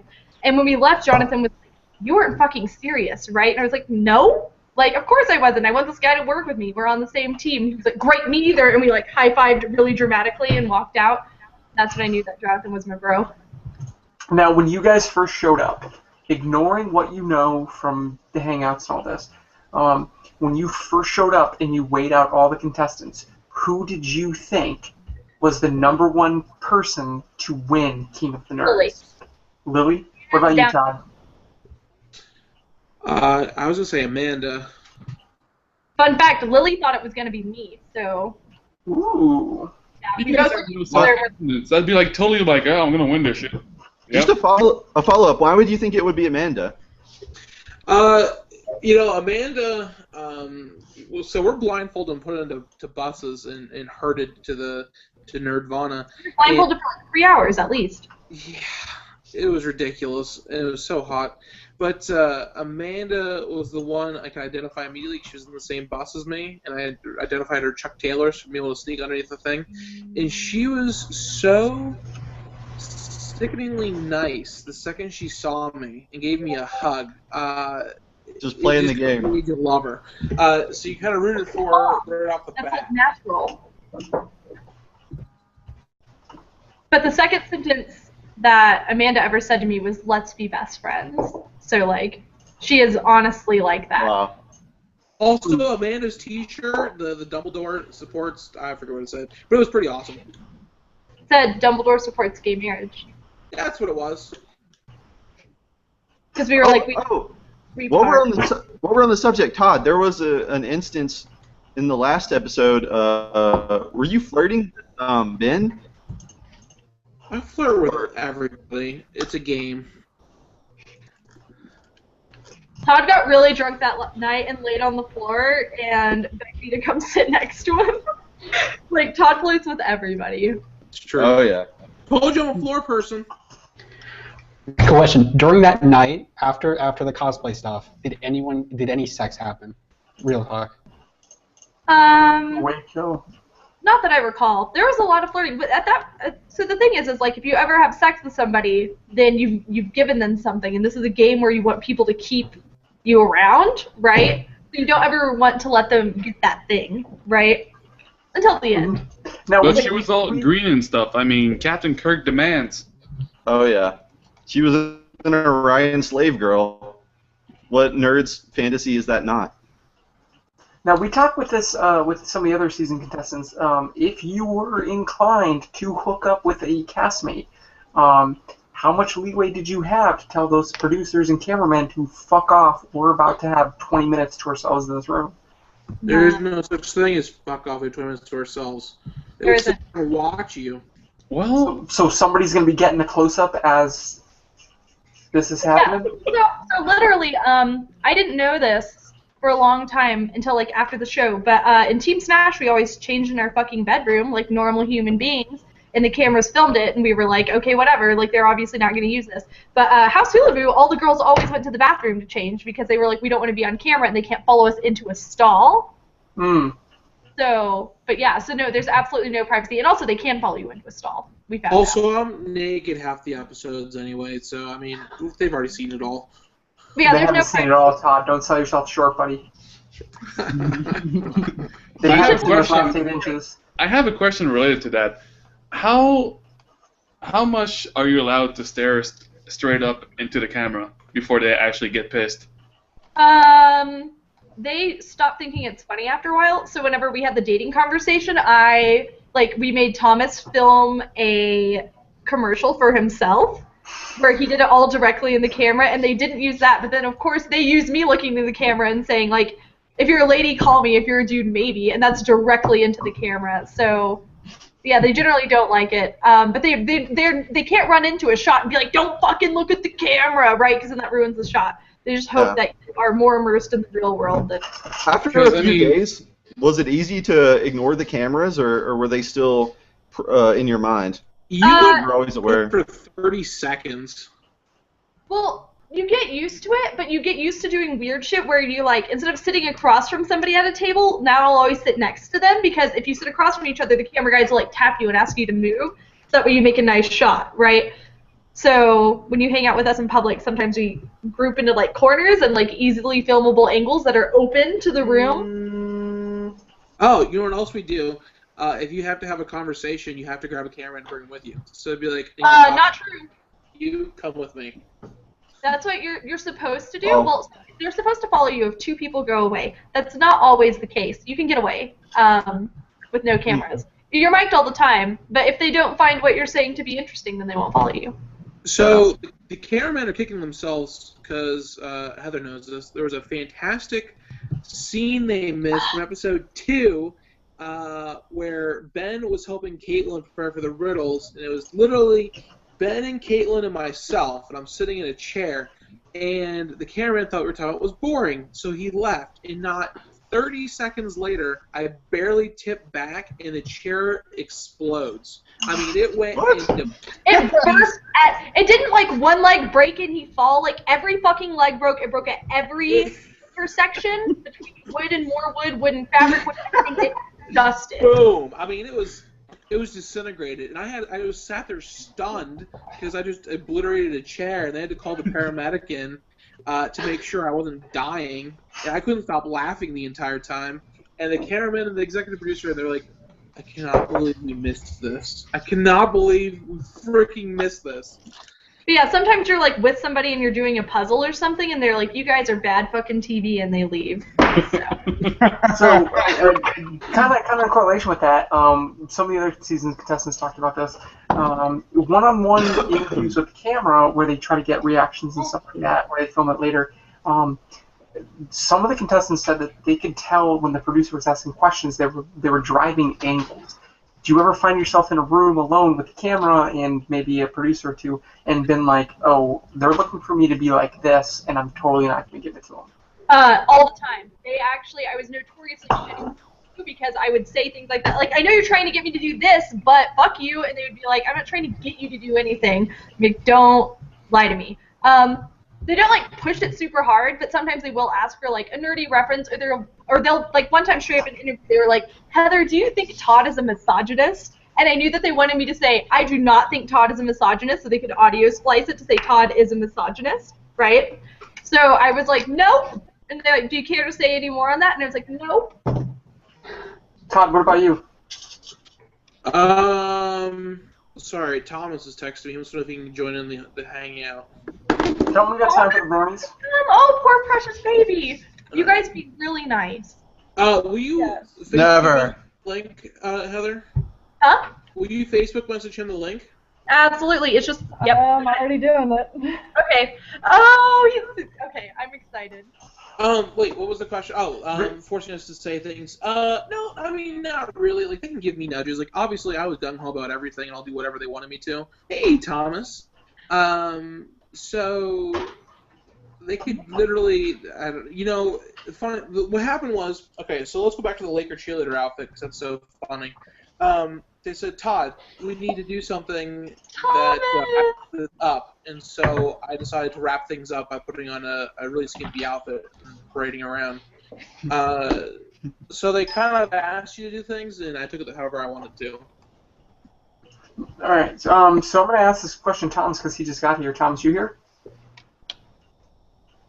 No, Thomas is not here. Oh, so I asked Todd earlier. They didn't show exit interviews or words of wisdom as you left. If you had your time right now to share your words of wisdom or your exit interview sound clip, what would you have said on your way out of Nirvana? I'm not really sure, to the people on the show or to people watching the show. Who am I saying this to? Well, you know, in season 1, like all the nerds, as they got eliminated, they had their final, message to the nerds of what to do. Thomas hasn't seen the show. What? How the fuck did you get on? Have you met Thomas? Nice. Thomas, okay. If you had to give words of wisdom to the fellow nerds of America on your way out from being eliminated, what message would you provide to the nerds of America? I would say, if just be yourselves. It doesn't matter what people say, because I'm a brony. People don't think that's the greatest thing in the world. Love what you love and just be proud of who you are. Did you feel betrayed when Rochelle voted you in because she's a fellow brony or Pegasister, or was that a factor? Did you think about that, or? I didn't know about all this behind-the-scenes stuff going on. She actually told me things were in motion that she couldn't go into details with, so she kind of spoiled it, but I didn't pick it up. Yeah. Going with that, how do you feel now seeing the Secret Six fall through? Like, how do you feel about that? How it worked out in the end so far? I didn't come in this game to play people against each other. I came just to have fun, trying to experience outside my comfort zone, and that's what I did, so no regrets what other people did. I played the game how I wanted to play and had fun doing it. This is why Thomas is a better person than us all. Absolutely. That's why he was gotten rid of. You have to be able to politic a little bit. Play some social chess when it comes to those kind of situations. I was building on that. But also, there's something really respectful about him being like, this is a game that I'm not willing to play, right? So that's why a lot of us like Caitlyn, because she doesn't play the political games. The thing about Caitlyn is Caitlyn came on the show to win $68,000 to buy herself a Corvette.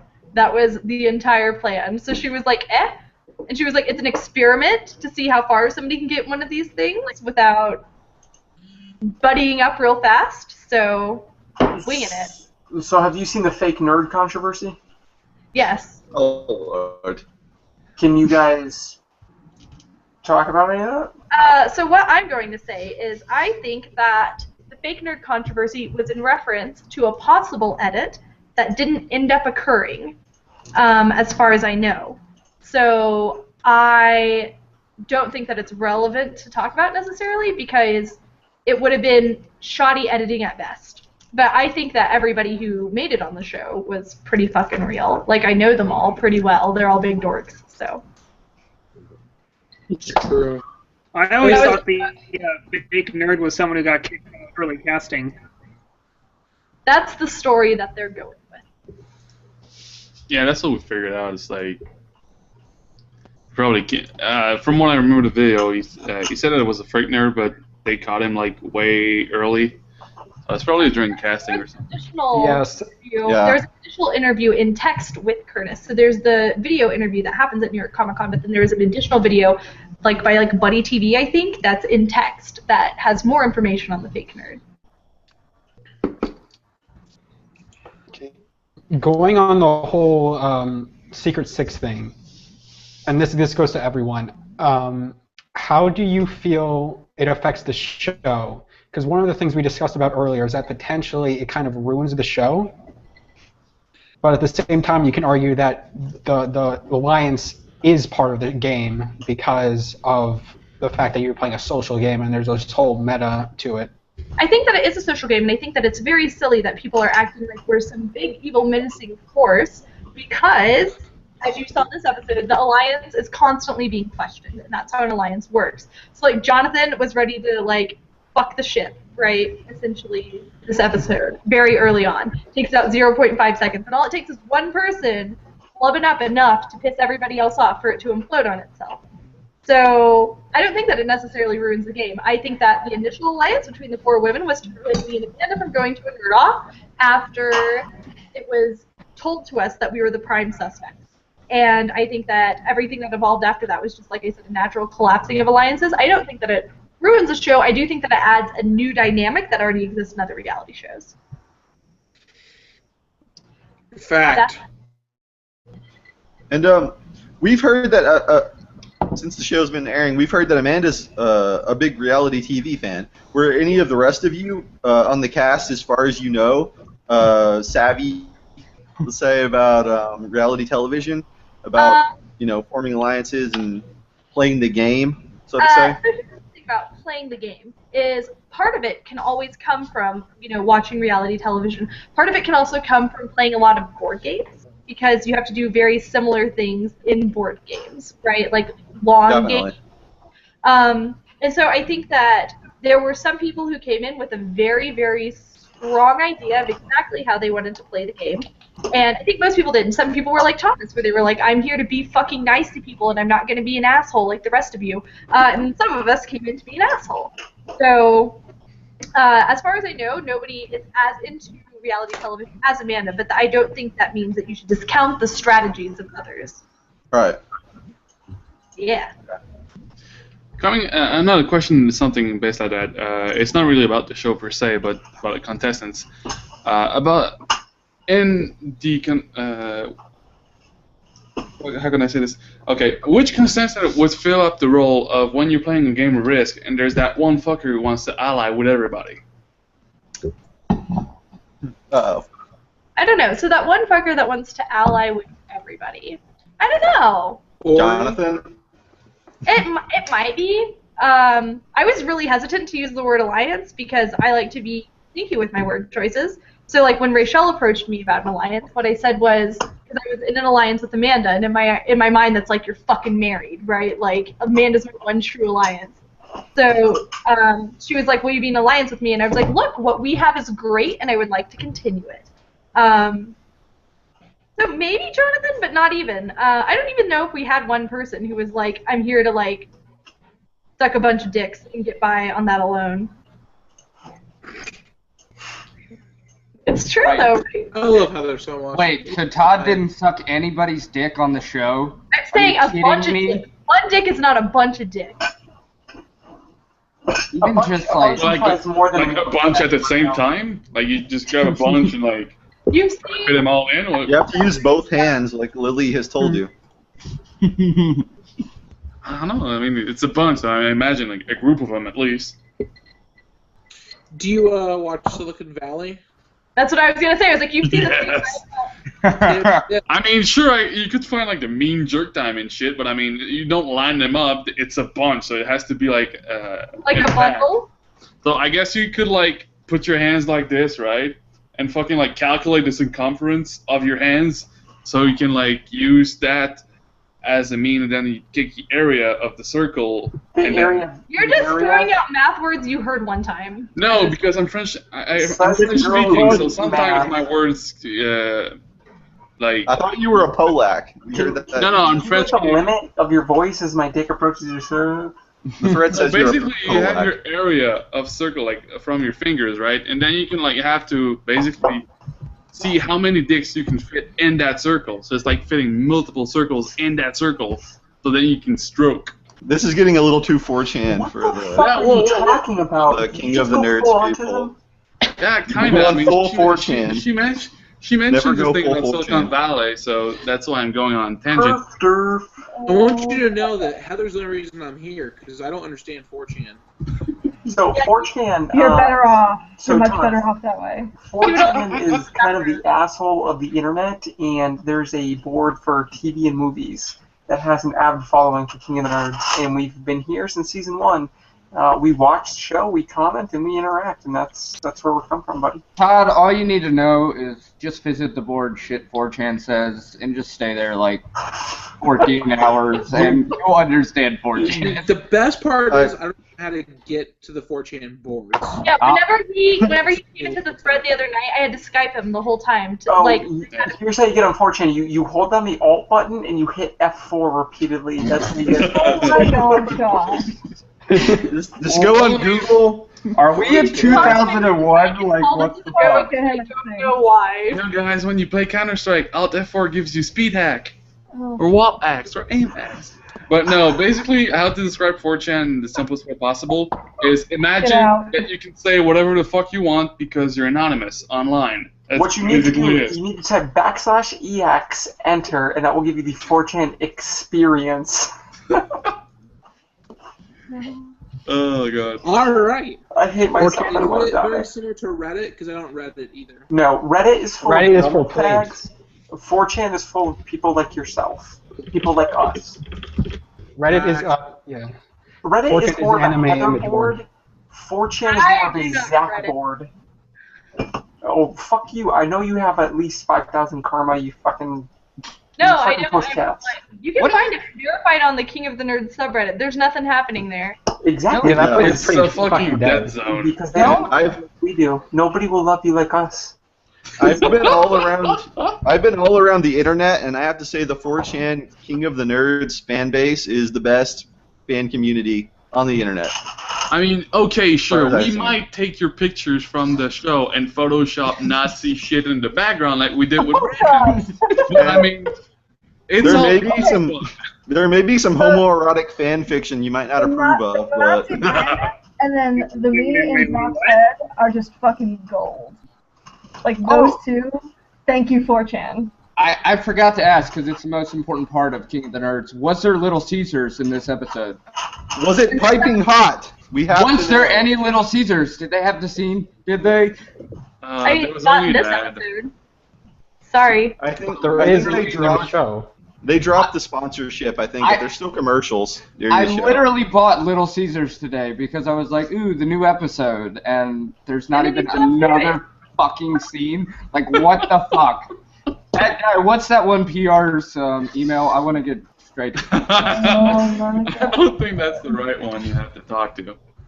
No, I'm just going to email that PR person and be like, I talked to the producers of the show, please. We need to talk about Little Caesars. Ooh, let's talk about casting real quick. When did you, Heather, Thomas, and Todd, when did you guys apply for Season 3? Were any of you headhunted as Brandon was headhunted for Season 1? Or No. Michaela or Katie. So I feel like I've said this a bazillion times, but whatever. Short version. I watched season 1 and I was like, wow, I could steamroll these fucks. So I talked about it with my friends. Like we watched it to make, and I was like, I could wipe the floor with this show. Not Hendrick. Hendrick. So then I was contacted via YouTube by somebody asking for me to apply, and I was like, well, I might as well put my money for season 2. So I was like, well, I can't really say no because I've talked so much fucking shit. So I worked really hard on my application. I sent it in. I got to like where I signed a contract. They told me that they were going to fly me out, and then they called and canceled last minute, and they were like, sorry, we went with somebody else. So I didn't watch season 2 because I was bitter as hell. It was Katie, the hot chick. Guarantee it.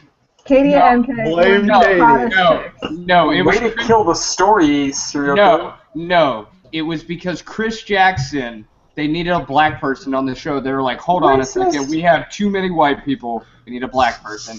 And So then for season 3, I didn't fucking apply, and I got a call being like, hey, we're not renewed, but we want to pitch the season to the network, and we really need you to apply. And I was like, fat fucking chance. And they called again, and they were like, please, please, please. So I went up into my loft and recorded 40 minutes of me talking to myself. I cut 12 minutes out of the center, they asked for a 3 to 4 minute video. I sent them 12 minutes, and then I sent them 8 minutes of bonus footage where I talked about neuroscience. That was from like a different part of the video. And yeah, well, I mean, but I didn't even like cut it together. It was literally just a hunk. And they called me back and they were like, we need all this other information for you. And I was like, luckily for you, I filled it out all last year, you assholes. I'm in Europe. And they called and asked for more information, and I didn't give it to them.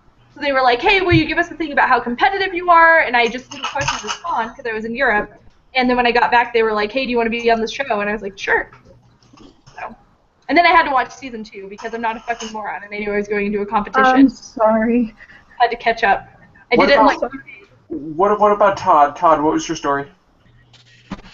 I actually am a headhunter as my profession, an IT headhunter. Funny you said that, but no, I was not a headhunter because I have zero internet footprint because I don't know how to internet, as Heather can tell you.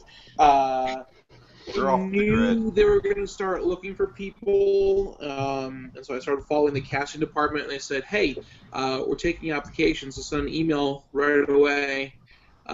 Saying who I was, what I could do, and they said, you sound awesome, please send us a video. And so I had a hell of a lot of fun making that video, all sorts of cut scenes, and it was hysterical, and I knew they were going to pick me, and they called me 2 days later and said, Todd, that was amazing, that was a great video, and you filmed it in vertical camera angles, so you need to refilm the whole thing.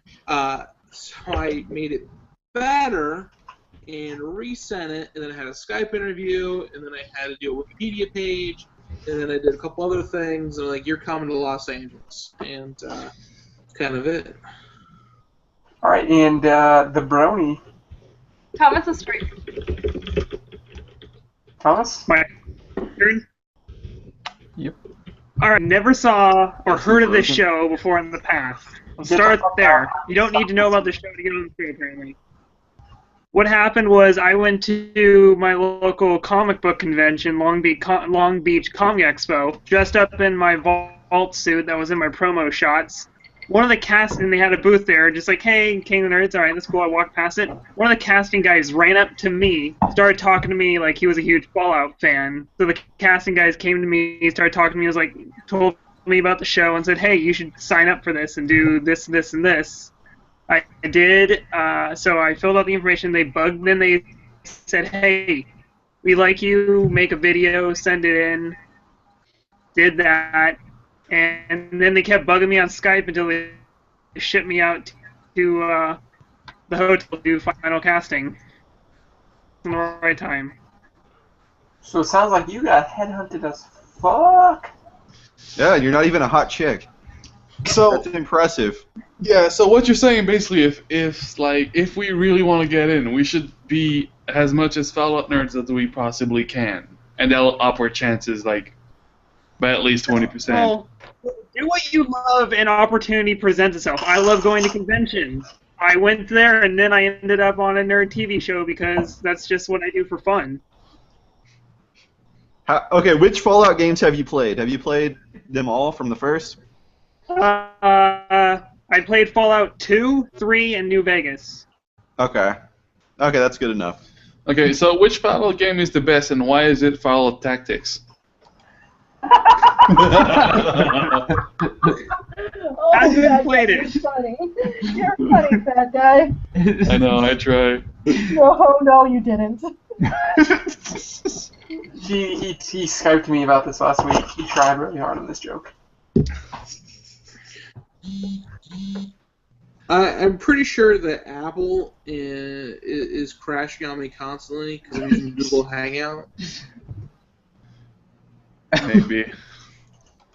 If you wonder why I keep leaving, it's because my iPad keeps crashing.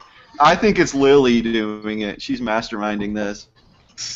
I mean, it could be. I don't know. That's pretty awesome if she was a technopath like that. I'm pretty sure she's banging her boyfriend at home. She dropped me off here. Like, I know what she's doing. Probably. She looks like Kirsten Dunst. Do you ever get jealous of her boyfriend? No. Why would I? I'm just saying, you might want her for your room. No. If only you looked more like Kirsten Dunst. Me? That's not what I want to do. No, that's the comparison for Lily. Oh yeah, that reminds me, Thomas. How's the girlfriend hunting goes?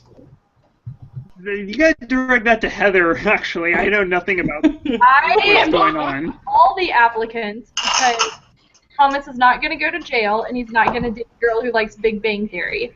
So. I love Big Bang Theory. Well, I've heard that fat guy's single, and he speaks French.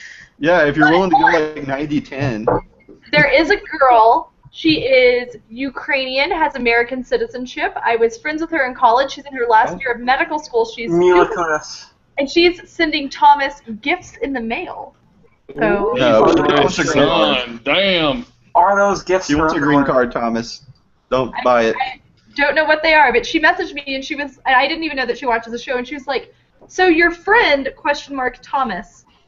And she was like, and then she started referencing specific things from the survey I made Thomas take on Girlfriend for Thomas, and I was like, oh, I know where this is going. Yes, I'll give you his address. Like, Thomas, you gonna hit that shit? Am I gonna get a stalker? Thomas, you gonna no, slay that pussy? She's super normal. You're not a celebrity until you get a stalker. Thomas, you gonna slay that pussy or what?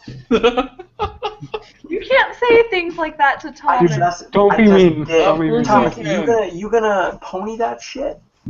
Shaw. Shaw, no bully. No bully, Shaw. This is a no bully zone. We've Shaw, come to go get terms. yourself a beer. Yeah, a lot of us Down, fans. get yourself a beer. Thomas, you do not have to engage. Hey, A Shaw, lot of tell- us. Thomas, do it, bro. A lot of us fans though thought you and Rochelle would have been a great couple. Yeah, Ray the Bay and Thomas. Yeah, but I wouldn't suggest that because no, serial who killer would knows, just like find you then kill you. I'm the No. only girl on the show It's a who's risk. Say that again. Oh. Heather, say that I was again. the only girl on the show who was single. Were all of them married or? They're all in very serious relationships, the shortest of which I think is 4 years. So, Okay. What? yeah. A lot of us were debating whether Amanda actually has kids because of how attractive she is. She has 2 kids. I've met But them that's both. Amanda has like That's 18 confirmed that she children. actually She's has been kids. married for like 80 years. Like, Yeah, she got married. Amanda was like doing Joey. Heather, Yeah? we totally are getting the clip of the Clockwork King from the other Hangout and putting on GopherForThomas.com. Yeah, Go I ahead. think that guy sent it to me, but I haven't my messages. So. Who came up with the idea for the Clockwork King? Was that an existing character, or is that something that you guys came up with on the spot? Yep. They came up with it like 20 minutes or something. Yeah, it was like 20 minutes beforehand. I used to be a really big City of Heroes fan. I'm not sure if everyone else played City of Heroes. That was my game. There was a character called the Clockwork King, who was nothing like me at all. He was actually a mechanical thing with a brain. But I just kind of put a voice in my head and had a lot of fun with it. see, I have a question from at least episode 2, because at least during the cosplay challenge, I was like, the Clockwork King was so original and so fucking funny, and then you played this like really sad character for the story, and I understood it for the story, but I was like, what the fuck? Todd has so much more potential. He could have wowed the judges if he did something at least to the level of Clockwork King, because Clockwork King was amazing. Thank you. The thing about how Won that competition. they heard sci-fi and they were like, we're going to make an episode of the original series. Yeah, so that's really the direction that they went with it, which was their business. That was the sad part, though, because I was like, out of like all the seasons, I very rarely laugh, and the Clockwork King, I like bursted into laughter because I was just like, Jesus fucking Christ, who is this person? And I loved how you hit I love how you hit a road bump. Like you had the problem with the whole mechanics of the thing, and you totally went, you continued on. You stayed in character. That was amazing. What is number one? Worried about that is I was in character literally from the moment I walked in, and so Michael McMillan. Standing like this. Michael McMillan, Reverend Steve Newell from True Blood, was like, "What's wrong with that guy? Why?" And I was like, I had a lot of fun with it. That being said, for our cosplay challenge, we made Ori stay in character for the Space Constable for 18 hours because I don't trust him to keep his mind in the right place. So we literally took him in a corner, taught him how to walk like a Texan, taught him how to speak with a Texas accent, and then for 18 hours. So this means like at breakfast with House Hulaboo, he was in character. And they were You like, could have let him be a rabbi. You could have handled that. it's best to give Ori something that he has to work on consistently so he doesn't talk to you. Is Ori actually Jewish, or does he just play a rabbi just because? His name's Ori Pearl. Have you ever met a Jew? Perlman? Or did maybe Ori they changed their name? Pearl. Oh, It's they probably changed their name when they came over. His Ori family wear still lives contacts? in Israel. Like, he has family that still lives in Israel. Does Ori wear contacts, or does he just naturally look creepy as fuck? Yeah, that squinting thing is a thing that he does when he's searching for English words he's forgotten. No, not the squinting. The fact that all of his eye is black. Oh, I don't know. He doesn't wear contacts, though. Or that fucking stare he does where he's just dead inside. It's just like... That's sometimes, just Ori. Sometimes he just looks and he's just so dead, and I'm just like... What? That's because he sees the competition and he's like, well, I'm never gonna get those shekels. So he's kind of like just in despair for like 3 Did weeks, months. Ori ever do this, like, repeatedly, like, with his hands? Just rubs his hand. Unfortunately, no. I have a theory, by the way, why they do that.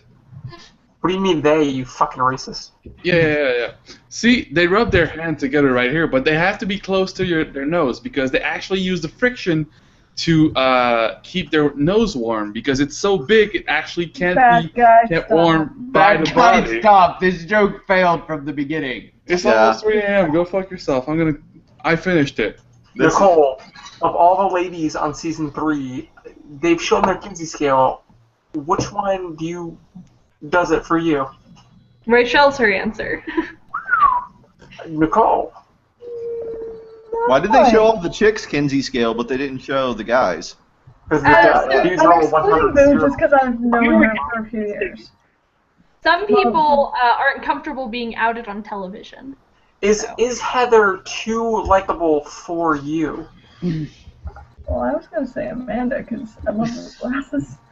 Whoa. You were gonna use her for her glasses? That is a new low, Nicole. I'm sure I have matching glasses now. Okay, considering what the KotN thought of them before King of the Nerds, it's still above where I started. Oh, I want to use her for her glasses. Amanda has amazing hair. She looks Sean, no bully! Amanda's the hairstylist, so that would make sense. One of Amanda's hair is amazing. If you're going to use her for anything, use her for her awesome hair. She's hot, she's got great fashion sense. Yeah, all the girls from season 3 are fucking when hot. she rubs her Sorry. fingers through your hair, They're all like have their own awesomeness. But I'm like not even in their league, so not even gonna try. Nicole, not true. Yeah, Nicole, I have a question about that. Who from season 3 would you invite to your house to have a threesome with your husband? A threesome. Yeah, we're going full 4chan I right could get like full orgy, but that was like you can just invite everybody on that. Hey, so hey fat guy, say He would Pharrell. probably say no. But I don't really care what he says, so fuck him. Where is your husband? I miss him. Dead, hopefully. Whoa there. Where's your husband? it's actually SK trying to get Not confirmation that his job was done. He actually. Okay, Nicole, this is a random question, but if your husband gave you permission, would you have a one-night stand with Zach? A, This I is don't just- need to give his permission anymore. B, no. Aw. I love Zach. He's a bad boy. Chicks love the bad boys, right? Deep down in your hearts, Heather, Todd, and Baroni Boy, which contestant did you most want off of your team? Not for any reasons for tactics, just because they graded you. Everybody Ori? knows her, yeah. For Heather, obviously. Obviously. We never would I ever want to enter a competition with him ever again, no matter how small. Like, What not about- even like a fucking three-legged race. Nothing. What about a sack race? Not even I- a sack race? You don't want to We be in even the same enter sack coloring. as Ori?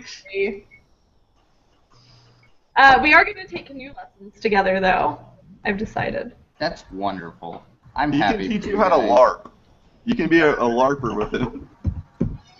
There You are can lo- so many Ray will other be the.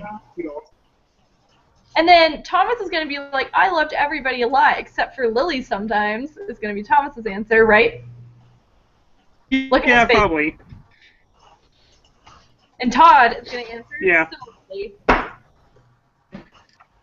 similarly. I plead the fifth. It's Lily, is the point. I'm good at people. But not liking Lily. That's cool. I mean, I love Lily. She drove me here. Like, I see her almost every day. We live 7 minutes from each other. Yeah. So you guys live 7 minutes from each other? Yep. Interesting. 7 minutes is a long distance for vaginas. They don't extend very much. You have a 7-minute long vagina? That is impressive. I know. I mean, you don't even calculate it like actual distance, just in time. Fuck it. It's something. Wish I was dead. All right, so I have a question for Thomas. How much of a brony are you? By that meaning, do you go to conventions? Have you written any fan fiction? Anything lewd?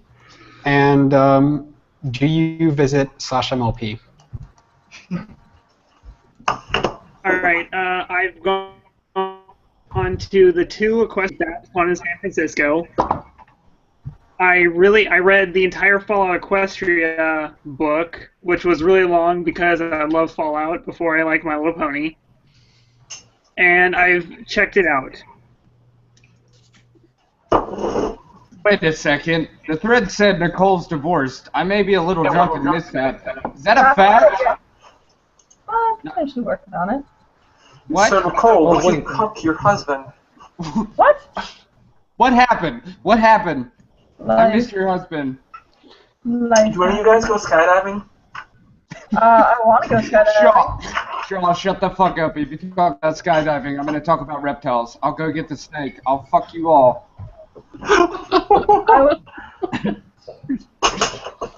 Don't tempt me. I'll fucking do it. Guys, look. Here's a picture of me skydiving. Look, I look so happy. That's because you know there's like a 75% chance your parachute won't open. I know, right? If only, I just want to die.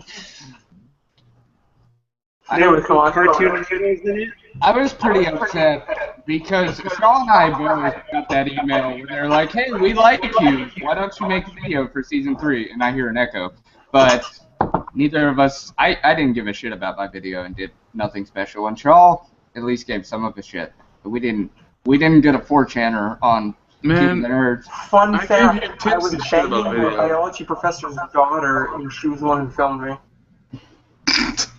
Nicole, what is your Kinsey scale? Mine? Yeah, yours. 70-30.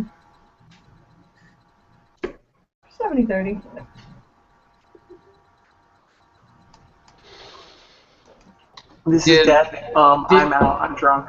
Wait a second. Did Jonathan give his Kinsey scale or scale? Jonathan is 99.1. Guys don't. So you're saying there's a chance? Guys don't get their Kinsey scale. So you're saying he wasn't very specific with his mathematics on the Kinsey scale? He wasn't like, I'm 73.769462 repeating. Don't hurt yourself. Nope. Well, that's depressing. Male homosexuality does not get ratings. You have to be a chick. I mean, sometimes. I mean, to be fair, Xander literally in the first episode went on and was like, I'm a gamer, and that was his thing, was that he was gay, right? Yep. But that's different. That's not a bisexual male. Like He a said bisexual male homosexuality was the phrase. Yeah, his Kinsey scale would have still been 100 and 0. Nope, he's 95.5. Oh, okay. Heather confirmed for fucking Xander. Thank you.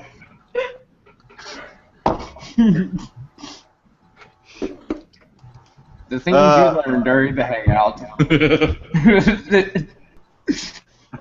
Oh, God. So, where the fuck are the rest of the season 3 nerds? I talked to Rochelle just a second ago. She said she was busy. Rachel is busy. Amanda wanted to come. Amanda and I had plans to come to a thread tonight. Was what we were going to do. She is uninterested in doing video, but she said that she'll be in a thread later if there's interest. Tell her that I'm a huge reality TV fan. Wait, tell her that Shaw left, so it's safe for her to just join, because this is a no-bully zone now. We're all happy. Yeah. She, I think, wasn't prepared to be on video, is what she's getting at. But I'm certain. Her hair was not prepared, basically. It happens. I mean, but we got Todd the Bod in here, so... It takes a lot of work to look as good as Amanda. I'm pretty excited we got Todd the Bod in here. He's like one of the 3 people I want in the fucking hangout. Everyone else can enjoy the hangout, but I really wanted Todd the Bod. Aww. It almost is still double D. Nicole, who was the hottest chick in your season of the tester? In the tester? Yeah, you said you're like 70-30. Who's the hottest chick in the tester? In your season? Like, Chrissy Pride, why the fuck are you wasting time asking that question? Because yes. Okay. She's fucking hot. I don't know. I have a thing for Puerto Rican chicks. Wait, so it wasn't Guy Fieri? Fucking hell! She's like the most annoying. Oh my god. Dude, It's like no. you don't want to. Oh god. I lived with her for a fucking night. And no. It's like one night, and she was like borderline Shaw. I don't know that Puerto Rican flavor. No. Shaw looked fucking sane and sober compared, like, fucking holy shit. No, Cutie Pie was and still is the best. But redheads are at the top of my boat. Also too. Actually, Puerto Ricans are at the I love top Vern of my boat. too. Vern though. Vern and I got along best for a while. Then she fell off the face of the earth, and I was sad. Like Hendrick, And I talked to her my again. other favorite. No, she actually resurfaced. Oh. So I'm talking to her again. Yay. Heather, season 1 and season 2, who would you make alliance with? Make an alliance with? Yeah. Are we talking like an all-star scenario? Not an all-star. Do season 2 and then do season 1. And so if I was on season, well, it would depend on who's the other team, right? But people who are Teams stay exactly the same. Replace yourself with Alana. Okay, replace myself with Alana. And then second season, replace yourself with Kayla. I don't know. So the thing about alliances is it's not necessarily somebody who you want to be friends with. Season 1, my instinct would not be Virgil because he would backstab you, right? I would need somebody who I could make gain a sense of loyalty to me. I think Mujige would be a solid choice because she would be on the other team. And she is probably pretty honest, so if she was like, yes, we're in an alliance, I don't see her backing out of that. Season 2, I'm replacing myself with Kayla, so I would probably go with Mary Kate, just because I think that I would want to go with a hard scientist. But I miss Mary Kate. I wish she would join the Hangouts. She needs to get a new Space computer. She is getting a new one. She's going to be joining the next one. Wait, did we start the Kickstarter for her? I know we talked about it last season, but I mean, we were supposed to start the Kickstarter to buy her. No, but she did tell me on Twitter and on the chat as well. Yeah, she's getting a new computer this week, so she'll be able to join the next one next Friday. And where the fuck is Zach? Did he die? I miss Zach. I don't know. Maybe he's just busy. Nicole, you're Zach's keeper. What happened to him? He's I busy can with the text him, Forsaken. see if he's awake. Fucking do it. Zach and Todd in the same hangout. You should, yeah. We could have Tell some me your fun. story about hip checking him. We could have some fun tonight. Yeah. Heather, I had a question about the alliance that it kind of bugged me. Why didn't you try to ally yourself to keep weak people in instead of trying to get them kicked out of the race our early logic on? was to keep good players around because then that way whenever it gets to a final 6, it won't be a solid massacre, right? So our idea was like, let's take these people that we've already formed a connection with who are strong players on their individual teams, so that way when it gets to 6 people, we'll have a true winner emerge, was the idea, is that no more of this flying under the radar bullshit happening. No more secret bathroom alliance. I mean, I love Secret Bathroom Alliance. Okay. But if I could go back and I had the same mindset of we want a big player to win, I might reconsider who joined up.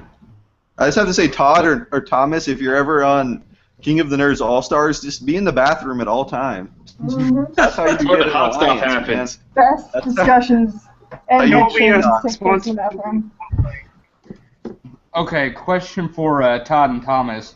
What was the reasoning behind voting Jacob into the Nerd Off? Because from my perspective, when I hear mathematician, I think that would be one of the most dangerous people on the show, because no matter what kind of challenge it is, a mathematician is going to be the work in there, because math is life. Math flows into everything.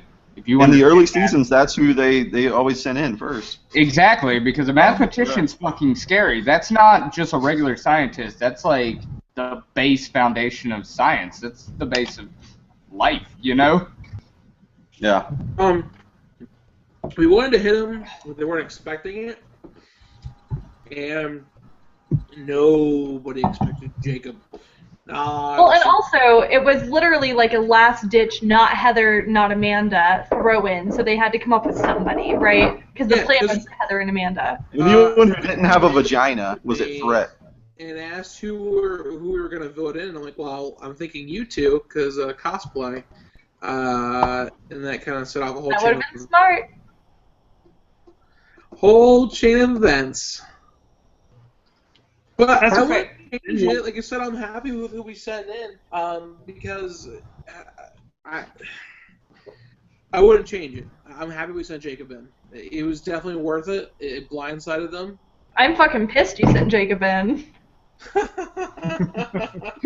See, there's still hard feelings.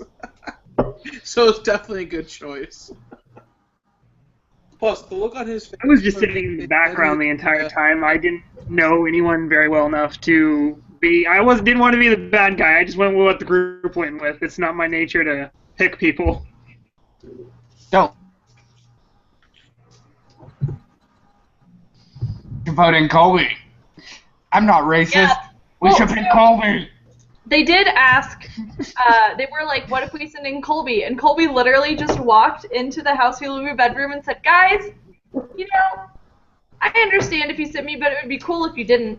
But Jacob was like so, like it didn't even cross his mind that he didn't even think to do that much campaigning, right? Like it would be cool if it wasn't me, because that's all it took. Why didn't you guys send Colby in after you won like $300,000 on Jeopardy? When we had the girls talk, that was what we wanted them to do, was to send Colby. Yeah, because he's already had a feast. You don't want to give him your lunch money when he's already won all that money on Jeopardy. No, I don't care about the money. Like I said, he can... That was... It's not fair to someone... I mean, obviously this isn't a game about fairness, but Colby is kind of one-dimensional. He's trivia, and that's near the end of the game. So we're thinking short-term and long-term. How beneficial is Colby going to be to their team? Not very until it gets to the single elimination. So how about Jacob, though? Someone who obviously has theatrics about him. He's a very personable guy. Everyone really likes him and gravitates towards him. What happens if you get rid of him? Well, you know, the theory is that the whole team collapses. And that's happened in both seasons. You get rid of that one person or those two people that make the team strong, and it does collapse, which I'm kind of hoping by episode 4 it changes, because I'm starting to see that same pattern again, and that makes me hate the show. The whole idea that when one team starts losing, they keep losing. And it's not even because they're losing someone necessarily strong, but it's also because you just have one less set of hands that are helping in a challenge, and that makes it fucking tough, you know? Yeah, I mean, I don't entirely know because I'm the one who I've always played with either equal or upper footing, and now that I'm gone, now I have to see how the rest of House Hulu does, and let's just hope that all my plans to make them stronger helps them out. I really hope so too, because like last season it was almost fucking unbearable. Like when Zach like went full Forsaken mode and destroyed the team. He crashed the plane with no survivors. I will take you all down one by one. He crashed the plane, and even from like the first season with Electropy, they lost those first 2 challenges. They won a couple, but they still were fucked. They managed to win, but they were still fucked in most of those challenges, especially subjective challenges, which is bullshit. Subjective is bullshit. I mean, at some point it was like what 4v2. Yeah. It's pretty insane. It was like four person versus Zach and Jack. It's like, what the fuck? Yeah, even when they switched Katie over, because Katie was just like, fuck you, I'm not really a part of this team. I just want to stay in the game. Oh, she almost quit, though. Yeah. I had to talk her down from that. Yeah, Like apparently, in a game for every day 100K? thinking about quitting. Yeah, In there a was game one for point where- $100,000. Well, yeah, Yeah, at but- one point, Zach busted up her robot, and she walked off the set, and it was pretty much Anthony and I sitting side by side to her, talking her back in the show. Yeah. Wow. Yeah, because I mean, like, if you're getting stuck like with a team that you think is never gonna win, and then you're like, you realize, okay, well, if I stick with them, I'm never gonna fucking win. Then you just have to ask yourself if I want to endure this shit for another week or not. Sure. It's not about the $100,000. It's just And fuck this noise. Wait, Nicole, your non-disclosure thing with the tester is probably up by now. What exactly was the reward for that? Was it really just a tester job, like being a game tester? It was a 6-month contract as a QA tester for Sony Santa Monica, a 2-year lease for that car, a $5,000 signing bonus. Oh, okay. And a TV. You got a fucking lease on a car? Are you fucking kidding me? We're not giving you a car. We're gonna lease Here's you. what's hilarious. Here's what's beyond fucking hilarious. So, Meredith explained all of the prizes. And a side note, Meredith is an uber sweetheart, and I love her to death. And I actually got to talk to her again at PlayStation Experience, and I love her. So. Stop sucking up. She does all, no, I'm dead serious. I fucking love this woman. She's amazing and incredibly hot and perfect. But so yeah, she would say all the prizes, and we're like, oh yeah, so exciting, blah blah blah. And then between when we filmed her explaining the prizes and her letting us go off and explore this 100 square foot shitty building that's falling apart and stuff, they go, okay, these are the prizes. It's a 2-year lease, and it's up to you if you want to renew it. Then, yeah, it's a 6-month contract, at which point Santa Monica or Sony can decide they don't want you anymore. Because I think none of them work for, in the video games, area of Sony. I know Gamer still, I think, works for Sony Pictures now, but Will is doing his thing with a different game company, and Achilles, I don't know what he's doing right now. But yeah. Wait, so with it being a lease, what were the luxury taxes like on that? Or did you get around it? Do you have any idea? I have no idea. That'd be a question to ask Achilles. That's what people don't fucking get about shows like this, is the luxury tax just kind of fucks you. Even for 100... this backwater redheaded stepchild project thing that they did. It's... I mean, Rochelle can kind of attest to, I was only there for 24 hours longer than she was, but, yeah, it was, every single episode was 1 day, so it was, for the crew, it was a job, and it was just terrible and disgusting, and... It's kind of funny, because a supervisor at my new job, he was actually on American Idol, the 3rd season. He actually met Carrie Underwood and all them. He was telling how fake the show actually is, because the process is you go audition in front of producers, you sing in front of producers, and then you sing and sing and sing, and then they go, okay, you're on the show, and they said, all right, we're going to film you in front of the judges, and the judges couldn't give a flying fuck about you because you're already in the show. And then you sing in front of them, and he said the worst part is because he got to like the final 32 of season 3, and he said basically they come into you for the final like 24 or whatever it is, like before you get to the live stages, and he's like, they give you a contract, and they're like, all right, Universal Records owns you now. If you want to sign this contract, you get paid $800 a week, and you cannot sing for any other record company. You cannot sign any other record deal for 4 years. We own you. We own your soul. And they also go, you get no royalties from your songs, no royalties from your albums until that 4 years is up. Which most people, they kind of back out of it. That's actually why a lot of people quit and they get their live show because most people are like, that contract's bullshit. Right. But, you know, it's normal for reality TV to have fucking dumbass prizes. I mean, like, with Tester in terms of being fake, I mean, it was just as real as King of the Nerds. The only difference is the production company, 51 Minds, they're the people that did Heroes of Cosplay, and they love splicing together drama. Like, shit that never happened, discussions that never happened. They're very good at splicing shit together. They did all the old crazy VH1 reality shows. I think so, yeah. Pretty insane. Yeah, they did. They did like Flavor of Love and all that, which is crazy to think about. Great show. The guys that made the Tester, I think they're the same ones that afterward they made fucking Heroes of Cosplay, or as I like to call it, Heroes of Tits. I wasn't listening. I was reading questions. Yeah, she's a woman. Yeah, because I think because you're a woman. I think even if you win the 100K on King of the Nerds, after you get hit with all the taxes, you only get about 60 grand. Yeah, I think it's 64,000. Yep, that's still a lot of money, dude. It's rather precise. So Heather confirmed for winning because she knows the exact number. She's like, I already know because I won. I paid the taxes on it, 64,000. I just that's like 10 times.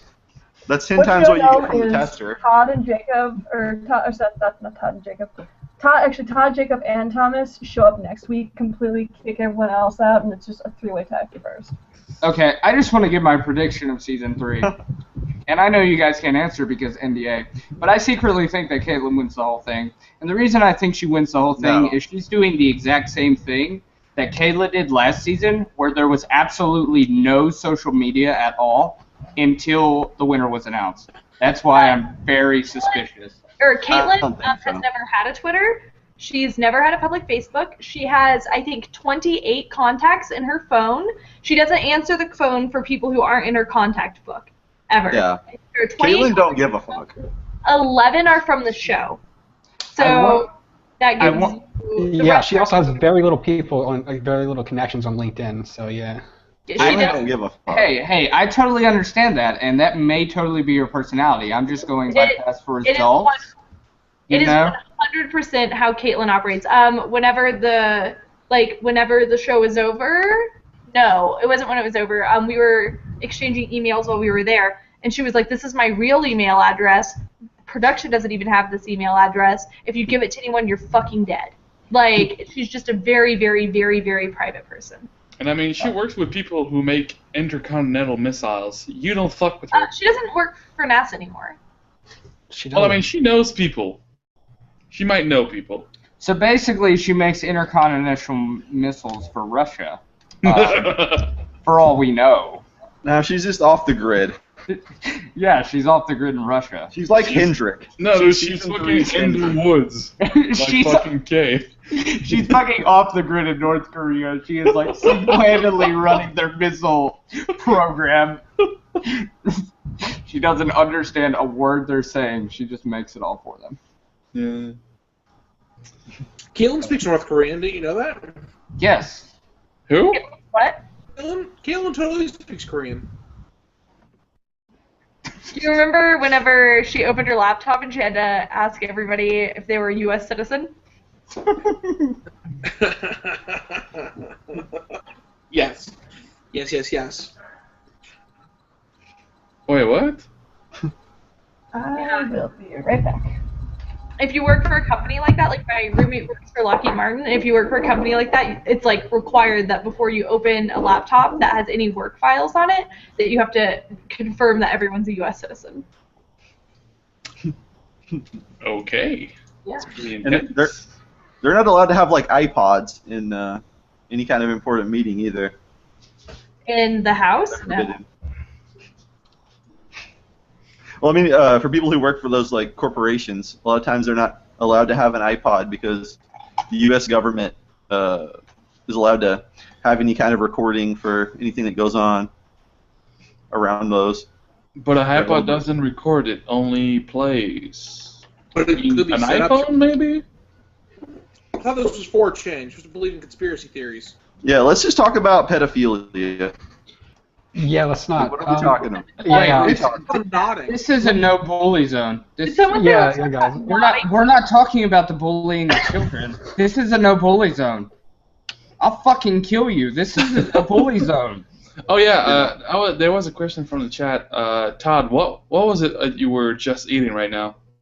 That was pizza from Napoli's Pizzeria in Warren, You mean Pennsylvania. from Little Caesars? Not even hot and ready. What the fuck, son? Not Little Caesars, you traitor. So basically, Little Caesars isn't a sponsor anymore. I can't get the fuck over that. Like, that's depressing. No. I'm telling Curtis Came that home you're for the not eating weekend. Little It was Caesars. his birthday, so Curtis fucking lied to me. I fucking tweeted in the first episode, and I was like, "Where the fuck's the Little Caesars?" And he's like, "Stay tuned." Like, what the fuck? That lying bastard. Hey, you still have 5 episodes left. Come on, man. Confirm my sheep-minded vision. If there's no Little Caesars, we're rioting. It's over. If Why there's would no no, Little Caesars, I mean, it's pizza. It's not a Stanley Cup. You can't riot for that shit. I did not No. fucking Little buy Caesars are riot. over $1,000 worth of Little Caesars pizza during the off season to get season 3 to happen. I mean, that's some shit. That's what I'm really hoping for a season 4, but we'll see. God, I hope so. I'm so applying for this shit. I'm gonna be like, fuck it. I'm gonna try. See what happens. I might There has try. to be. I might try again. I might actually put effort into it. I might. I mean, technically, the first king was Canadian, so I gotta bring that shit back home. Oh, is that where you speak funny? I'm French Canadian, yeah. Okay. I just I want to speak join the. funnier than most He's a Canadians. Polak. Don't believe him. I want to join the show just to do my prank of clogging all the toilets in the house. Day one, just making sure all of them are clogged. No. Here's what you do, right? You buy ants and then you pepper spray them all over the dorms. Everybody had ants problems anyway. Like, you don't need to do that. They didn't even get rid of them. They had the same problem in season 2. Leave a giant Oh my god. upper Ant gate. It's like, fuck it. If I get in, I'm gonna bring like a supply of like 10 cans of Raid. I would be an unbearable asshole on purpose. Oh, totally. I would wait till people like went to go drink, and I'd be like, "Hey, I don't really appreciate you guys drinking around me. It may be cool for you, but I don't believe Oh, it." dude, you just straight up say, guys, why are you drinking around me? That's disrespectful. I'm a Mormon. I'm triggered, guys. I'm triggered. Yeah. You're triggering my Mormonism.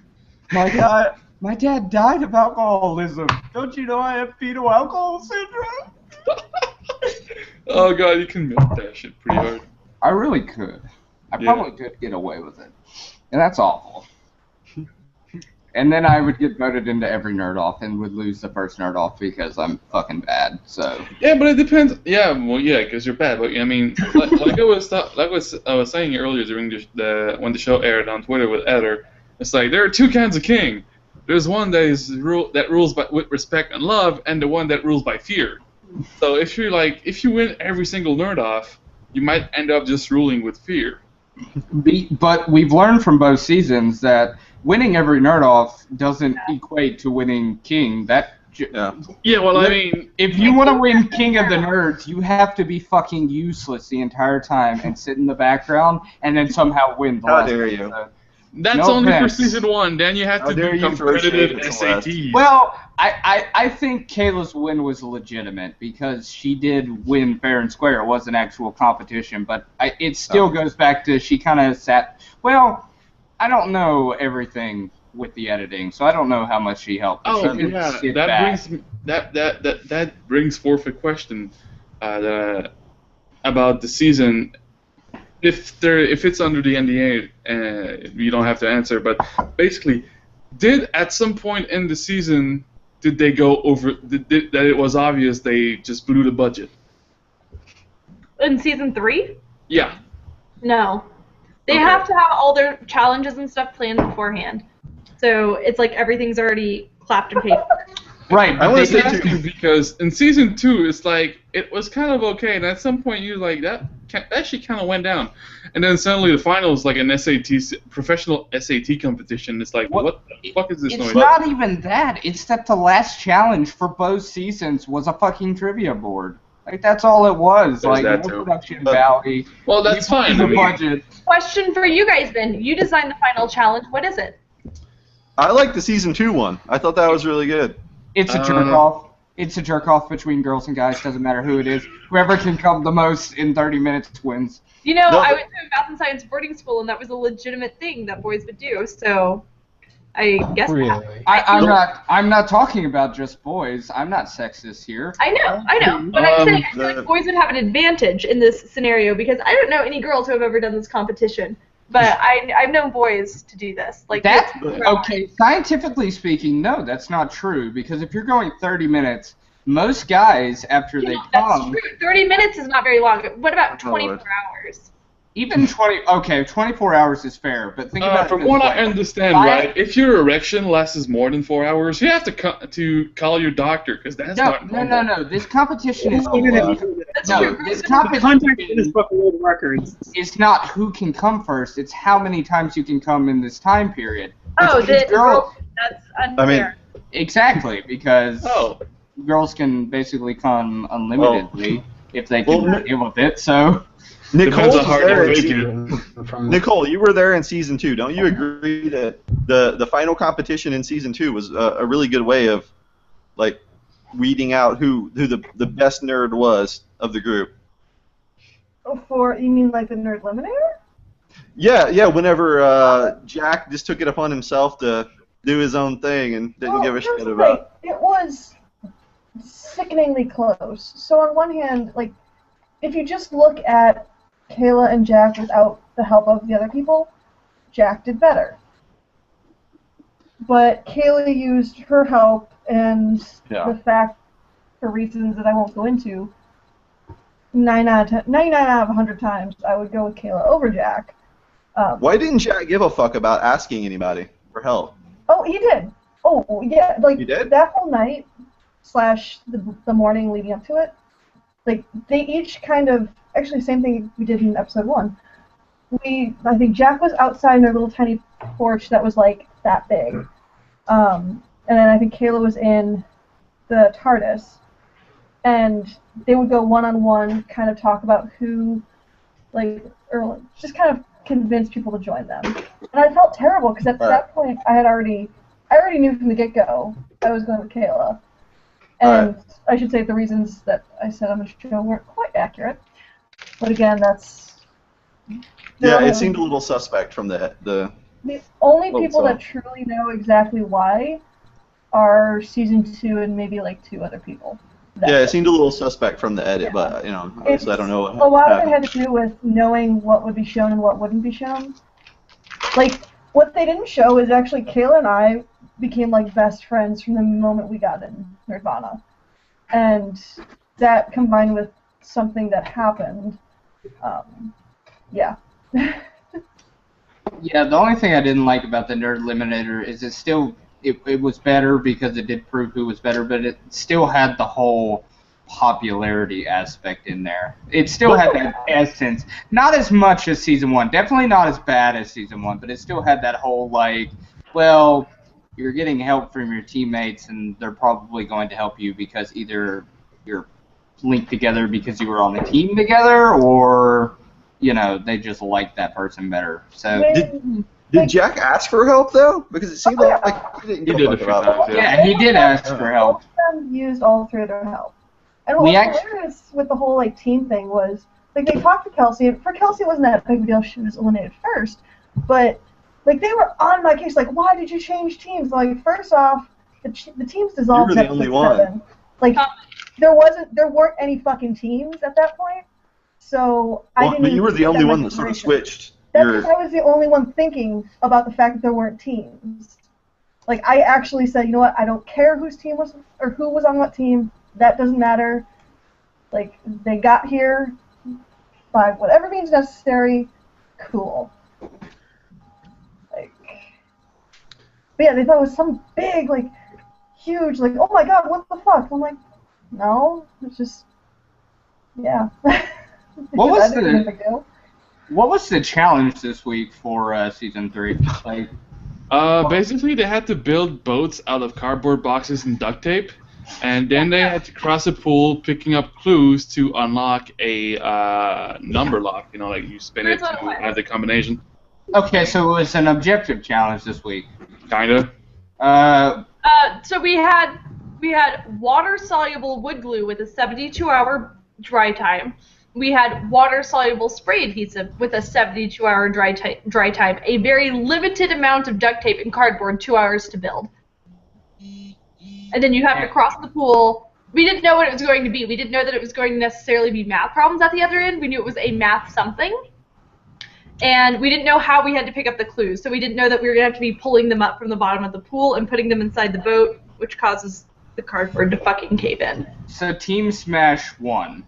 Oh, we killed it. Like, Okay. we were like 6 or 7 minutes for House Leboeuf. Awesome. Like, we killed it. I like to keep track of it because I've been keeping track ever since season 1 to seeing how like useful people are in their own like challenges. Specifically like cosplayers. You have chemists. You have mechanical engineers. Bunch of different ones in there. Gamers. Because I've noticed a trend, at least with season 1 and season 2, that people that are supposed to shine in a challenge fucking fail. Like Katie failed in the mechanical engineering challenge. I don't want to say your challenge was a failure completely because that was Jack just fucking up. Because you guys would have won if he got that ring in there. But Katie failed the mechanical engineering challenge. Celeste won that challenge, but it wasn't by her. You have fucking the cosplay challenge for season 2, from season 3, sorry, where Lily kind of lost. But you two are 2 cosplayers, so I mean, You have Genevieve that failed the comic book challenge, so I like to keep track of that to see how actually. Failed the comic book challenge. Alana failed the comic book challenge. They lost 4-0. Like it wasn't even close. Okay. Oh, you're talking about debate. Yeah, the debate challenge. Okay. I'm just talking about the actual nerd offs, and I'm like, if I get on this show, I'm not necessarily going to trust the people that specialize in a certain competition because the probability of them actually winning those competitions is pretty low compared to. You want me to tell you why I think that this is? So if you have a math challenge, and you have somebody who has a fucking PhD, when they go into this math challenge, you're going to be thinking like, okay, so we're going to have some multivariate calculus or something along these lines. And instead, you're giving fucking shit you haven't used since elementary school, right? And it's one of those things where it's like, what do you fucking do as a goddamn adult? You use a computer, right? Put the shit in a computer, it does it for you because your mind is busy thinking elsewhere. I think the same with costumes. You have 24 hours to do this, and like I say in the episode, if it was Lily and she had a week, she would definitely be able to beat our team, like no questions asked, because you would have that amount of time to use your materials. But it's not really cosplay at this point. It's slapping shit together with some hot glue and calling it good, right?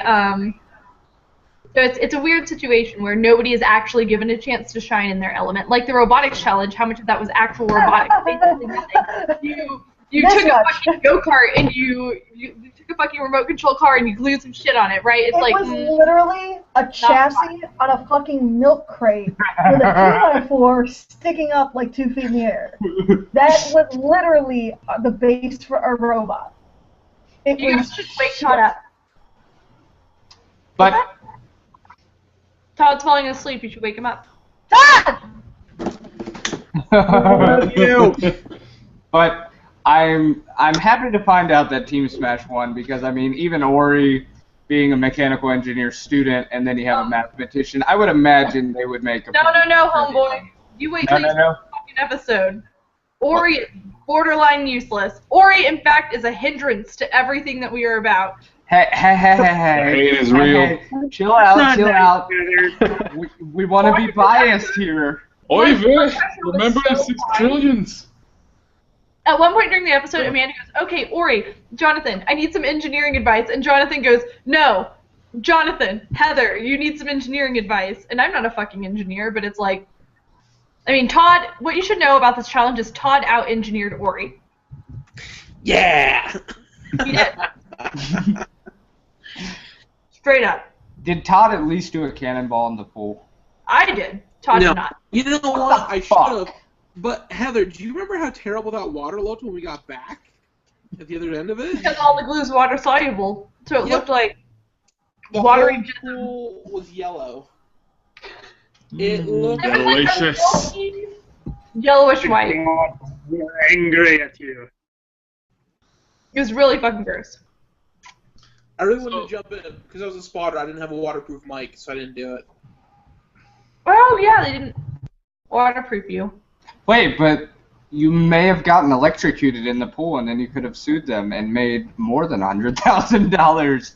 Or it could have been dead. I mean, that's the other option there. There are so But many. what if like, you didn't die? Yeah, there's so many like restrictions and It everything would in have the been a contract shocking that experience. you'd be able to. Yeah, you have to sign shit that's like, I won't sue even if you amputate my limb for fun. Did they read those out loud to you guys? Yeah. The camera be like, I agree, or.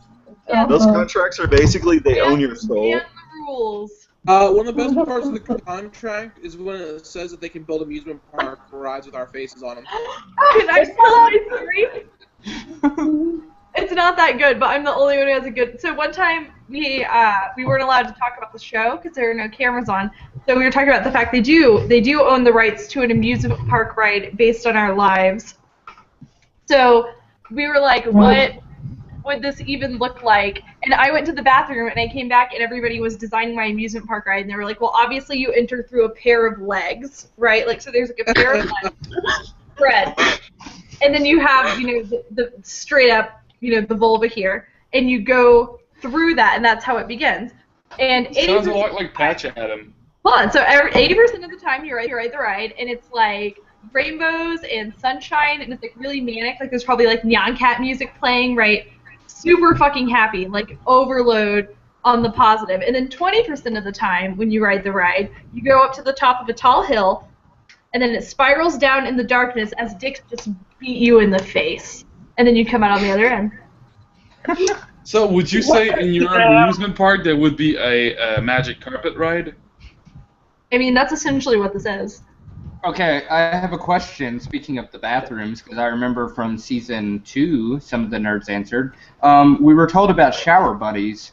Did any of you have a shower buddy, and who was it? Ben was my shower buddy. Oh, yes. All the girls always shower together. What? Yeah. That. They were like prison-style showers with like, so it would be like one rod with the curtain, and then the room was divided into segments. And so to be polite, you always walked all the way to the back if you were the first in, and we sang in the shower. See, that's not as attractive as how Alexander explained it when he was a shower buddy with Brian and they couldn't talk because they weren't mic'd up. So it was all real hush-hush. We weren't allowed to talk. One time we were in the shower and the water all of a sudden went cold, and we yelled, and somebody fucking, like, a casting person stuck their head in, and they were like, you can't fucking talk! And I was like, really? like, literally, it was Lily being like, I'm very cold now because there's no fucking hot water. Did this happen to you guys? And they were like, save it for the cameras! Fuck off. Thomas, who was your shower buddy? And why is it Todd? No, Todd said Ben was his shower buddy. I don't even remember. I just went to the shower whenever I felt like it. Wait a second. Ben's the marine biologist. That was fun. Ben in his natural environment, water, and Todd the bod. He's a There was no deep dolphin sea involved. microbiologist. Yeah, Deep he's sea a- microbiologist. Yeah. He's never been to the deep sea. Did Ben smell like a dolphin? That's what I would like to know. No, he does not. What does Ben dolphin has smell I like? don't know what a dolphin smells like. Pride. Heather, I know you know what a fish smells like. Oh my god. here's Is that a legitimate question? the thing about being a woman who's into other women. I am allowed to be choosy with that scenario. I also am sensitive to it because I know what it's like for it to be gross. So, no, I'm not going to touch a right vagina. Why you even ask? Because maybe that's your thing. I mean, don't. It's There are some fucked people's up people thing. out there. Yeah. How do you think it got rank in the first place? I've seen some shit. Quite literally. He's from Quebec. Well, yeah, I mean, I'm surrounded by shitters. Fucking like west, east, south. But the fun thing about Ben, the only thing that I can tell you that's like a kind of creepy fact, is he has the softest hair I've ever touched. Like, Jesus Christ. we call it baby duck hair. Like, it's very, very soft. Oh, I was wondering, is his girlfriend or whatever Genevieve from season 1? That's Jonathan, and no. Ben, Oh, Beyonce sorry, is- they kind of merged together. Those straight guys, they all merged together for us. But, yeah, Jonathan's wife is named Genevieve, and she is not from season 1. Okay, She's question. a computational neuroscientist. Question for you, season 3 nerds. Jack was cool enough to go get pizza with a 4chaner that messaged him on Twitter. Okay. Would you ever consider having pizza at The Little risk of Caesars his own life. with a 4chaner? They actually invited him over to watch the first episode of season 3 with Kelsey and him, and he dicked out of it. He was just terrified. I would only go in a group, which I think is a pretty safe answer. That's a pretty safe answer. Yeah. Agreed. And it would be me and Lily, because we're really a package deal, so. I'd be okay with that. But But yeah, I'd bring some dudes. I'd have to meet some dudes first to bring. I'm kind of bummed out. The closest nerd to me is Brandon, and he lives in Nashville, and it's still 5 hours away. I still haven't went and had a beer with him, and that makes me so sad. I need to drive. I need to drive out to fucking Nashville, get a beer with Brandon. Wow, where do you live? North Carolina, western part of the state. What's the exact I address? went to college in Charlotte, North Carolina. Did you really? I live an hour away from there. Yeah, I went to Johnson and Wales. Fuck. Love is in the air. Wait, Todd, don't you fucking live in Pittsburgh? I do. Okay. It kind of sucks because my sister lives in Philly, and I know that's an 8-hour trip from Philly to Pittsburgh. It literally would be faster for me to drive from North Carolina to Pittsburgh. And Yeah. Plus the turnpike's really terrible. They're fucking. Break your car on the way. Did you have fun in Snowpocalypse Part 2? Well, I'm currently in Warren, my hometown, which is 3 hours north of Pittsburgh, and there's about 3 feet outside that right now, which is fun. Yeah, my sister showed me the snow. She sent me a text of it. She's like, it's snowing. And I was like, cool, it's raining in North Carolina. That's our winter. We just get fucking Pittsburgh rain. was 7 degrees when I left, but there was no snow. It was just, everything was frozen. So Heather, I want your reaction on this GIF that is always posted in the thread of the alpha GIF. The alpha gift? That's like Yes. one of my favorite things I've ever seen. Like my pity handshake to Ori makes me so happy. Yeah, what happened in that situation there? Did he purposely deny him? Probably. He was really drunk. We were all pretty hammered, but Jacob was really drunk. Also, he wasn't invited. Kayla didn't invite him, and then she gave this speech before it started where she was like, well, I guess Jacob won't be joining us. And I was like, do you fucking want him here? And she was like, well, I guess he won't be. And I was like, did you answer my fucking question? And she continued to talk, and she was like, well, I guess someone can text him. And so I just called him and was like, hey, And then I made Ori go get him, because I don't do things like that. So I was like, Ori, go find Jacob. He's on the phone with me right now and bring him back. Go, man, slave. Do my work. He has a penis. He did it. He was like, yes, okay. Awesome. By the way, Ori's girlfriend is cool as hell. Like, honestly, one of my best. She is so cool. Did you try to steal her from him? Never. She's a sweetheart. I love her. Anya is so cool. Like, she's great. So, what was it like seeing Billy Boyd? Did you get to talk to him at all, or was it just literally during the challenge? It was, they did a thing where they brought them by to look at our costumes, but we weren't allowed to talk, but Lily spoke to him because she's a big fucking nerd. And she said something in Elvish, and he was like, what the fuck did you just say? And she was like, it means a star shines upon the hour of our meeting in Elvish. And he was like, very well then, and then just continued walking. Oh, God. It was really cute, but yeah. That'd be so embarrassing. He was funny, which is what I really care about. He was like, you're funny, your whole team is funny, and I was like, yeah, keep saying nice things about me. My favorite story. Broke here strong, which was pretty sweet. Oh yeah, I fucking loved Thomas's costume. I thought it was so fucking funny. Yeah, the tentacle thing was awesome. The tentacles were stuffed with I've got the goggles. I have them on. These are the goggles on the costume right here. Did you smuggle them out of Nirvana? I have almost my whole costume. No, we threw away the bra. There it is. There's See? the flute from mine. See, Nicole knows how it is. You can't just take things from Nirvana. You have to smuggle them out. No, or you beg from them. That's why I am the only one that has that MTA shield. Nobody else. Steal that shit. Me and Lily have our shields. We made them ship it to us. They're in the background of the Pillow Talk videos. But we were like, yeah, you just these two out. I took them with me. And they're like, what the fuck is that? I'm like, it's my carry-on. I tell you what it is. Oh, okay. Thomas, could you even see Tara Strong in your outfit? It looked like you couldn't even see what's going on. I think Thomas. I wear glasses. I wear glasses normally. Basically, through these goggles, they're, am I lagging? Hello? Barely can hear you, bud. Yeah, you're kind of lagging really hard. Tara Strong called me Puddin', and I pretty much came. Did she do any of the pony voices? She did. We made her say "Friendship is magic" in Twilight Sparkle's voice. Why did they not air that? The hell? They did, I think. I don't think they did that voice. No, no, they didn't. They did air something. So at the end of episode 2, the voice that says "Friendship is magic" is actually Rachel Brill. Rachel Brill, yeah. Head of TBS.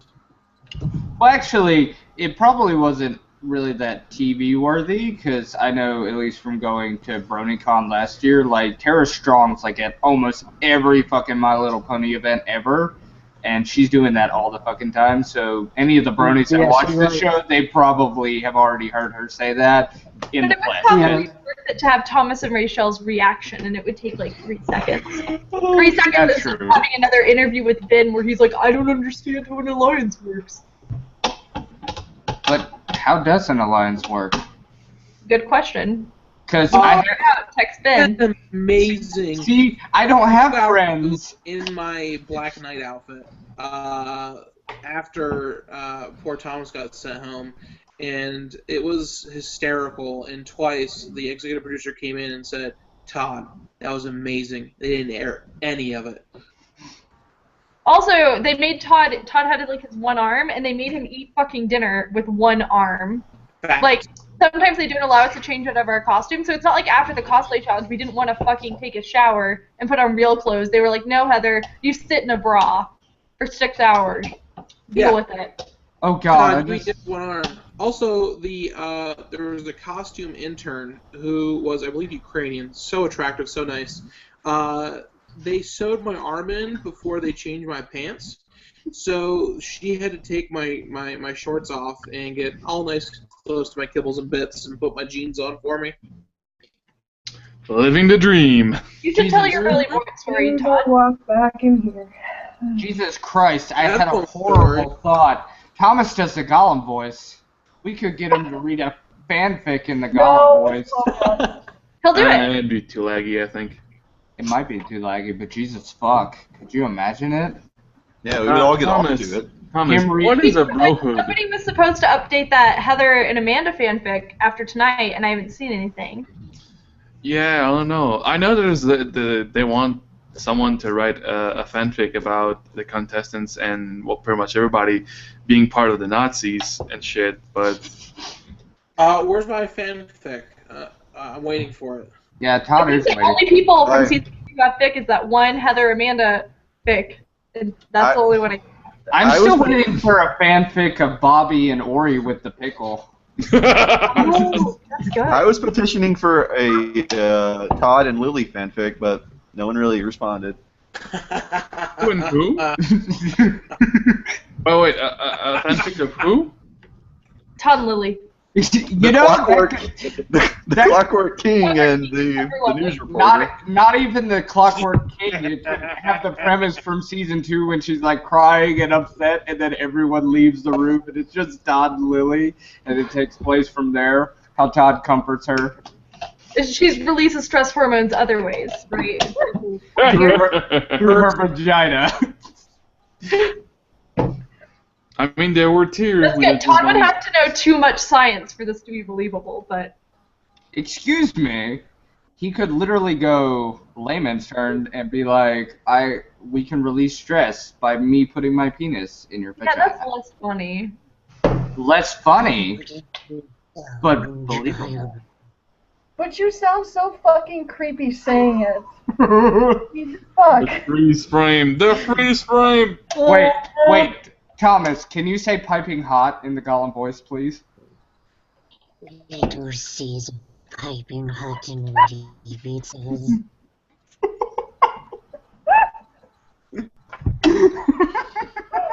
Nice. Holy shit! That's so great! Who the hell has the Little Caesars tattoo? I Is don't that know. Curtis? Oh god, no, it's something on the internet. I don't know who the fuck did that, but God, it's the so line awkward. the thief is. He said, "I'm invited so hard to next Friday's." What? Pillow? Oh, yeah, that. Leaf, Pillow Talk is a video that Heather and Lily do on YouTube. You can probably just look it up or check their Twitter. Wait, what's it based on? Did you say Pornhub? Pillow Talk? Yeah, Really? probably. Holy shit! I need links right now. I mean, guys. maybe that will be the season finale, but Actually, I'm just kidding. I'd be more interested with Todd posting things on Pornhub, because Todd, I love you. Thank you. Narrated by Gollum. Will you apply for Senate in 2016? I'll vote for you. I could. I totally could. I'll fucking move to Pennsylvania and vote for you. Thank you. I guess I could just move back to North Carolina. You could move back to North Carolina. I can't believe you lived in North Carolina. I used to live in the same state as Todd the Bot. 4 years I lived there. 4 fucking years. Like, Yeah. what the fuck? Sorry. I can't believe that fucking bastards from the thread kept calling you Todd the Fraud, thinking That you was were a so- fake nerd. I didn't understand it. I was like, if you had a fake nerd, I would imagine that they'd be taken care of in the last interview. But Right. yeah, it probably would. Oh my god. maybe Todd just has that effect on people. Maybe he doesn't care about nerd culture at all. He hates all of us. Maybe it's just it's because he's unreal. He It's is true. unreal. It's true. Okay, feel like- question from the thread. who is your favorite pony, and what is Thomas's favorite episode?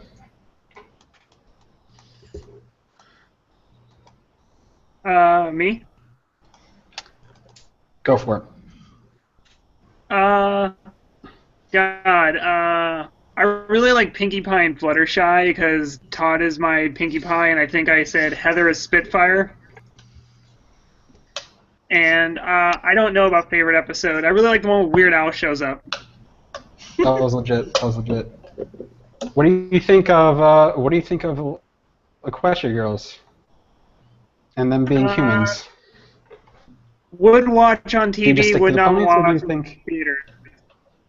Okay, here's another question, Thomas. How do you feel about the My Little Pony comics? Actually, from BabsCon, I was given one personally by Heather Newfer, one of the writers, because I was made really good friends with her. So they're pretty cool. Yeah, I actually met her too when I went to BronyCon. BronyCon was a weird experience, but it was good. It was weird. My sister and her girlfriend are massive Brony Pegasus sisters or whatever they are, and they're like, "You're a nerd.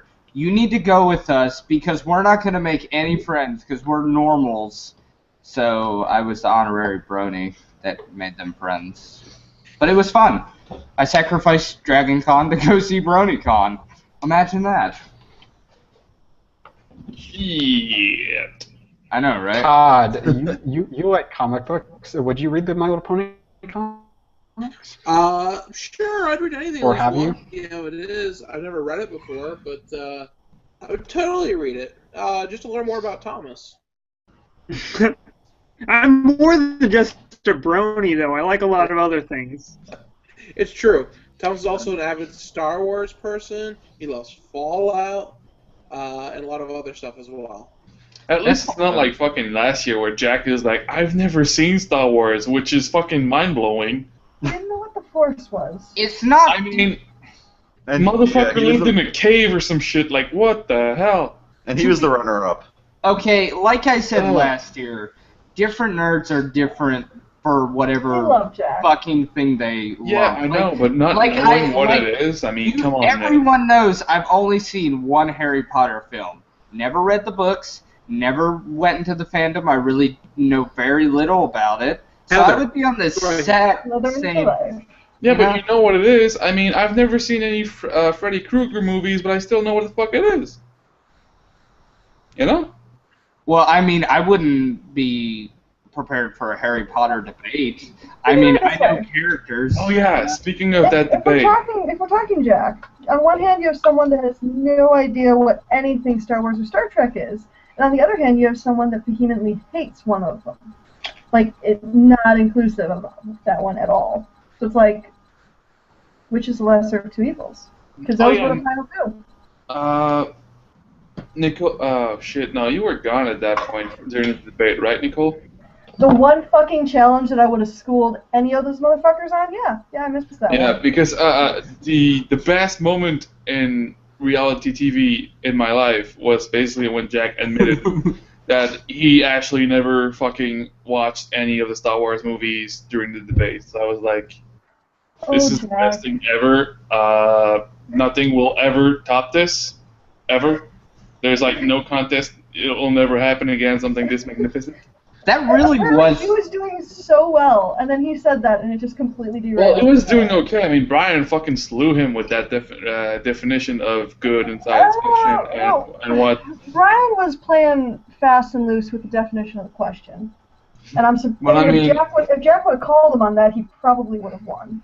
Yeah, and then Jack goes like, "Well, actually, I've never fucking seen Star Wars." It's like, mother. That's Jack though. That's. If there's one, I almost pulled a Todd and fell. It just left me fucking like, I don't fucking even. It's Jack, and we love him for it. Because that's what he would do. That's actually what that's what I really fucking hated about season 2 is how many fucking subjective challenges they had. I was like, there was a clear, like, one team won all the subjectives, one team won all the objectives. and that's why I'm kind of glad they took away the option to choose teams to try to prevent that, which I'm sure that had something to do with the team choices going away. Because, yeah. I mean, I'm glad that we have We're going to see exactly the same with fucking season 1, too. Mm-hmm. Same exact thing. I think season 2's off, three. or I think season 3's off to a good start, I hope. Yeah, well, from what I've seen, the premiere of the season 3 was like, what, 2 million people? Something like that? It was So that's pretty good. It was like 2.1. There's a reason everyone is saying that this is the best season by far, and then some. Like, yeah. Of course it's the best. We've got hookups. Well, not even factoring that into the equation. Like, it's better than the first two combined. They show a lot of things in the promos that they don't show in the episode, like that shot of Rachel bawling and Lily holding her. That was in the preview for last week. That wasn't in the episode, right? No. Who does that, though? Who puts hot shit in the previews and then it's never aired? It's like false advertising. I don't know. Well, let's talk about an editing team that is so incompetent that they ruin. We basically know for sure the season 3 nerds can't admit it, but we pretty much know who's Final 4 of the entire season. Team, that's TBS. It's different. So the editing team edits things, and then TBS releases photos. That's TBS, right? Wasn't no? It's no. That's not photos. So that's fucking the editing team put together promos. Yeah. Well, TBS puts together the commercials.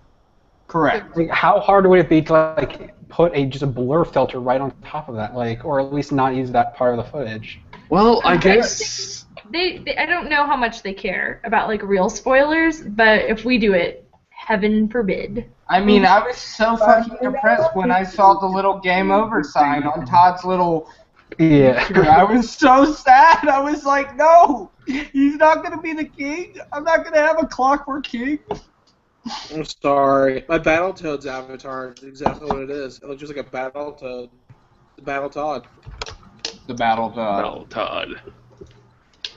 Todd, you totally offended me on Facebook, but I still love you anyway because of that first episode where you're like, I don't follow people I don't know. And I totally respect that because my name's Serial Killer, but I was so sad. I was like, but I love you, Todd. Oh, yeah. Question about in the second episode, the riddles. Somebody in the chat, Leaves, is asking how the fuck they get the answer so easily. And apart from not being retarded, what would be the answer? That's pretty much it. Just right. You know it or you don't. Was there editing? Yeah, they like feed you answers. Actually, the challenge with the riddles, it was we either got them instantly. There was like no pauses once those things were answered. It was either 30 seconds or something, but That's not the editing I think you mean. I mean like editing of how the riddles were in order. Because I remember Virgil talking about with season 1 that they edited to make him look like he went last. For we're the still points.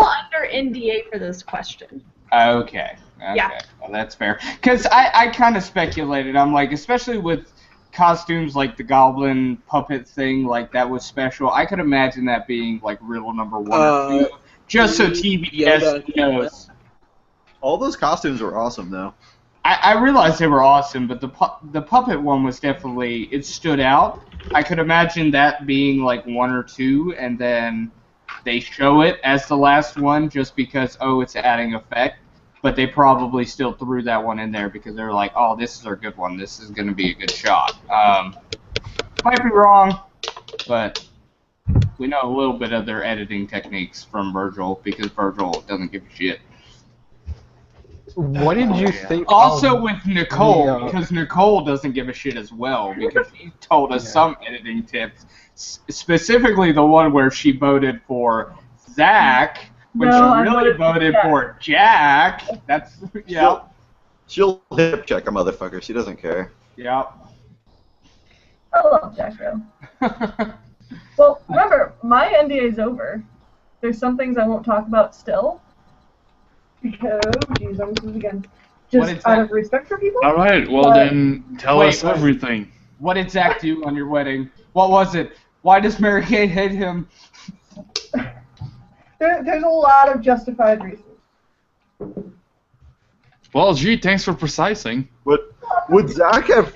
Would he have really been kicked off the show? Here's the deal I know with Zach. In a competitive situation, he's very, very emotional. Very, very. He gets very like animal and cornered in a cage kind of vibe, and lashes out very quickly. Outside of the competitive situation, he's a lot more chill as fuck. What? And he's done a lot of maturing over the past year. Like, I respect the hell out of him for it. And I still consider him a friend. Would he have really been kicked off the show if he didn't get someone to be his advisor that he didn't even use? For reasons I won't go into, that's a different story. Has actually nothing to do with the advisor thing. But at the same time, I was almost disqualified because of it too. There wasn't even a chance in hell, but at least I can say I was almost disqualified. How many times during that season were people almost disqualified? Twice. Once Zach, once me. Are you able to explain No. about either of them? Well, I'm able to. Am I going to? No. Something I'm very proud of, though. I totally missed everything, and I feel bad. We pretty much just told you the entire spoilers for all, 4 seasons. By the way, there's a 4th season. There's a 4th season. Spoiler, Curtis shows up for the final challenge. The reason Shaw left, the reason Shaw left is because that motherfucker won season 4. And then he immediately fucked it up, revealed spoilers, and now he's dead somewhere. Yeah, well, actually, there's no season 4. There's a season 3.5, which is basically an underground season that is a little bit more kinky. You guys could have been even worse about this. You could have been like, Gatto showed up in the hangout while you were gone, and he gave us a little insight of his videos, and then he left as soon as he got back. Yeah, but then the hangout would be shut down by TBS. I don't want that. Copyright infringement. I can't believe we got season 3 nerds on here. I'm so happy. Yeah, I had to email the chick from 5x5 and then waited and didn't get an answer, and spammed a few bits. Legit. Send an email back. It's like, hey, did you get it? Fun stuff. Like you 3 contestants here right now, you need to get the other contestants to come here. Amanda said that she is okay in text, where she can she can ignore negative comments, but she doesn't think that she would do so well in video. Yeah, she's we're nice here. Well, I mean, yeah, we don't give negative comments. We ask odd questions, sure. I mean, to be fair, I had watched Hangouts previously and was like, if they said that stuff to me. Well, yeah, I mean, we even had Chris on. We don't think he's a feminazi. Let's be real. To be fair, for anyone who wants to know, I did talk to Rochelle tonight, and she said she's busy tonight, but she will join one. So we know Ray the Bay's going to be here. If we can get Ray the Bay and Todd the Bot at the same time, Jesus fuck, I might. Sorry, but your real key to getting them on here is me. True. So, sorry. I know that you guys are probably fucking done with me at this point, but. The power of the pussy. Heather. The only thing is because, the woman from 5x5 told me that I should only have 2 or 3 contestants at the same time. But, in my defense, the link to join the hangout is public. So, if accidentally, unofficially, some people were to join, can't really stop them. I know. Yeah. Just saying. If they accidentally hit the link on Twitter for the Google Hangout that was emailed to them, I mean, it's not your fault. And if someone else invites them, yeah, I mean, it's not sometimes those things happens where there's some how can I say this, scheduling errors, I guess, or mistakes. Then suddenly there's oh my god, we got 6. What the fuck? I'm just now reading the previous thread, and there are so many questions in here that I can never answer. Does it involve Hillary Clinton? No, I made that note. I always post it like it's really fucking funny. I found a photo of Hillary Clinton and made that face, like, on purpose. Oh, I was wondering about that. I was like, what? Why would she make this face? Yeah, I literally, because somebody got mad at me and called me a Hillary Clinton looking bitch one time in a fight, and so I posted that on Instagram, like, right afterward. I was like, well, let's see. Can I do it? Yeah. Reminder that being lewd makes you stronger. That was literally, like, that's my favorite post ever. Oh god, that's just so silly. But also, it's like, it's so applicable in so many situations in my life. People are like, Heather, you should tone it down. Fuck you. Being lewd makes me stronger. I like it. Heather and Lily, you guys are the best. Thank you, Thomas. You mean Ray the Bay's the best? Shaw's keeping Amanda away.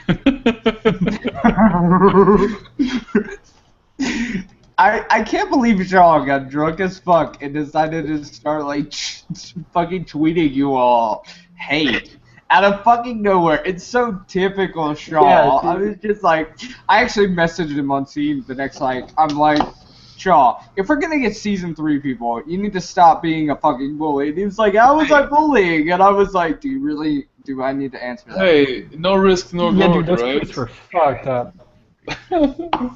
No risk, no glory, and all that stuff.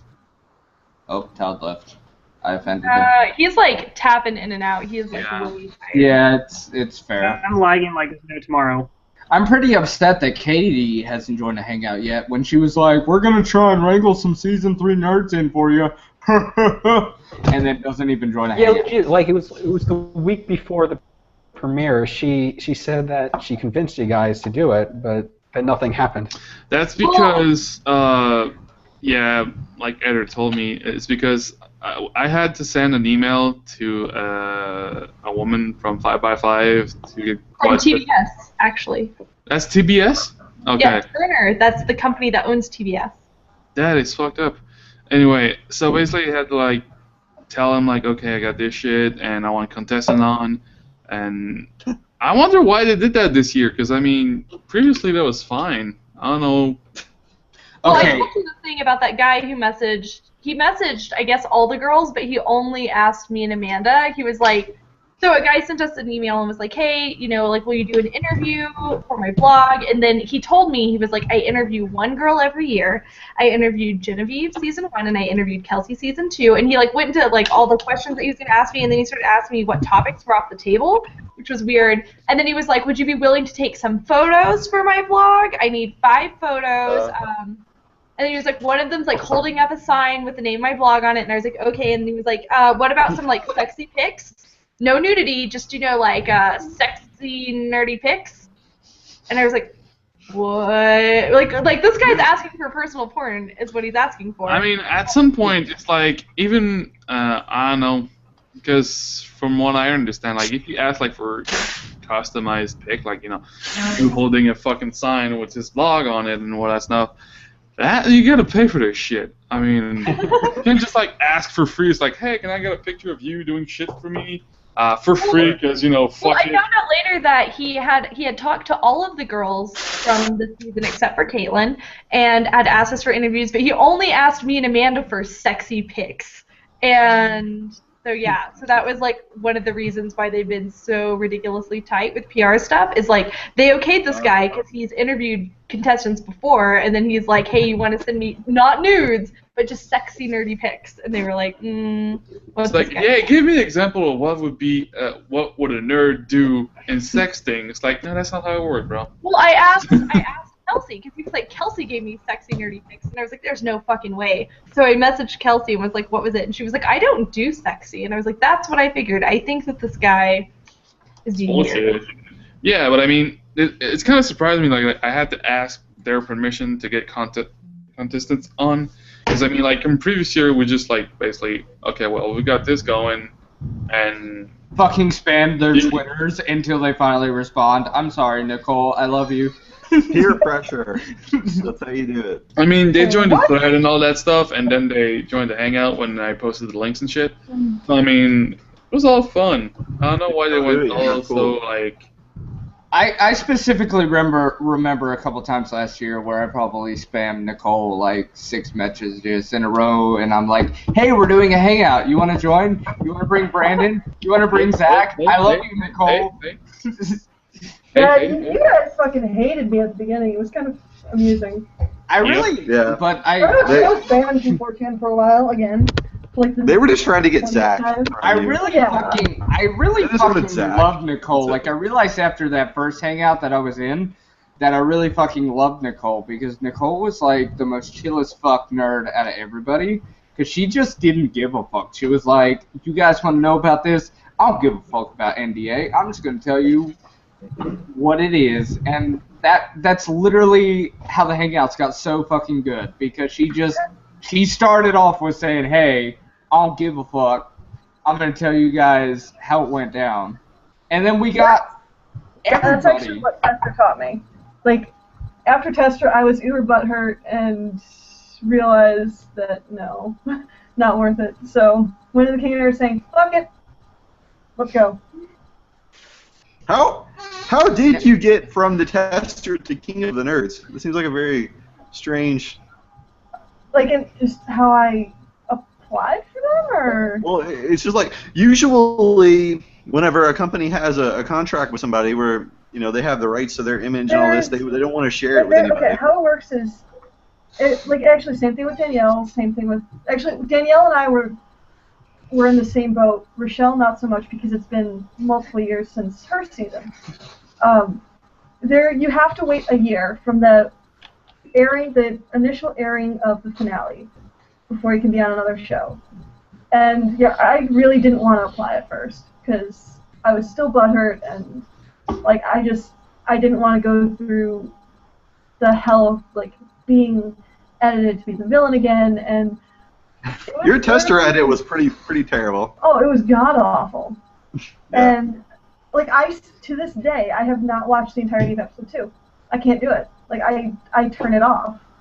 Again, knowing what was actually said compared to what they showed, it's depressing. But it was literally a last-minute, fuck it, sending an email. Like, I wasn't recruited or scouted. I was like, this is me, here's a couple pictures, and surprise!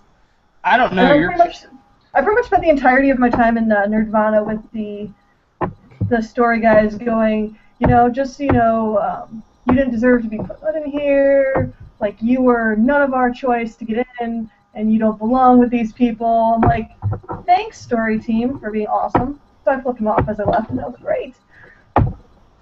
I fucking loved your casting video. I remember you posting in the Hangout last year. It was so fucking good. The one where you're just running around with weapons, I was like, it's so great. Right? Well, you can see I kind of started a little, like, armory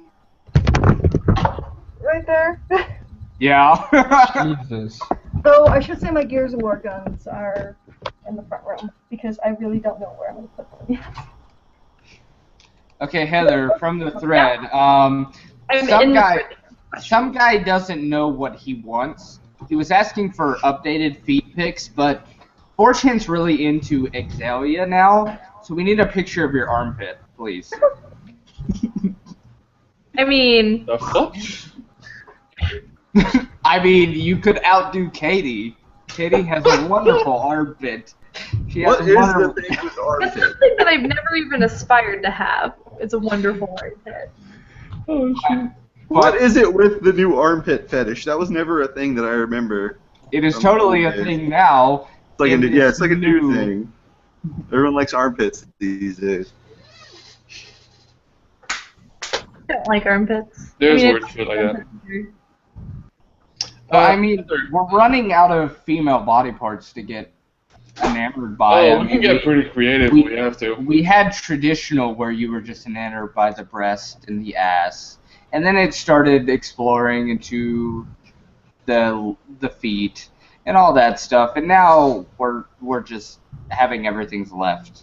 Hey, there's still a lot of Like places knees are left. gonna be next. Knee pits. It's possible. Knees, knee pits, cows. Think about that. You could be a strong, independent back- woman that starts that trend of knee That's pit. what I've always wanted. Neck muscles, I know it's what you want. So start posting pics right the now. back of your ear. There's a lot. Heather, I had a question. Precision. I like to ask you. What do you mean by team switch? Team switch. That's not dom or sub. You switch. Yeah, I know, but that's usually just called switch, not team switch. I'm saying I'm team switch. Like I am down with switch. Oh, you are part of the team that switches. Yeah, I Okay. mean that. That makes sense. That makes more sense.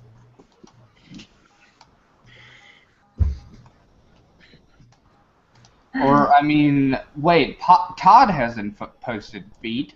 Todd, would you post feet for the chance? You have a size 16 double wide, but I don't think I'm going to. Just one? There's a niche community that would be very into that. We would be very grateful for your feet. Oh, I bet you would. The BBFs? Would. Todd's Big like you beautiful gotta feet. fucking work for it. How do we work for it? Todd, do you have a PayPal? I might send you an undisclosed amount of money. I wanna- to find another fucking Kickstarter. I want to get into the Kickstarter of the Clockwork King comic book. Speaking of the fact that you guys always post that fucking photo of Rochelle doing my toenails. Okay. Actually, I need more pictures from Rochelle because, like, I keep starting threads with her picture because she's my waifu and she's my favorite. No offense to you guys, I love you guys, but you're not my waifus. And I need more pictures of her, so I need her in the hangout so she'll give me more pictures. My toenails are still painted from Rochelle. Like, silver. Well, thank her for us. I mean, thank you that you were physically touched by Rochelle, but I would like to be physically touched by Rochelle. So, I mean, she's my waifu and she's pure, so stop trying to ruin this, Heather. I don't know how pure Rochelle is. Oh. Heather, Well, please. I'm looking at a picture from her tester bio, and just the way it's cropped, it looks like she's naked in it. What? Rochelle was on the tester? Oh my is? fucking god!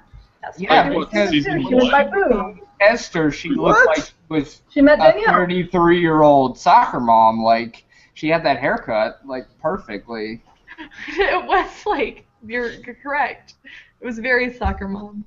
It was like, come on, kids, we gotta pick you up from fucking school so you can go to soccer practice.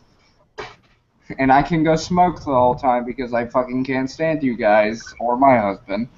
But we're not getting into that. I knew That's I too saw her real. somewhere. I just want Sky Diddy on King of the Nerds. Oh my fuck! I keep telling him every fucking year to fucking apply. Like Mo Chocolate's been applying, and he's gotten close more than once. Dude, what about Ninjanomics? Hold on. I don't know if Ninja's alive or not. We want Ninjanomics. Hold on. God damn it. Hold the fuck on. Wait a second. You have direct contact to Sky Diddy, and you won't invite him to our hangout. I don't think we can Fuck handle that. it. Where's Ninjanomics? God damn it. I don't know if he's alive right now or dead. Hey, Thomas, what's behind you? I'll dye my hair red so I'm at the top of his boat. Right? What That's is my behind you? closet that has no door to it, I have no door in my closet either. Fun fact. and looks like Oh. 2 clone trooper helmets. Heather, where the fuck are you located? Because, That like, is on you my have a living brick... Your living room just has a fucking brick wall? Yeah, it's like, see, there's the rest of the living room. Okay, that makes more sense, because I was Yeah, like, are you... it's not like I'm like outside or something. Yeah, this is like the edge of. That's what I thought, though. I was like, is she Like, outside I'm in, on like, a a fucking fucking porch. patio? Is she so embarrassed with the people she lives with? She's like, I don't need them to know that we're talking to this autist. No, I actually- mean, like... Because I didn't want to do this in my bedroom, so my roommate was out here and I came in and I was like, I'm gonna do a 4chan thing, and she was like, bye, and fucking went to her bedroom. So. Well, that's sad. Was this what you were talking about? She disowned you after you said I don't know, sports. Thomas. Somebody in the thread was asking what was behind you, so. Yeah, what is that? Remember these things, Heather and Todd? Oh yeah, The robot slipper from the set. Oh, okay, yeah, it looked like a dead fish head. No. Heather, there's a request from the thread. Post pic in mom jeans. I don't even own mom jeans. You borrow from that? Okay, we have Yeah. a simple solution to this. Walmart is open 24/7. Drive to You Walmart. buy them, you mail them to a location that's not my house because you're not getting that address. I will pick them up like they're drugs, and then you pay me $100, and Wait, I not will. even- She's just fucking brown bagging jeans. Heather, don't fucking tempt me. What's your PayPal right now? I'll just give you the money for all that. Let's For go. all the mom jeans. Yes. I'll give you $100 plus whatever you think mom jeans are worth. I have a new job now. I get paid well. Fuck you guys. By the way, guys in the thread that keep asking, why do I hate Jews? It's simple. They stole my shekels. And shekels are important to me. Why'd you respond, dog? Dude, you're so persistent. What? Well, I mean, what do you mean by persistence? You mean persistent like guy who never gives up? No, or he's been persistent like Yeah, dude. Hitler killing all Jews? I don't know. Dude, Hitler did nothing Okay, wrong. David. you can't hate Ori more than Heather. At least there's that. We actually have a lot of Jews on our season. In fact, all the boys on our team except for Colby are Jews. Really? Yeah. Oh. I thought it was just a rabbi. Ori. Have you seen Jacob? He's pretty Jewish. He does Oh, yeah. have the features. And Jonathan is also Jewish. Is he a LARPer rabbi, though? It's a battle rabbi. It's the phrase. Or is So that what? Wait. So battle rabbi, what? He multi-class cleric and thief? Yeah, he's Anyone? basically a cleric, but with a different religion. Don't give him any more than that. But yeah, he's basically a cleric. Man, that joke fell right through. Damn. Shame. Okay.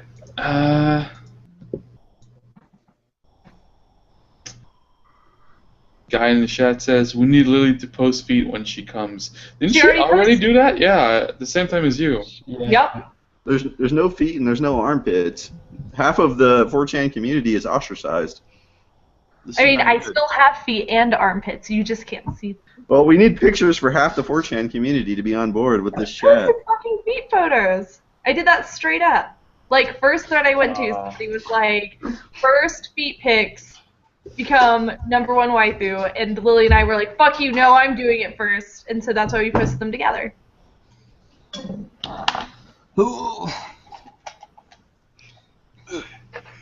Yeah, so- SK probably has it saved somewhere. Has what saved? I'm sorry. The food pics, the foot pics from Heather and Lily. I actually don't have any foot They were pics. they were like You guys- posted like during the first threads when the season 3 was announced, like in November, December, something like that. I do apologize about that. I didn't save your foot pics. I know someone else posted them because a couple other people saved them. I saved Rochelle's mainly because I love Rochelle. There's foot pics of Rochelle. She's Yeah, raised. she posted them I on- don't remember that. Where's all the really sweaty armpits? That's what I'm into. Michelle first posted a bunch of photos in socks. She like really stressed out about her feet pic. And then, like mine, I just sat down on the floor and was like, here, take some photos of my feet, roommate. Rachel and Lily were like, we have to wash our feet first and get them like ready. I was really Yeah. upset that Shaw like bullied Amanda so fucking hard. Like I understand why she doesn't want to join a hangout. Because I remember talking to her when the cast was announced because I think she was the only season 3 nerd that followed me. She was like, I feel so happy that you guys are so enthusiastic about the fucking season 3 and that I'd love to be in a hangout. And I was like, fucking Shaw, you ruined it. Fuck Well, you. also, we watched a hangout with Nicole where you guys talked about what the faces on her kids would look like as she's getting reamed in the ass. And that What? was where she was like, maybe I don't want that blasted through my living room. All right, who was that? Own Fat up guy. to it. That guy. Okay, the reason I wanted Amanda in the hangout is because she has such a beautiful husband, and I just want the husband in And the such hangout. beautiful feet. She has I don't two even. husbands. Hey, Such beautiful armpits. I'm talking about the husband that she's been married to for 6 years. You're talking about Chad.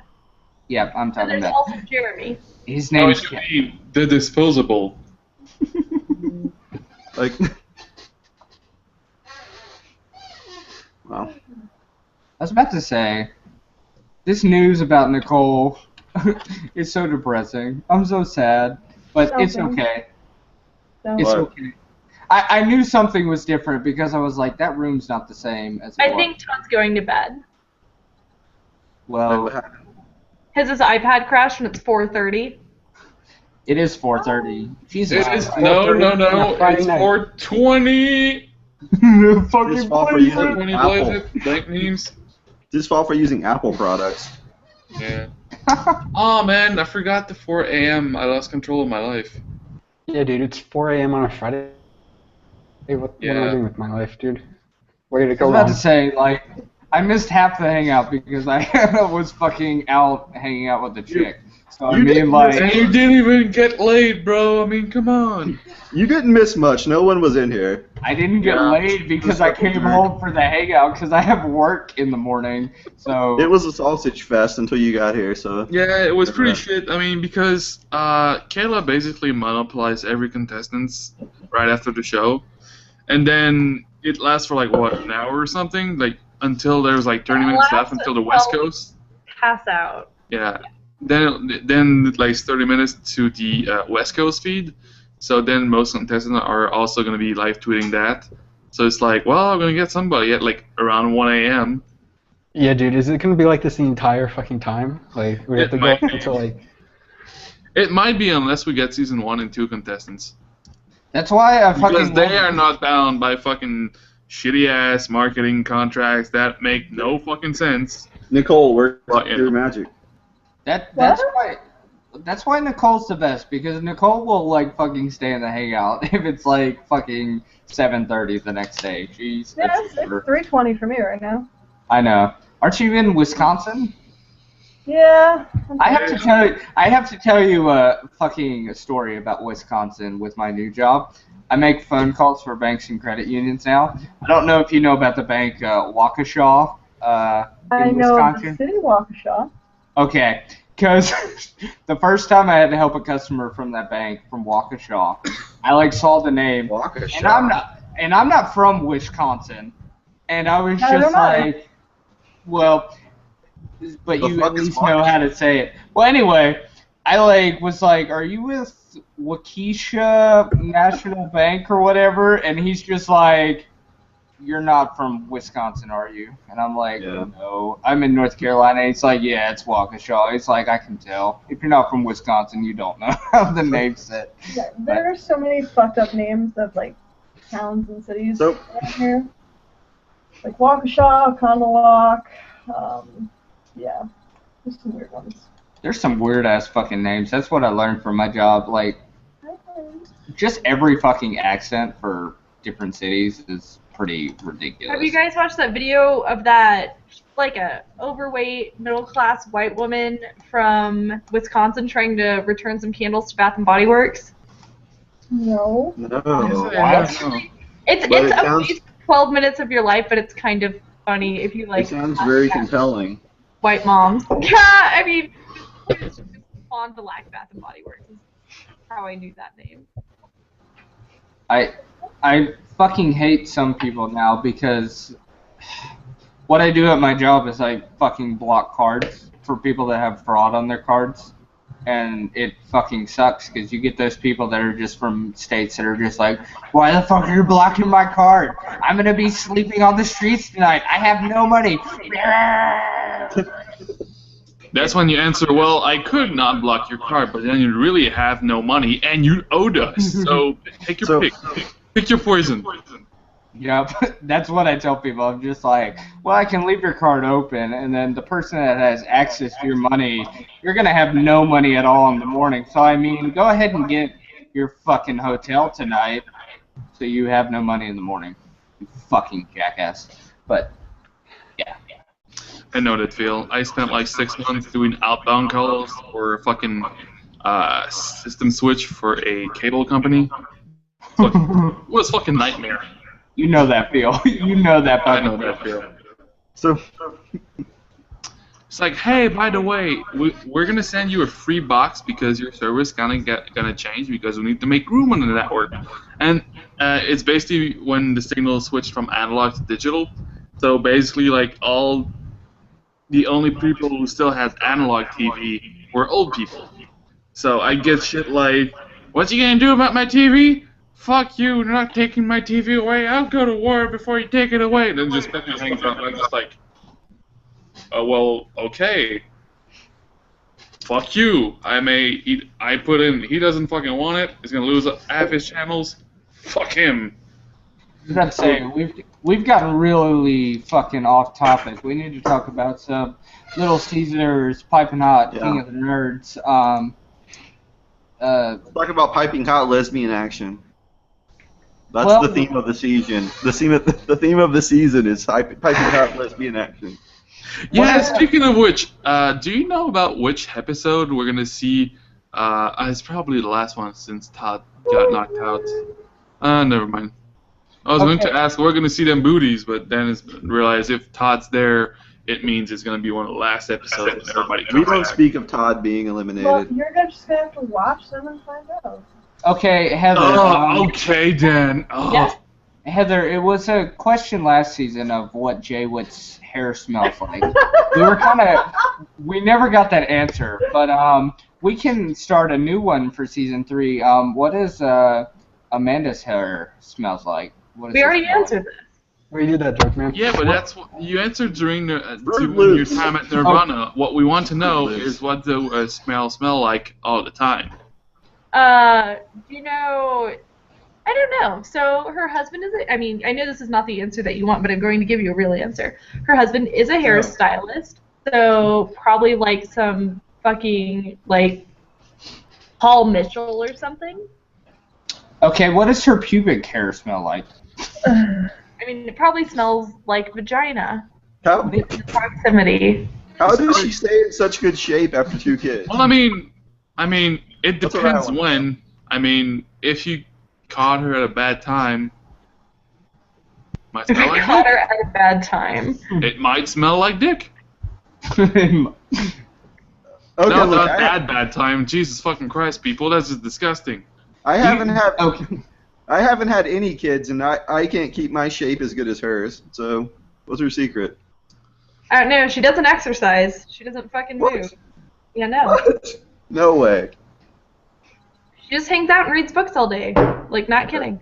Probably Does she she give just like never interviews? fucking eats. Does she give interviews all the time? Is that what it is? No, Like dude. answering the same questions over and over?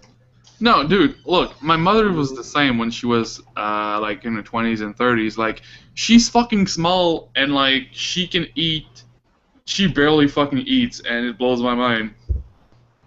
And she's always like, If only I was a fat and Polak. shit. What? What the fuck? Stop being racist. This is a noble league. Yes, literally, I keep my shape by eating Jews.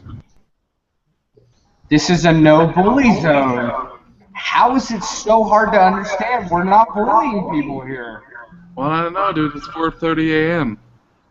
No bully, please. We're all just gonna get along and have a good time. Yep. To the window. To the Uh, window. Thomas, whenever you got Hello. eliminated, you had to give like the same interview over and over that day, right? Answering the what do same you mean? questions. Well, There's whenever you this get guy. eliminated, you have to do all the press. You have to answer all the same questions, right? I guess, yeah. Just wondering. It's gonna be a follow-up. Just like, want to say the obvious for me? No, it's whatever. Thomas, can you say remember no call in the Gollum voice? Heather, be ready to give the same answers over and over. That's all I'm saying. Type it out, and then I'll be able to say it better. Type it out. Oh, type it out? Okay, give me 1 second. Oh, fuck. I'm drunk. This is hard.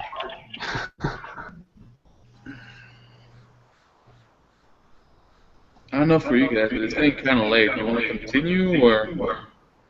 Fat guy, don't ruin this. We're about to have we're going to have the best part of the evening. Remember, no Shaw. No Shaw.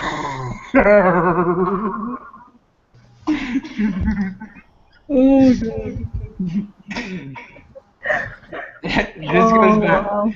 This goes back to like season 1 where like Shaw posted something on Brandon's Twitter and supposedly they were fighting. Can someone post a picture in the thread? I remember hearing about this.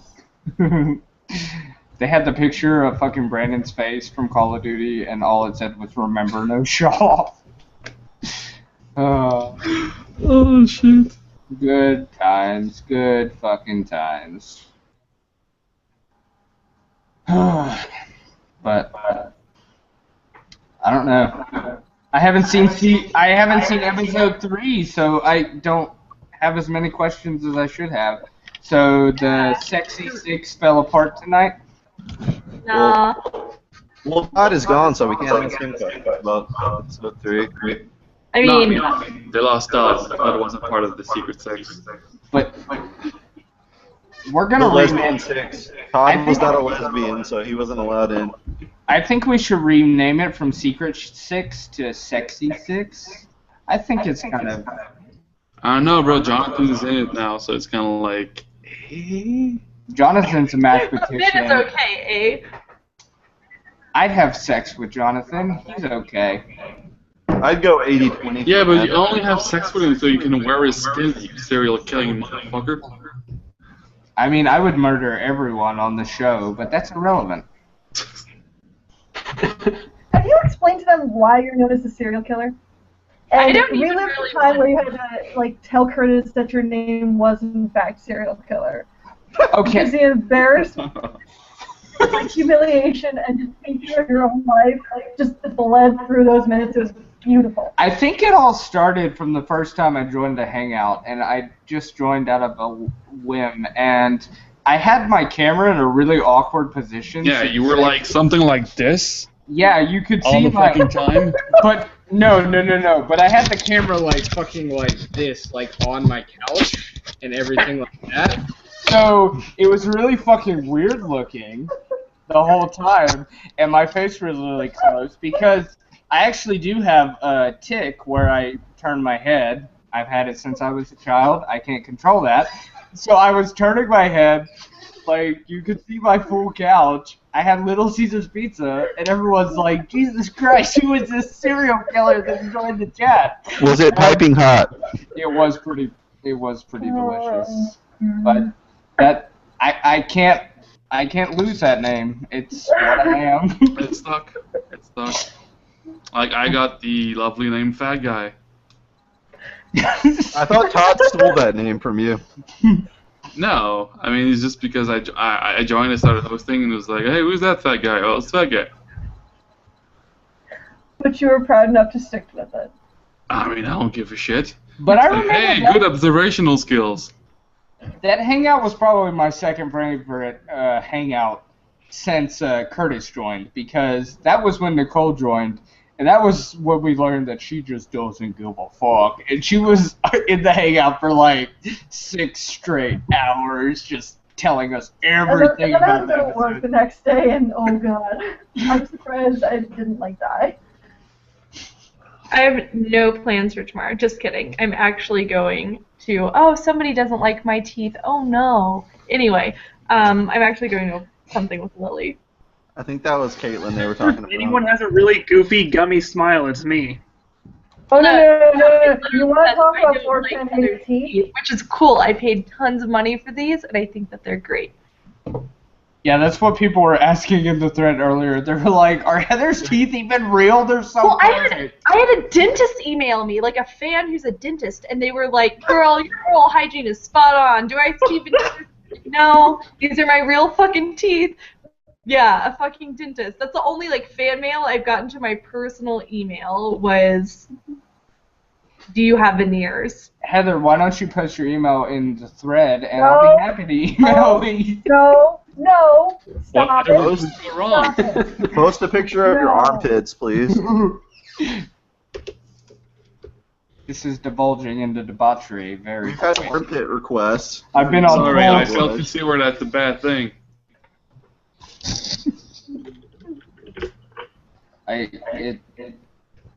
I just want Curtis's email. I'll just send him an email and be like, "I love you," and that's it. He answers his fan mail on Facebook if That's not the point. I want his personal email. I want it to be personal. I want it to be real. I don't want to be a fan. I want to feel you deep inside. You can't send Anthrax to. To be fair, I did get Zach's personal email address, so I can email him whenever I want him in a hangout. So. Well, where is he then? I came in late and I was just like, I don't give a fuck. Hey, maybe Heather, where is Amanda? Amanda doesn't want to be in the hangout, bro. Yeah, she was Respect her She decisions. doesn't want to go into the thread without me, but I wasn't in there earlier, so I think But she's. why? We're funny people. We're not that rude. Yeah, no, you guys Seriously. are actually like there are lewd questions in the thread. You guys have been pretty good. Like, Tell Amanda to shave her armpits and get in here. We're not going to judge her. Okay, to be fair, Heather, last year I actually saved most of the questions from the threads and asked them during the hangout because I was busy. Today I didn't really bother doing that because I don't give a shit. So that's I've been why reading it over, and it's like I can make it more lewd next week if you'd like me to. I no, definitely it's can. okay. I don't think that you'll get other people by doing that. If that's what you're interested in, is other people coming. I just want Ray the Bay in here. If We no have Shia one- LaBeouf. Okay. We don't need any of you. We have Shia LaBeouf. Who the fuck it? Why? It's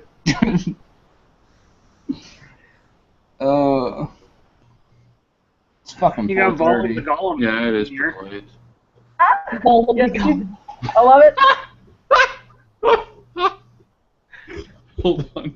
Please make that your trip code. Or just Thomas. Holy shit. Just found this picture. That is fucking They do that picture every spot time. on. Oh god. Should I be clicking this? Yeah, it's fine. It's safe for work. Yeah, it's not that bad. Oh, fuck. Yeah, it's tame. Hey, fat guy, is the oven used to cook the Little Caesars the same one you used to murder the Juden? No, because I'm Canadian. We don't have Little Caesars up here. So it's not the same one. So for you, season 3. Well, I guess that's just Heather and Thomas. Did you guys get Little Caesars or no? I mean, we haven't had it on the show so far. Well, Literally that wasn't the confirmed. question. It's I know, literally but that's confirmed. all I You feminazi. Damn you. Wait, I what? like the way We you had put island that out there and then burgers you act really coy about it. Like, can I say that? Is it okay? I don't know. I don't think they're gonna sue you. I really think they have better things to do. Depends on what, but this mean. I mean, did you see how hard it was to get in here? Like, Yeah, that was fucked up. Oh my god. I was about to say, like, let's not fucking push it, guys. We've had a pretty good hangout. I have to be at least a bare minimum voice of reason. Like, it was great. We got some of the season 3 nerds in here. We might get more. Let's not fucking push it. Like, Yeah, let's not ask questions about Little Caesars. That's some serious shit. that is some serious shit. I mean, post in every thread to buy Little Caesars pizza to support the show. But I mean, just leave it at that. By the way, this hangout is sponsored by Little Caesars and buycostumes.com. I fucking wish. Where's my fucking gift card? Shut the fuck up. Fuck all of I y'all. was the only one to receive money. Wait, I think producer Anthony is watching. Is it really? Wait. No. Really? Let's No. be honest here. So if I hi, get any Anthony. money from this, How do you know? Oh God! I hope he just saw the How do you bit know? about me saying this was sponsored by Little Caesars. And by the Buy way, if I get any money from this, it goes 100% to hookers. Just so Oh, I'm just and going by to say the it right way- now. By the way, No. I did buy these speakers for my computer and my webcam at Radio Shack. How? They just fucking Dude, closed. Rayshek is dead. No. They Nicole and filed for Thomas. Chapter 13. Nicole and Thomas, did anyone actually give a fuck when you were doing interviews to actually monitor you? Make sure you didn't say Wait. anything. While we're like on the show, or Afterwards? Afterwards? when you were eliminated and had to give interviews, did anyone actually give a fuck? Were they Yes. actually like, oh, okay. Yeah, because I Penalty imagine done. there's some kind of penalty. I mean, you have in to their factor in contract that like, you know? these interviews are taking place long after the show's wrapped filming. So Yeah, right. we know things, whether you were eliminated first or not eliminated at all. Like, you know shit. Especially for your season, you pretty much know all the shit. So, yeah. Like, we still had to be very careful with what we said, and, yeah. But at least for my season, most of my questions revolved around Zach. So I kind of didn't have to Oh, worry yeah. as much. He was the star of the show. He was so great. I'm secretly hoping that Ori divulges into Forsaken status and becomes the Zach of Season 3. No, I wouldn't wish that on anyone. Heather, hopefully you lose your mind during the last half of the season. You'll be the star. One of you two just falls into Forsaken status, please. People are Yes, for the Forsaken, not very lose your happy goddamn mind. how I acted in this episode, so. That was actually the first question I asked Zach when I was asking about the contracts. So we found out that you guys did have stricter NDAs. But I was like, you've met all the Season 3 nerds. Do you think any of them are going to be the Zach of this season and just divulge into Forsaken status? And he was like, well, I don't think anyone's going to get to my level. And I was like, oh, no. I guess that after watching this episode, Xander watched just the Nerdgata challenge, and he heard that there was a Zach-like situation going on.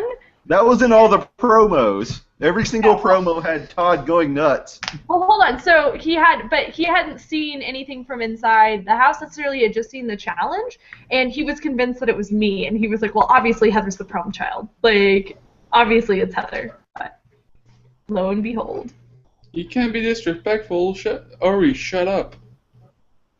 I said Ori fucking paddle. I didn't Yeah, call that him too. moron though. My boy Jonathan. Ori love in Team Smash. I actually do love Ori. Like, he's a better person than I am, hands down. But I don't want to ever build anything with him again. Ever. That's kind of like, wait, what's her name? The Puerto Rican chick from the tester? Hey, let's build a fucking soap car. Let me just hammer this fucking screw. See what happens.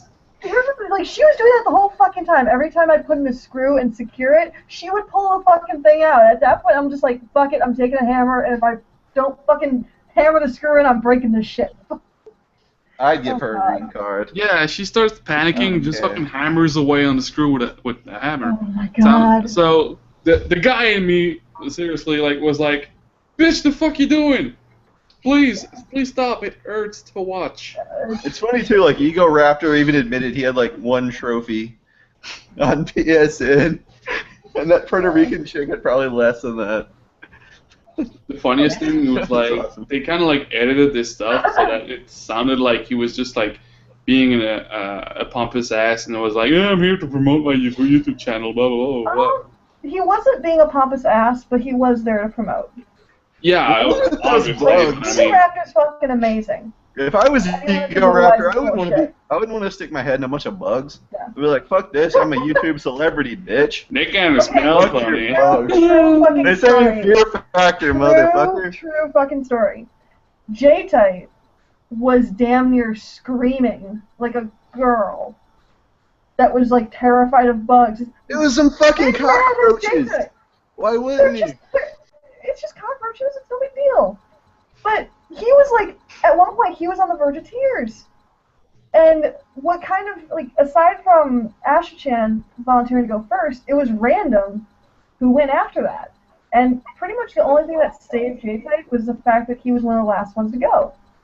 And if he was one of the first ones, he probably wouldn't have done it.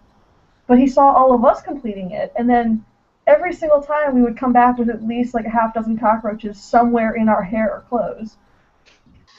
And yeah, and he finally just sacked up and did it. So I was like so proud of him. That's what like I felt about that first challenge of it is like I know at least I at least was it what does that have to do with gays, man? Yeah, it's great. He's like, yo, what at the least heck like gays, man?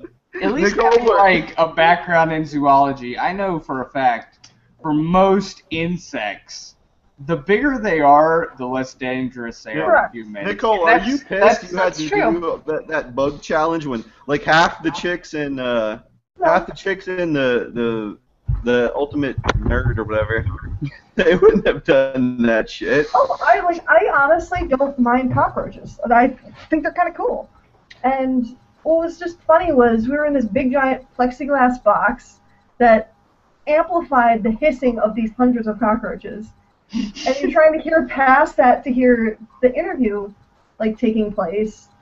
And I should preface this. The very first challenge of Tester Season 3 was we had to do an interview while our head was in a box of hissing cockroaches. Yeah, that was bullshit. And they said like you had this heart monitor that would like factor in, and the first thing I said when I sat down I was like, well, where's the actual monitor? Are we gonna set a baseline? They're like, no, we're not setting a baseline, just answer the questions. I'm like, so you're saying this heart monitor's full of shit. Okay, cool. Cockroaches are at the top of my boat though. Yeah, it just they were fine. And like what was hilarious was there was this one guy on the side of the set that was like the owner of all these cockroaches, and he was it was hilarious. Like every time one would accidentally fall, he would freak out and make sure the cockroach is okay and then throw it in the box. And yeah. He just pissed nobody liked his cockroach. I think don't worry, my beauty, you're out now. Because one of them ended up staying overnight in Achilles Mite's bag, and he had a broken antenna, so we named him Gimpy.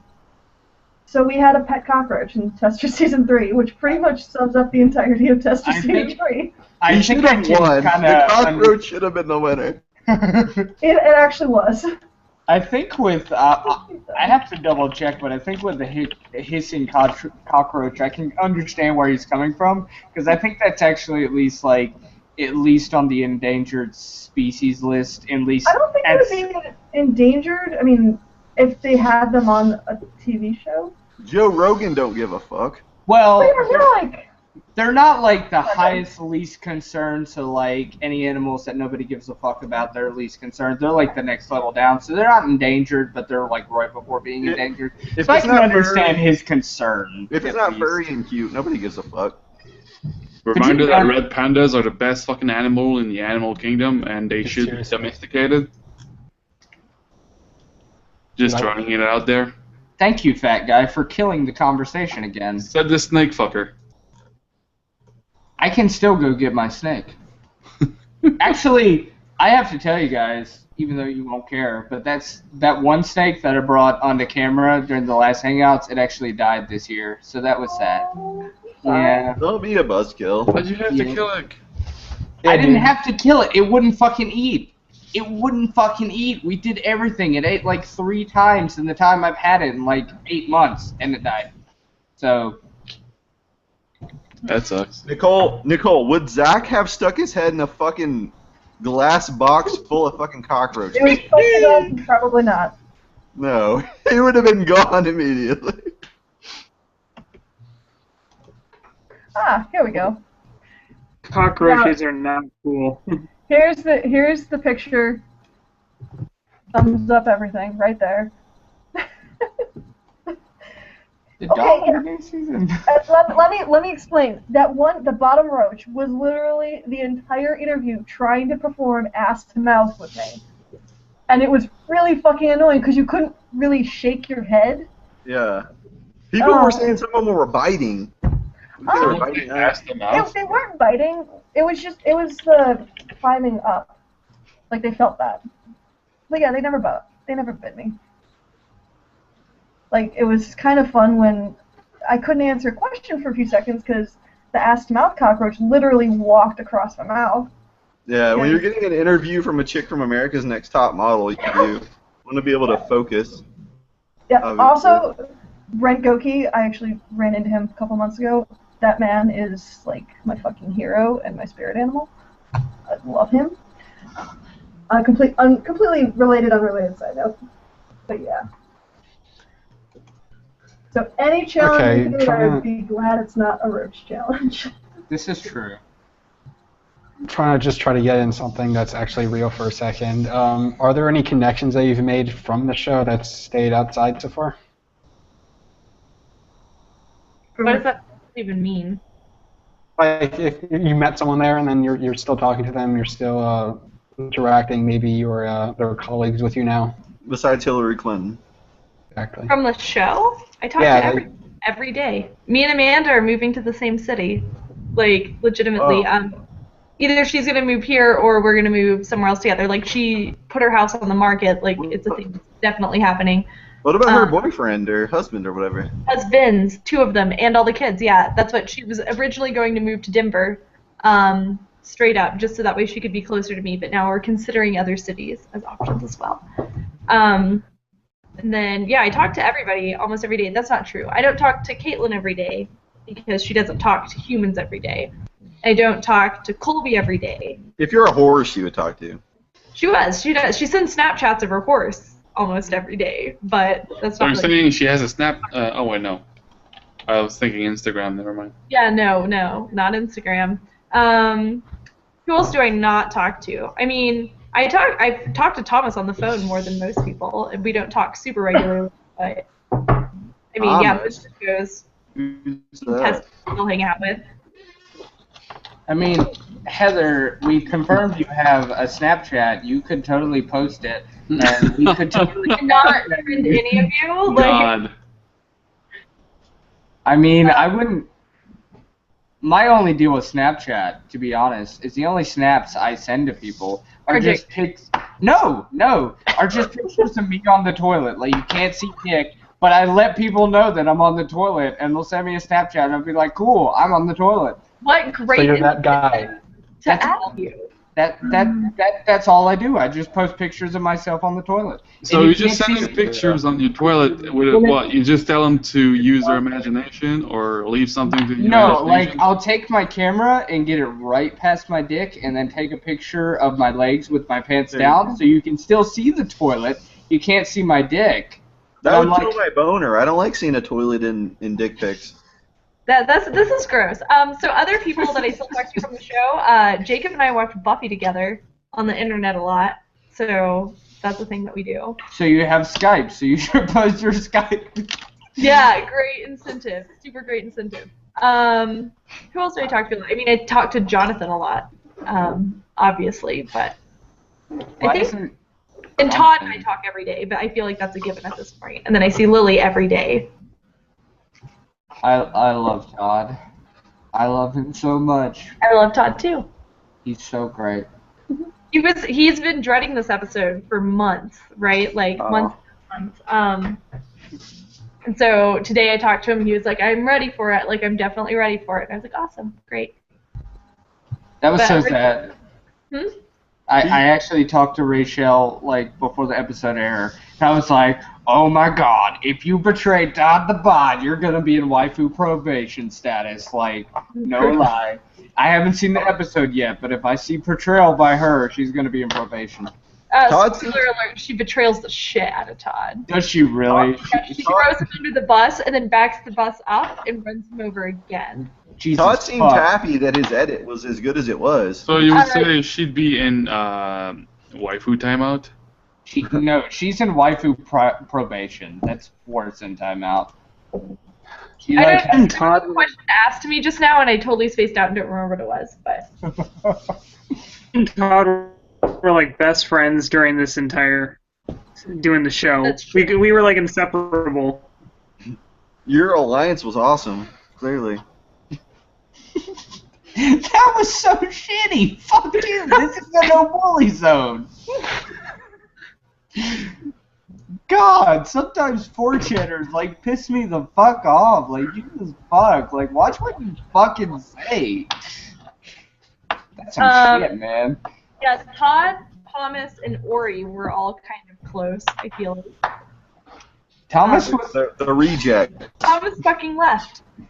Thomas was 1 out of 2 people that I was hoping would become the Zach of season 3. If you didn't spend all your time in the bathroom, Jonathan, just because if they you didn't look spend the all your same. spend all your time in the bathroom or you're fucked on season 3. If you don't That's how enjoy it is. naps to the point of just saying "yay naps," then I'm sorry, Oh, but fucking hell.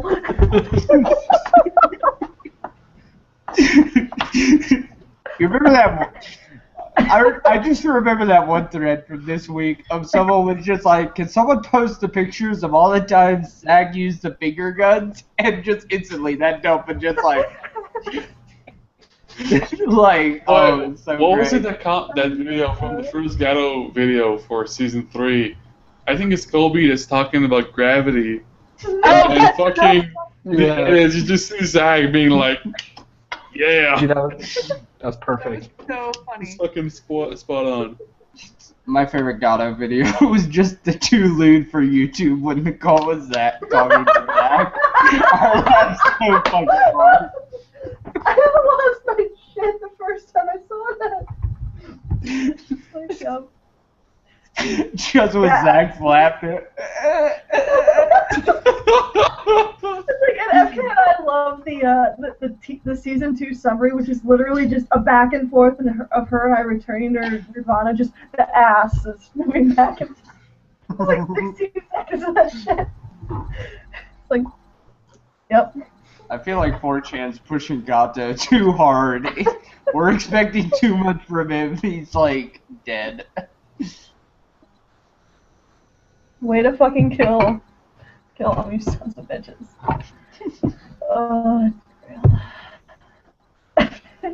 And Man, then they sent why are out we a having- Tuesday takedown.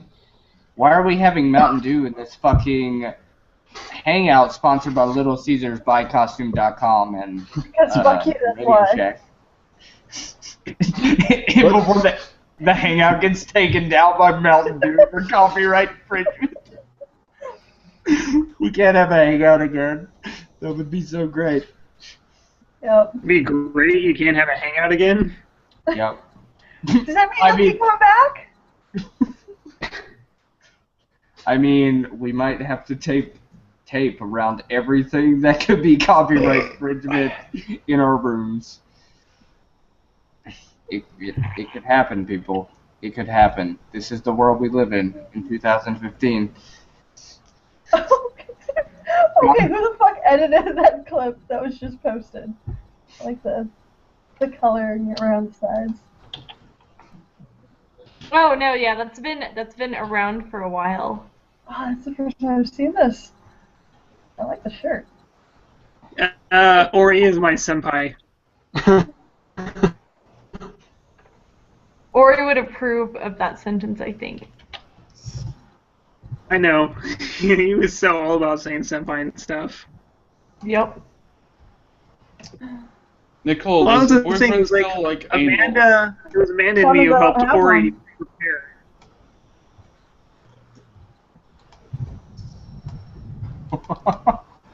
Left and right about everything Godzilla. And it, I don't understand why people ask questions of like, what did somebody say in the hangout? It's on a fucking YouTube video that you can scroll back to. Yeah. Apparently someone in the thread says that I'm making Heather uncomfortable. I don't believe that's true. I checked True. They also said that they think that I secretly hate myself. Somebody at one point. But I totally checked my privilege before I joined the Hangout, so we should be good. Yeah. I know that I'm a white side Like, straight male. check. You like turned it in. I forwarded it to you. It's in triplicate. I like how someone mentioned, they asked, like, how was it being McLovin and Superbad?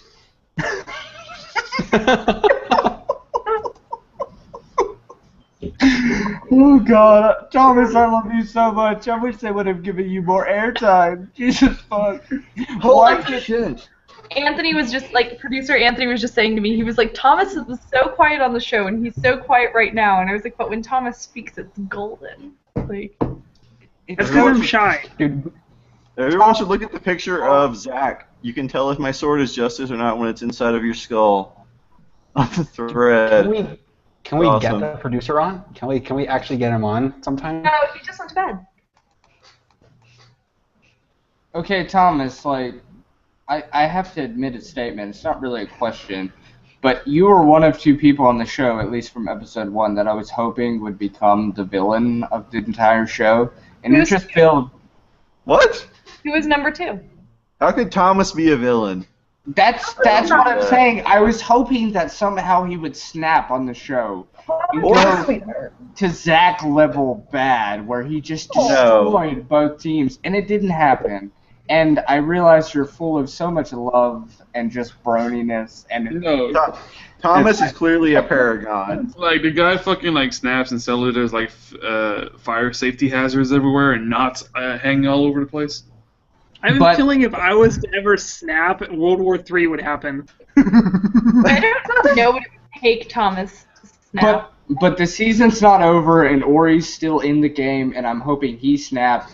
He got the fucking foam sword first, so I'm just hoping.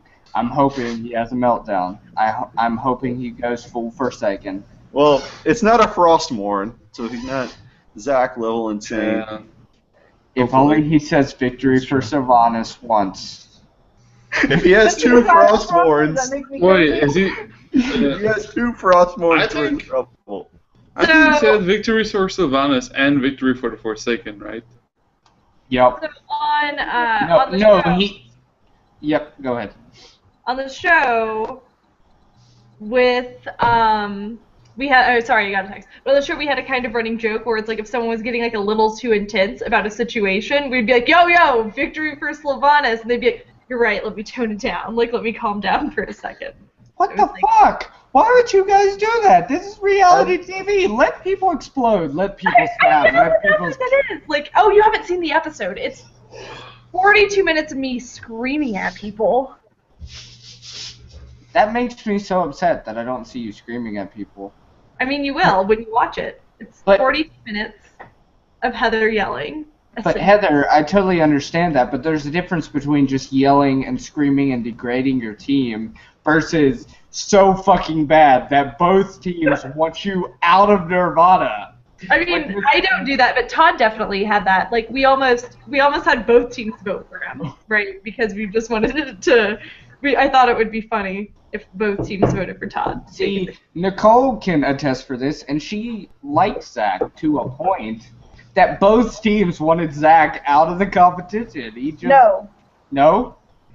Unlike Good Guys Season 3, the Titans were perfectly content with Zach literally going batshit and just, like, ruining it for us.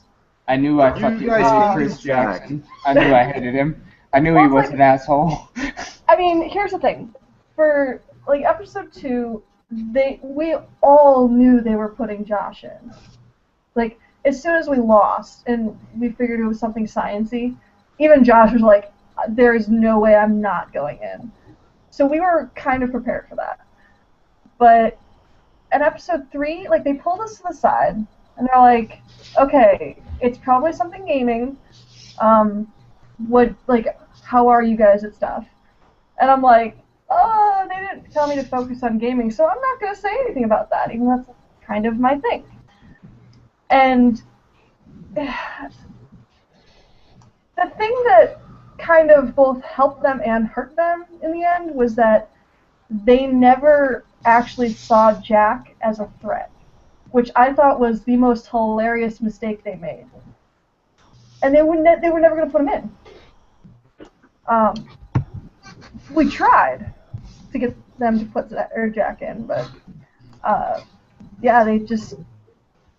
I think that that's one thing that's interesting about our season is that we are, obviously not targeting like super strong challenge leaders, which is going to make it fun. It was funny is like the night before my elimination, I went over there and I was like, I can literally do one of two things. I can very easily throw Jack under the bus and actually show them how big of a threat he is to them, or I'm going to be like, listen, if you guys aren't douchebags and you actually want Zach gone, you're going to put me in. And I actually went over there and said, if you guys aren't douchebags, like I think you are, or that you're playing yourself as, you're going to put me in. So, I think it was after episode 3 that they start realizing they were horrible people for keeping him in. Oh. The end. I'm super fucking tired. Yeah, it's 5 a.m. and I'm like, I'll talk about fuck. movie next week. I was about to say, it's fucking 5 a.m. I have work tomorrow. I already was in the hangout 2 hours past what I was planning on staying. We had a lot of fun, guys, but I think we should wrap this shit up till next week. Because we're divulging into fucking nothingness and we're not accomplishing anything. But I do appreciate you, Heather, and Thomas joining the hangout. You guys are definitely troopers. And I'm glad. I hope you come back. We did enjoy you here. Tell Todd that we love him and that he's my waifu and I would totally have sex with him if I had the chance. Please, Heather, message him that. Thank you. I like the way I'll do it, but Thomas won't. I mean, Thomas might. Thomas couldn't even mention in his AfterBuzz interview that the Minotaur was a gay porn star. He was just like, Heather knows what he is. Thomas, well, the question is, did you figure him out like when you saw him or after? No, I definitely had some assistance. I wasn't just like, yeah, I remember them nipples from that gay porn I watched. Hey, wait a minute. I've seen those nipples somewhere.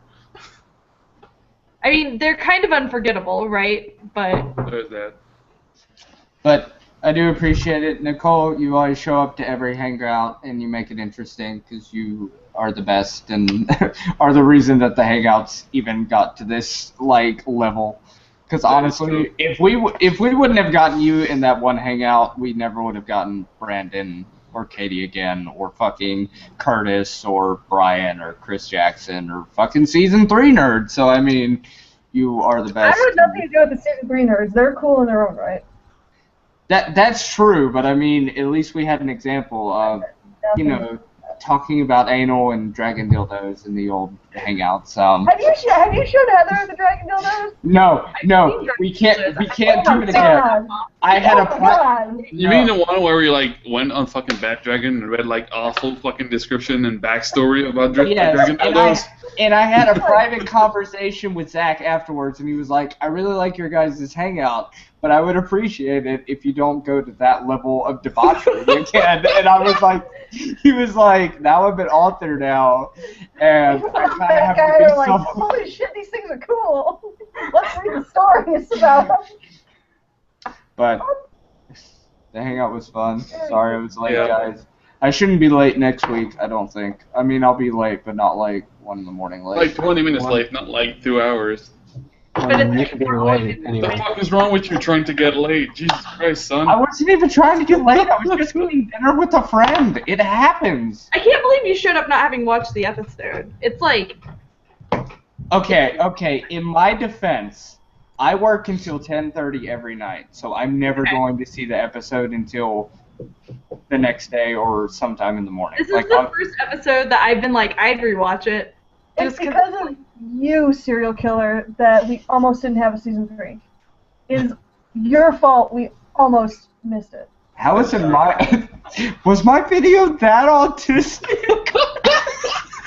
You didn't need enough piping hot Little Caesars pizza. They saw your video and like, we can't show this shit. We're done. Heather, They're like, is this really the best we can do? Fuck it, just can it.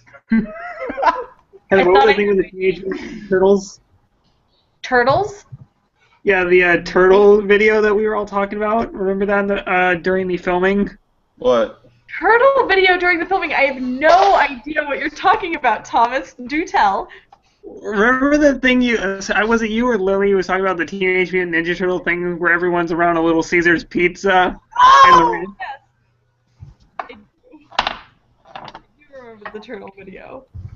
You need to show them the guys that next time. They've probably seen it.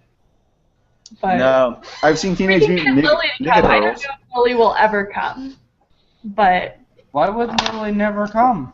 because we watched one hangout with you guys and Nicole, and I didn't like the way you guys spoke to her, and so we weren't ever going to do it. Because we're cool. Because we're cool with Nicole. She knows it, and that's why we were like that with her. Maybe, but you guys were very nice and very thoughtful. And some of the questions asked in here, I thought were more thoughtful than questions that we've been asked in like actual professional interviews. So, Is that actually a thing? To be fair, after the first hangout, at least what we did with Nicole and Zach, I like messaged Shaw on Steam and I was like, dude, you gotta stop being a fucking bully. And he was like, what do you mean? And I'm like, literally, you say shit and everything dies in the conversation. It's just like everyone doesn't even know how to process your shit. I'm just like, tone it the fuck down. but like asking like Todd and Thomas to do like mini exit interviews, like that was really thoughtful, and that's something that people haven't done, and I thought that was very cute and nice. So I'll put in a good word. But. Well, I just want to say from the thread, there was 2 people that were very happy that Thomas joined the hangout. Fucking goat tier. They fucking love you. They said you were the best part of the hangout. So Yeah, that's so nice. I think it's because you said piping hot in the Gollum voice. You need to save that on a Buckaroo for us so we can use it on multiple occasions. I don't know what a Buckaroo is. Hold on, I can get it. They should make Thomas the president of Little Caesars Pizza. Thomas is an actual like national treasure. Like Okay. everything that Thomas does is so good. Okay, this link I put in the chat, Thomas, you just record your voice, and then it'll stay on the internet on that website forever, so we'll have it forever. So if you say piping hot, we'll have it forever. Okay. Thomas is such a good sport. He really is a good sport. He's great. He needs a girlfriend. You have to put Curtis out of a job, though. Fat guy, you're single, right? Why don't you hook up with Thomas? You guys would be a cute Because couple. I'm pretty much like way too far into the straight line on my Kinsey. Yeah, he's like Are you 80. talking like 95.5 or like 100-0? Probably like 95.5, because I'd totally take a shot in the mouth for like $500. If it was Virgil, he'd be. If it was Virgil, that'd be a different story. Yeah, basically, like yeah. It's talking like that about 5% is basically all because of Virgil. 5% devoted all to one man, that's pretty something. If it was Hendrick, I would be 100 no. Fuck no! Like, he'd whip it out and it wouldn't even be a cock, it'd be like 5 fucking mushrooms. Taken from like some Appalachian trail mix, whatever shit. Hey, don't talk shit about the mountains that I live in. Don't fucking talk shit, I'll fucking kill you. It's fucking weird. He's like the fucking he's like a hippie Heisenberg. Oh, that reminds me. So, serial killer, I think I found one of your houses. Fucking what? Nobody. There's like maybe a 10-minute drive from my apartment that there's no windows on this damn place. There's no visible doors, and it's this like big giant 2-story like creepy ass motherfucking building just off the road that we've affectionately nicknamed the murder house, because we're pretty sure that house like traps people and murders them. Did you build that? It's Are you possible. trying to kill me? Well, You're trying to kill me. To be fair, I got bored one night and I found all of at least the season 2 nerds Facebooks, like their legit Facebooks. I didn't share it on 4chan because I'm not that person, but You fucking better not. I know. I mean, just it's not like hard. it's you're right. It's not that hard, but I did find them all. We need some armpit pictures, man. I know, right? Because that's totally what they post on their Facebooks. They post pictures of their armpits. Well, you can extrapolate from, like, I don't know, bikini shot with raised arms and shit. Literally, what the fuck? Like, that guy, stop, please. Hey, I'm just saying, you can totally do that. But, yeah, there's a lot of stuff I've learned that I haven't shared, including some things that I talked to Rochelle about, because she told me stuff about Season 3 that I shouldn't share, because... Season 3 of My Little Pony? Yes. And the comic, Season 3. Did Heather die? She's like in the same... You don't mention the name. Heather, did you die? You're like in the same fucking facial position. Oh, I think she died. Yeah. Oh, I'm sorry, Heather. Rip. Mother Master.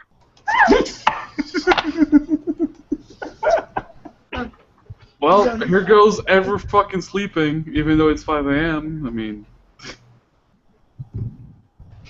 I've slept and woke up since the show ended. Wrap it up. Leave on day, Pony High. Note, wrap it up, Holmes. Yeah, we do need to wrap it up. So, night all. Have a great night. This hangout was cool, but it's fucking 5 in the morning. I have work tomorrow. Yeah, it's been going on for like almost 7 hours now. I think it's time to Jesus end it. Yeah. Rest in peace, Todd, and Moby's career. You will be missed. Yeah. Really noted. Everyone. Alright, I'm gonna stop the broadcast. Everyone have a good night. Yep. Alright, guys. Thanks for coming. Right. Good night.